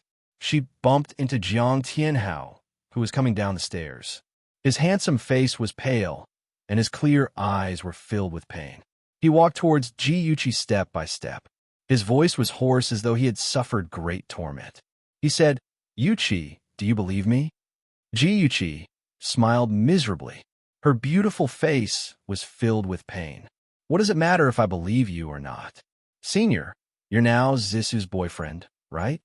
She bit her lip and spat out those words with difficulty. "I congratulate you." She covered her face and ran away sadly. He suddenly grabbed her wrist and said anxiously, "Yuchi, believe me. I really didn't do it on purpose. I was knocked out by someone. When I woke up, it was already too late." Ji Yuchi's back was to him, and her lips curled into a vicious smile. "I believe you. Of course I believe you, because I knocked you out and threw you onto the bed. If it weren't for the fact that Chun Yifei won't wake up for a while, maybe you two could have made love." What a pity. Her body trembled slightly. He thought that she was crying sadly, but she was actually trying her best to suppress her desire to laugh. She lamented, "It's already settled. Senior, we can only blame ourselves for not being fated to be together." She pried his fingers away and ran upstairs while covering her face. Jiang Tianhao was left alone downstairs. His right hand was still in the air as he stared at her delicate back in disappointment. Yi Zisu stood at the corner of the first floor. She could clearly see Jiang Tianhao's expression. She couldn't help but clench her fists in anger. In the study, the two of them were harshly scolded by Ji Bowen. After that, she secretly told Jiang Tianhao that she suspected Ji Yuchi had done something to cause the situation to turn around. However, Jiang Tianhao didn't believe her. He said that he believed that Ji Yuchi really liked him. He believed that Ji Yuchi didn't have such malicious intentions. His words made Yi Zisu furious. If Ji Yuchi wasn't malicious, then was she? Wasn't she doing it for their future? She wanted that woman, Ji Yuchi, to be completely ruined so that she could vent the anger in her heart. Yi Zisu's affairs had spread throughout Ing City. Those with daughters used her as a negative example to teach their daughters. Those with sons taught their sons a lesson to never mix with a woman like Yi Zisu. Beauty novel Shinwu 799.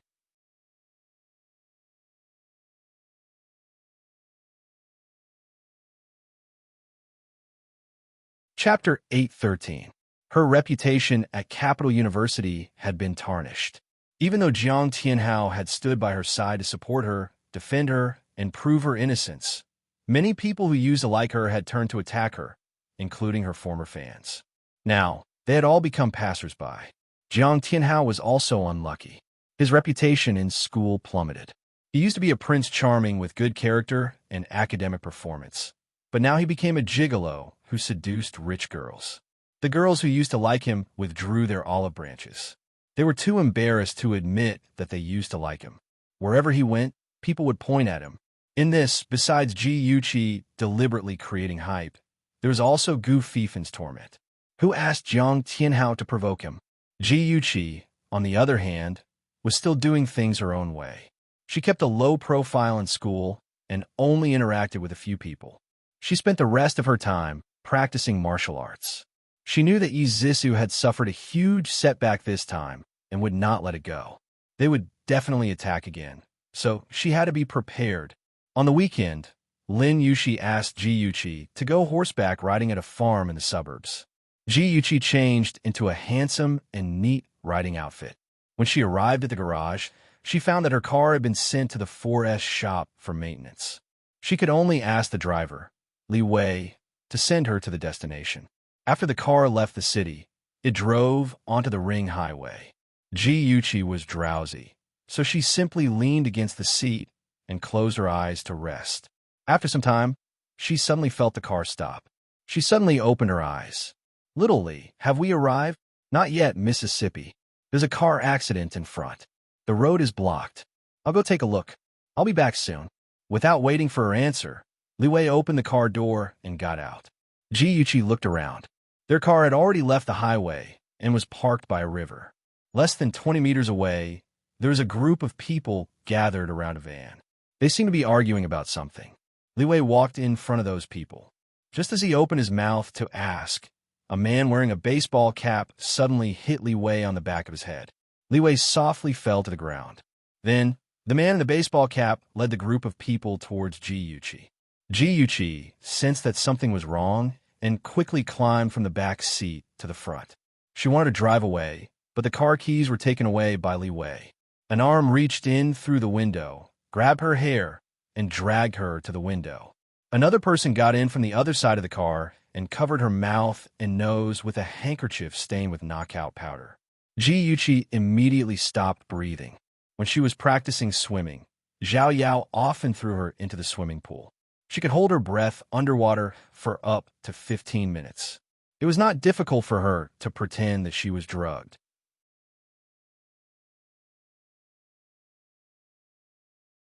"Hurry up, get her into our car." Someone spoke in a rough voice beside her ear. Then, she was lifted up by two people and thrown into the van rudely. Her hands and legs were tied, and her head was covered with a black hood. She did not know how long the car drove before it finally came to a stop. She was half dragged, half carried, and thrown to the ground by a man. The sound of footsteps stopped beside her. She felt someone squatting beside her. Then, a hand pulled off the hood on her head. She still had her eyes closed and pretended to be unconscious. A large hand rubbed her face twice. The man laughed wretchedly. "Tsk, this woman is really beautiful. Brothers, we have found a treasure. Old Six, let's get down to business first." Brother Xian said that he wants us to take a set of erotic photos of this little girl. After we're done, we'll enjoy it. I've never touched such a delicate young lady. Isn't that right? My cock is already hard. Let's hurry up and finish. I want to make this little B*TCH suffer under my body. The 5 men surrounding Ji Yuqi kept saying vulgar words. Each of them was rubbing their fists and palms together. Their eyes were shining like hungry wolves, ready to tear her to pieces at any time. Ji Yuqi's heart was filled with disgust. She really wanted to kick away the man who was caressing her cheek, but she couldn't. There were 5 of them, and they were quite skilled. If she acted rashly, she would hurt herself instead. She had to be patient and wait for the right time to strike. Shin Group, Vice President's office. Shunja stood in front of the floor-to-ceiling window, overlooking the bustling city, the busy world, and the vast sky. He felt an inexplicable emptiness in his heart. He could not help but think of the back of the little girl who had fled. His charming phoenix eyes narrowed slightly as he played with the phone in his hand. Aze said that women like men thinking about them. It would be perfect if they sent a text message or called from time to time. Well, then I'll send a text message to ask what she was doing. Forget it, I'd better call her. He hadn't heard her voice for several days. In the car on the side of the road, the milky white mobile phone was forgotten in the back seat of the car. The beautiful melody sounded again and again, but no one answered. Shunja frowned. What happened to Yuqi? Why didn't she answer his phone? He quickly returned to his desk, opened his laptop, and used the positioning software to find the location of Yuqi. He found that she was in an abandoned warehouse in the suburbs. He immediately jumped up from the chair, grabbed the mobile phone, and ran out. Since practicing martial arts, Ji Yuqi's hearing had become sharp. She heard 3 people leaving. They were probably going to prepare the camera equipment. The 2 people left behind untied the ropes on her hands and feet. Okay, the camera is ready. The 2 of you quickly take off her clothes and take pictures while she's unconscious. A pair of hands touched Ji Yuqi's chest, and another pair fell on her waist. She trembled slightly and slowly opened her eyes. Her eyes were filled with confusion. Then, she panicked and shouted, "Who are you?" She rolled back in fear, avoiding the 2 pairs of hands. The man standing behind the camera cursed. "Damn, this woman actually woke up. Tao Zi, Daniel, you guys go and help. Take off her clothes for me." Hey, the 2 people who were called out couldn't wait for such a good thing to fall into their hands. With a lewd smile on their faces, they quickly went forward. The 4 men surrounded Ji Yuqi and said obscene words. At the same time, they stretched out their hands and pounced on her body. Ji Yuqi flew up and kicked one of them in the chest. That person was caught off guard and was kicked. He fell on the ground and cursed. "Damn girl, your strength is not small. Brothers, be careful." Even without him saying, The three men knew that they had avoided Ji Yuqi's attack. A stocky fatty pounced on Ji Yuqi and used his body to suppress her. She struggled with all her strength, but the 200 pounds of weight on her body made it impossible for her to throw him off. The fatty's two large hands grabbed her shirt and tore it apart. The fabric made a sharp tearing sound, and her chest was instantly exposed in front of everyone. It attracted the Lechers' green eyes. They rubbed their palms and couldn't wait to immediately pounce on her and tear her apart. When those hands touched her body, the memories of her being violated by that man in her previous life came flooding back. Her mind was filled with bright red bloodstains. She couldn't help but tremble. She stopped struggling and closed her eyes in despair. Her right hand quietly slid down, avoiding those people's hands. She touched her calf and touched the hard dagger. She quickly pulled it out. Ah! The fatty suddenly cried out in pain. There was an incomparably sharp dagger in his back. Ji Yuqi suddenly opened her eyes. Her cold eyes coldly stared at the fatty who was sitting on top of her. At this moment, the bloodthirsty factor in her body was revived. With her strong hatred, she didn't stop at all. She pulled out the dagger and fiercely stabbed it. This stab hit his vital point. He stared in disbelief with his bloodshot eyes. Fresh blood flowed out from the wound. Ji Yuqi expressionlessly pushed him away, and he fell to the ground with a plop. The other four looked at Ji Yuqi, who was covered in blood, and couldn't help but shiver. That woman was too terrifying. She was like a vengeful ghost that came to claim their lives. She held a blood-stained knife in her hand and stared coldly at them. Her clothes were open in front of her chest, and her soft breasts were wrapped in her bra. She looked as if her breasts were about to burst out, releasing a fatal charm. She casually pulled her lapel to cover it up a little. Her cold eyes swept over the four people who were already in a state of alert. She coldly said, "Is Brother Xian? Was he the one who ordered you to kidnap me? Brothers, don't talk nonsense with her. Let's go together. Let's avenge the dead de Xiong. Go." The four men casually picked up chairs, wooden sticks, daggers, and other items and rushed towards Ji Yuqi. Ji Yuqi was like a demon who had crawled out from hell. She coldly waved the dagger and circled around the four men. She didn't even blink as she cut off a man's ear, slashed another man's arm, and stabbed the dagger into another man's chest. She was also injured. A red and swollen bump appeared on her forehead. Her back and legs were slashed by the dagger. She gritted her teeth and didn't make a sound. These injuries were nothing compared to the pain of falling off a cliff in her previous life. She used the dagger to stab her enemies again and again. She didn't know who it was, but someone's blood sprayed on her face and blurred her vision. There were only two men left who surrounded her. Just as she was about to lose her strength, she heard a few gunshots, and the two men stiffly fell to the ground. Ji Yuqi's legs went soft. A figure quickly rushed over and hugged her tightly in his arms. His deep and hoarse voice was low and hoarse. "Chi-Chi, don't be afraid. I'm here." The strong smell of blood rushed to her nose. His palms were covered in sticky blood. Shunja didn't care and hugged Ji Yuqi even tighter. The moment he saw her in danger, his heart almost stopped. Only when he hugged her and felt her warmth did he dare to believe that she was still alive. The man behind her was trembling. Ji Yuqi's long eyelashes fluttered. The red in her eyes slowly dissipated and her mind regained some clarity. She killed someone. She really killed someone. Although she had fantasized about killing Jiang Tianhao countless times, she had never put into practice. This was her first time killing someone, but she couldn't guarantee that it would be the last time. She stared blankly at her hands. Her hands were stained with blood. She couldn't wash them clean. She had already embarked on a path of no return. Her heart would become more ruthless and cold. She didn't dare to look back. She was afraid to see Shunja's disgusted eyes. If he saw her vicious side, he would hate her. The warm blood seeped through the thin material of his shirt and stained Shunja's chest. Only then did he realize that her back was injured. He hurriedly let go of her and carefully examined her injuries. The wound on her back was at least 5 centimeters long. Her arm was also scratched. His heart tightened. He carried her in his arms and carefully avoided her wounds as he strode out. Come and see. Songshu 566.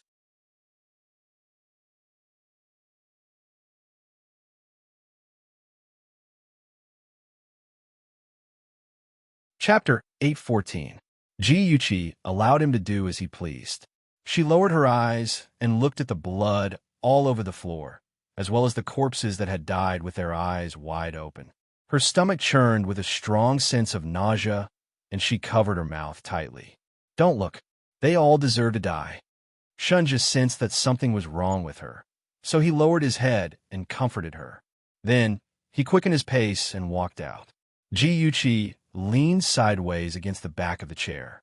She was wearing Shunja's jacket, and her body was still trembling slightly. Shunja found a medical kit from somewhere, lifted her blood-soaked shirt, and carefully bandaged her wound. The scratch on her fair skin was particularly glaring. His heart ached for her, and a trace of sternness flashed across his deep eyes. After treating the wounds on her back and arm, he gently turned her head over and cleaned the wound on her forehead. His eyes were slightly lowered, and his gaze was focused on the wound on her forehead. His movements were extremely gentle, as if he was treating his most precious treasure. His warm breath brushed against her forehead like a warm feather, gently soothing the panic in her heart. It was the panic of her first murder. After applying the medicine, he supported her to lean against his shoulder with one hand and covered her eyes with the other. He said gently, "You're tired. Rest for a while." She didn't say anything, but quietly leaned against him. Her heavy eyelids closed, and an overwhelming sense of fatigue swept over her. In a daze, she heard Aze deliberately lowering his voice. "Young master, those people have been cleaned up. It's a pity that we didn't manage to find out the mastermind behind it." In a 5-story teaching building, Ji Yuqi stood on the rooftop and looked down. The boy she liked was holding the hand of a girl in a white dress, and they left without looking back. The girl in the white dress turned back to look at her, and there was a vicious smile on her beautiful face. She said, "Ji Yuqi, I've snatched away your tang foam." The wind whistled, and Ji Yuqi's long dress fluttered. She stood on the rooftop, closed her eyes in despair, and took a step in the air. Suddenly, a hand grabbed her arm. She turned back and saw Jiang Tianhao smiling at her. "Yuqi, even if the whole world abandons you, I won't abandon you. Come, I'll pull you up." He reached out his hand, and she was touched and held it tightly. The scene suddenly changed, and the building became a cliff. His expression suddenly changed, and he cursed fiercely. "Ji Yuqi, you be *th, hurry up and die." He flung her hand away and kicked her chest, kicking her down the cliff. Ji Yuqi screamed and sat up. Her whole body was drenched in sweat, and her wet hair stuck to her forehead. Her face was pale, and her eyes were full of fear. She couldn't distinguish between reality and a dream. She pinched her arm hard, and only when she felt the pain did she realize that she was still alive. "What's wrong? Did you have a nightmare?" Shunja was sitting on a chair in front of the window, and he was holding a laptop in his hand. When he heard her scream, he closed the laptop and hurried to her side. He sat at the head of the bed and hugged her, who was in a daze. His right hand patted her back gently, and he comforted her gently. "It's okay, Chi-Chi. Don't be afraid. I'm here." His chest was firm and warm, and it made her feel very safe. She leaned his arms and smelled his unique fragrance, and her uneasy heart gradually calmed down. After leaning in Shunja's arms for a long time, Ji Yuqi's emotions gradually calmed down. She leaned her head on his shoulder and said the first thing she said after returning from the abandoned warehouse. "Shunja, am I very vicious?" Shunja tightened his arms, and his chin rested on her hair. His voice was unbelievably gentle. "You're not vicious. You're just protecting yourself. If you didn't kill them, you would be the one who got hurt. Chi-Chi, you didn't do anything wrong." Of course, if anyone dared to bully her again, he would do it himself. He wouldn't let the blood of those people stain her hands again. Ji Yuqi didn't say anything else, but her heart was relieved. After her rebirth, her goal was very clear. She wanted revenge. Anyone could say that she was vicious, but not Shunja. She didn't want to be despised by him. He stroked her hair gently. She lowered her eyes and didn't say anything, and the atmosphere became a little ambiguous. Jiyuchi came back to her senses from her own world. She suddenly felt that their actions were too intimate. She quickly straightened her body and moved her butt back. Her fair face was dyed with a faint layer of pink. Thank you for today. Shinja couldn't help but think of the scene he saw in the warehouse. She was covered in blood and was surrounded by several men. Her clothes were torn, and the skin on her chest was exposed. If she didn't know martial arts and delayed until he rushed over, the consequences would have been unimaginable. His heart was burning with anger, and he swore to find the person who hurt her and tear them to pieces. Shunja's eyes flashed with a trace of ruthlessness, but his voice was very gentle. I'll send a bodyguard to secretly protect you in the future. Yuchi hesitated. With her current strength, it was really difficult for her to compete with Chun Tingfang. However, accepting Shunja's bodyguard meant that she would drag him down. In this life, she didn't want to implicate him.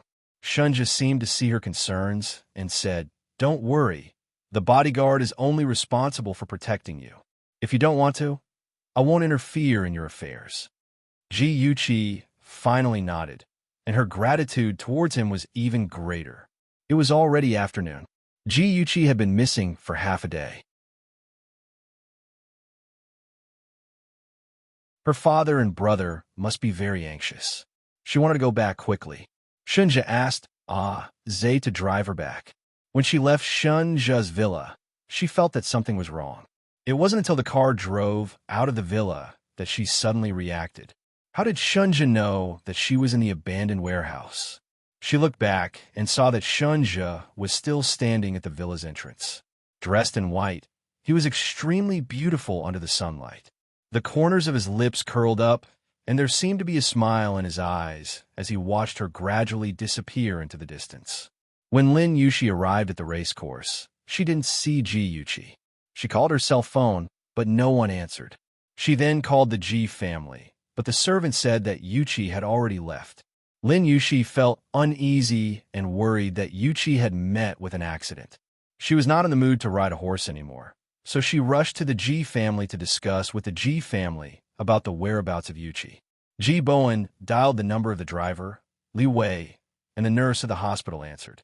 The nurse said that Li Wei was sent to the hospital by a kind person. He suffered a minor head injury and was still unconscious at the moment. Ji Bowen was anxious and uneasy. He knew that Yuchi must have met with an accident. If it was a kidnapping, why hadn't the kidnappers contacted her family?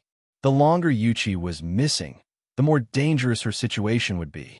He made a prompt decision and picked up the phone to call the police. Chen Tingfang pressed his hand. Old Ji, calm down. If Yuchi was really kidnapped, the kidnappers will definitely contact us. If you call the police now, what if the kidnappers find out and are angered? What if they do something to hurt Yuchi? Ji Bowen's gaze turned cold, and he said in a deep voice, if the kidnappers didn't kidnap Yuchi for ransom, then the longer we delay, the more dangerous it will be for her. Let go, I have to call the police. Why don't we wait a little longer? Maybe the kidnappers will contact us soon. Chen Tingfang persuaded, but her hand loosened. She wasn't sincerely persuading Ji Bowen. She was just putting on an act. If Ji Bowen called the police, and the kidnappers took photos of Yuchi and raped her, they could say that it was because Ji Bowen called the police that angered the kidnappers, causing them to hurt Yuchi. This way, the kidnappers' true purpose could be covered up. Secondly, it could also sow discord between Ji Bowen and his daughter. Ji Bowen didn't wait any longer and directly called the police. He didn't notice the strange light in Chen Tingfang's eyes, but Ji Yunhan did. He was so angry that his teeth itched. This old witch. His sister was missing, and she still stopped his father from calling the police. It seemed that she couldn't wait for his sister to never come back. Thinking of this, he glared angrily at Chen Tingfang. The atmosphere in the living room was very oppressive.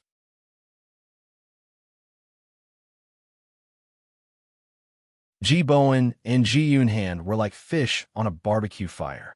Every minute and second was torture. Lin Yushi was full of guilt. She gripped her phone tightly and looked at G. Bowen, who had a gloomy face. Uncle G, I'm very sorry. If I didn't ask Yuchi out to play, she wouldn't have gotten into this accident. G. Bowen wasn't someone who didn't know right from wrong. Yuchi, this isn't your fault. Don't take responsibility for it. The Lin family had a high status in Ing City.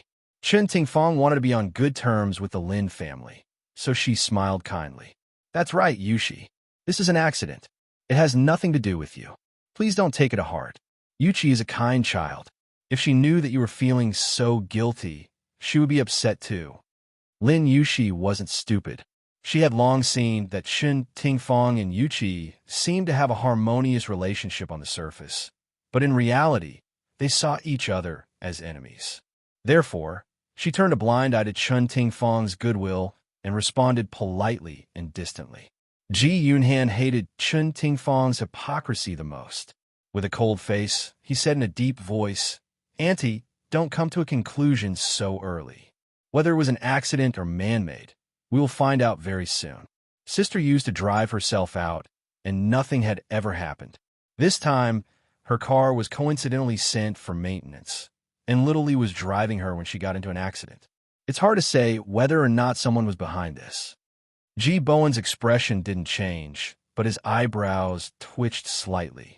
It was obvious that he took his son's words to heart. He also suspected that this wasn't as simple as a kidnapping. Chen Tingfang frowned and said unhappily, Ahan, what do you mean by that? Are you suspecting Li Wei? Don't forget that he's injured himself. Ji Yunhan snorted. I didn't say that I suspected him.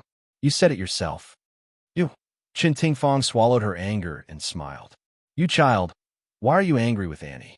Auntie is just concerned about your sister. Then I really have to thank Annie for your relationship. A familiar clear voice floated into the hall. Ji Yunhan jumped up excitedly. Sister, you're back. Ji Bowen also stood up. He couldn't hide the joy on his face. Chi-Chi, are you okay? Dad, Ahan, I'm fine. Ji Yuchi wore a beige dress. Her hair hung over her shoulders, and her bangs covered the scar on her forehead. She walked gracefully into everyone's line of sight. There was a bright smile on her exquisite face. She hugged Lin Yushi, who was closest to her. Yushi, I made you worry. Lin Yushi's eyes were slightly red. She smiled and punched her. It's good that you're back safely. Ji Yuchi smiled and winked at Ji Yunhan.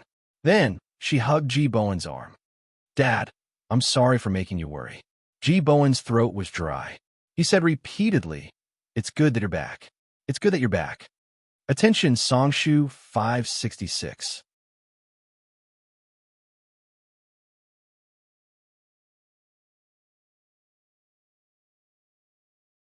Chapter 815.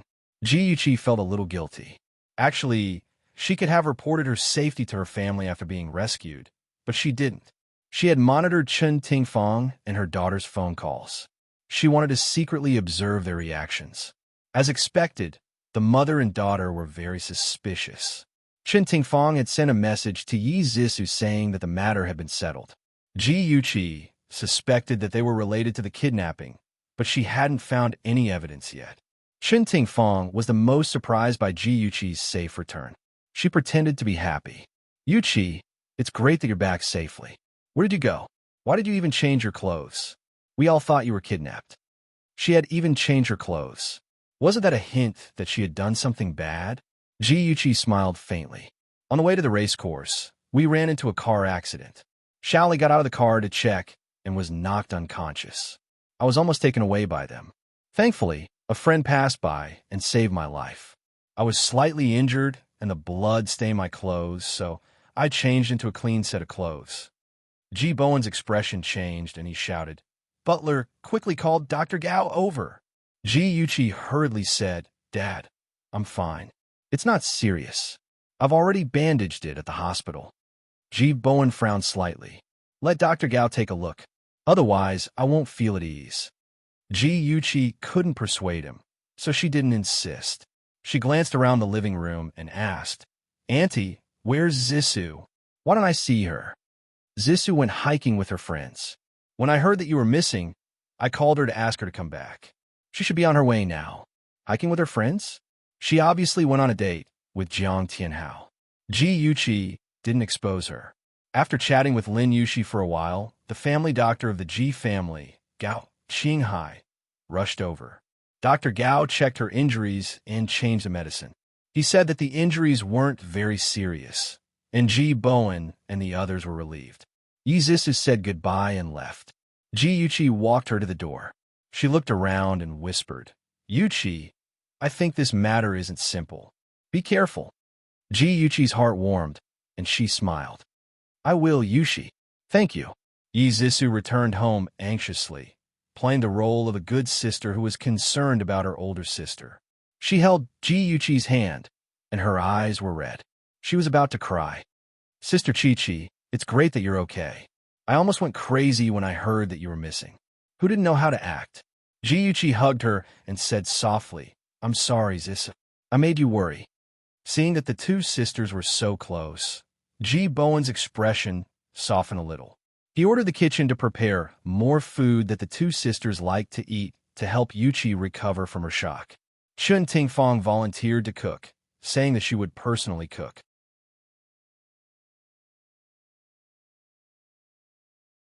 The atmosphere seemed harmonious, but in fact, there were undercurrents surging. Chun Tingfang's culinary skills were very good. She used her culinary skills to capture Ji Bowen's heart. Unfortunately, things were unpredictable. She didn't marry Ji Bowen, and Ji Bowen married Yuqi's mother, Su Meiyu. After Su Meiyu passed away, Chun Tingfang and Ji Bowen reunited at a banquet.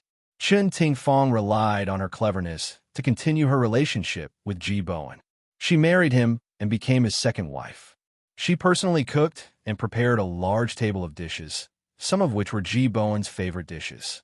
When Ji Bowen saw the familiar dishes, he couldn't help but recall the time when he fell in love with Chun Tingfang. At that time, he was still a poor boy, and she was the daughter of a rich family. Although she couldn't marry him because of her family, she still occupied a unique position in his heart. After Chun Tingfang married him, they also spent a warm time together. However, as the two of them got along, Chun Tingfang's shortcomings were also exposed. She spent a lot of money, was extravagant, and loved to show off in front of others, which made Ji Bowen a little unhappy. Furthermore, what she did to Yuqi during this period of time made Ji Bowen's heart cold, and his attitude towards her became even colder. "Bowen, this is your favorite soup. Drink more."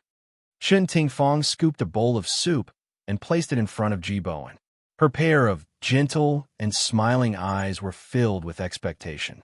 Ji Bowen finally remembered her good and faintly said, It's been hard on you. It's good that you like it." Chun Tingfang smiled brightly. Although she was almost 40 years old, her skin was well maintained, and there wasn't a single wrinkle on her face. When she smiled, she was as bright and beautiful as a young girl. Ji Bowen was slightly dazed. It was as if he saw her in university, and his expression couldn't help but become gentle. "Come, Yuqi, try this. Annie specially made it very light. Eating it won't leave scars on your wounds." Chun Tingfang enthusiastically picked up food for Ji Yuqi. "Thank you, Auntie." Ji Yuqi's lips curled into a faint smile. She lowered her eyes and ate the food in small bites to hide the frost in her eyes. She was already certain that Chun Tingfang was behind the kidnapping. She knew this woman too well. If she didn't have a guilty conscience, she wouldn't be so careful to please her. Back in the room, Ji Yuqi had just finished changing her clothes. Ji Yunhan stood hesitantly at her door. What's the matter?" Ji Yuqi tidied her hair as she let him in. Ji Yunhan's handsome cheeks were slightly red, and his clear eyes flickered. He hesitantly said, "Sis, there's something that I don't know if I should say." Ji Yuqi patted him on the head and smiled. "I'm your sister. What's there that you can't say?" "That." Ji Yunhan scratched his head and stammered. "Sis, if I say it, you can't laugh at me." In her previous life, the relationship between the siblings was cold. Ahan had never confided in her. For a moment, she was excited and expectant. Her eyes lit up as she encouraged him. Don't laugh. Tell me. I like a girl." Ji Yunhan's cheeks were red like a shy little bunny. He was extremely innocent. Ji Yuchi had never seen him like this. She wanted to laugh, but she was afraid of angering her brother, so she could only try her best to suppress it. The corners of her eyes were full of smiles. She pretended to be serious and said, "Ahan, you're all grown up. It's normal for you to like girls. What kind of girl is she? Is she beautiful?" Ji Yunhan nodded vigorously. "Very beautiful." He seemed to have thought of something, and the light in his eyes dimmed. He hesitated for a moment and said, "She's a very good girl, but her family background isn't good." "So what if her family background isn't good? Don't you know Dad? He won't exchange his children's marriage for family benefits. As long as you like each other, Dad will definitely agree." Ji Yuchi smiled and stroked his hair. She said gently, "Besides, you're only in your first year of high school. There's still a long way to go in the future. What happens in the future depends on you. Ahan, I won't stop you from dating, but you can't let it affect your studies. You're the successor of the G family in the future. Dad and Mom want the G group to flourish in your hands." "I understand, sis. I know what to do. I won't let you down." Ji Yunhan's eyes were firm, and his young and handsome face was solemn. Ji Yuchi smiled. "My brother is the best. Of course I believe in you." Ji Yunhan raised his eyebrows and smiled. His smile was as bright as the sun, so no one could look directly at him. Ji Yuchi's lips curled into a smile as she watched him leave. When his figure disappeared, the smile on her face vanished and her heart sank. She would never forget that in 2 months, Ahan would go astray and lose his life in a gang fight. Her father suffered a huge blow and became seriously ill. After that, his health deteriorated day by day. He had no choice but to let Jiang Tianhao enter the G group to help him.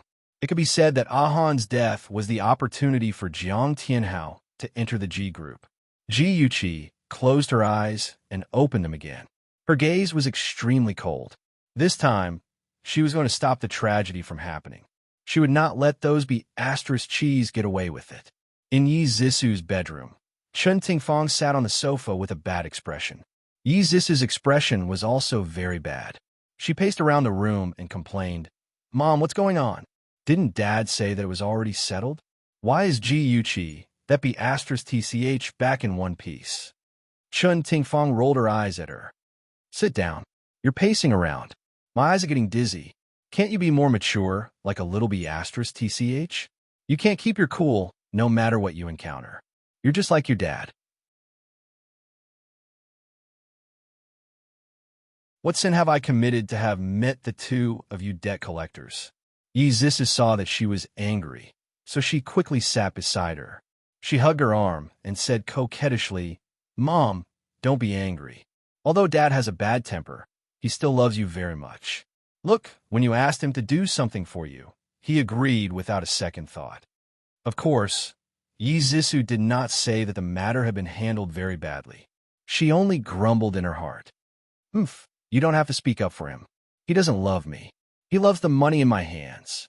Chen Tingfang knew her ex-husband, Yi Zhaoxian, too well. He might have some feelings for her, but these feelings were worthless in the face of money. "Mom," Yi Zisu wanted to persuade her again, but Chen Tingfang raised her hand to signal her not to say anything more. She said earnestly, "Zisu, your mom's only daughter. Everything Mom does is for you. Remember, we're a real family." "Mom, of course I know." Yi Zisu leaned against her and said coquettishly, "Mom, you're so good to me. I'll be filial to you in the future." Chen Tingfang nodded with satisfaction. "A lot of things have happened at home recently. That little b asterisk TCH has been able to avert danger every time. I suspect that she got the news in advance." Yi Zisu bit her lip. "Mom, could it be that Chen Yifei betrayed us?" Chen Yifei's bullying of her was still vivid in her mind. Although she knew that he had taken an aphrodisiac and that he had apologized to her afterward, she still had a knot in her heart and alienated her attitude towards him.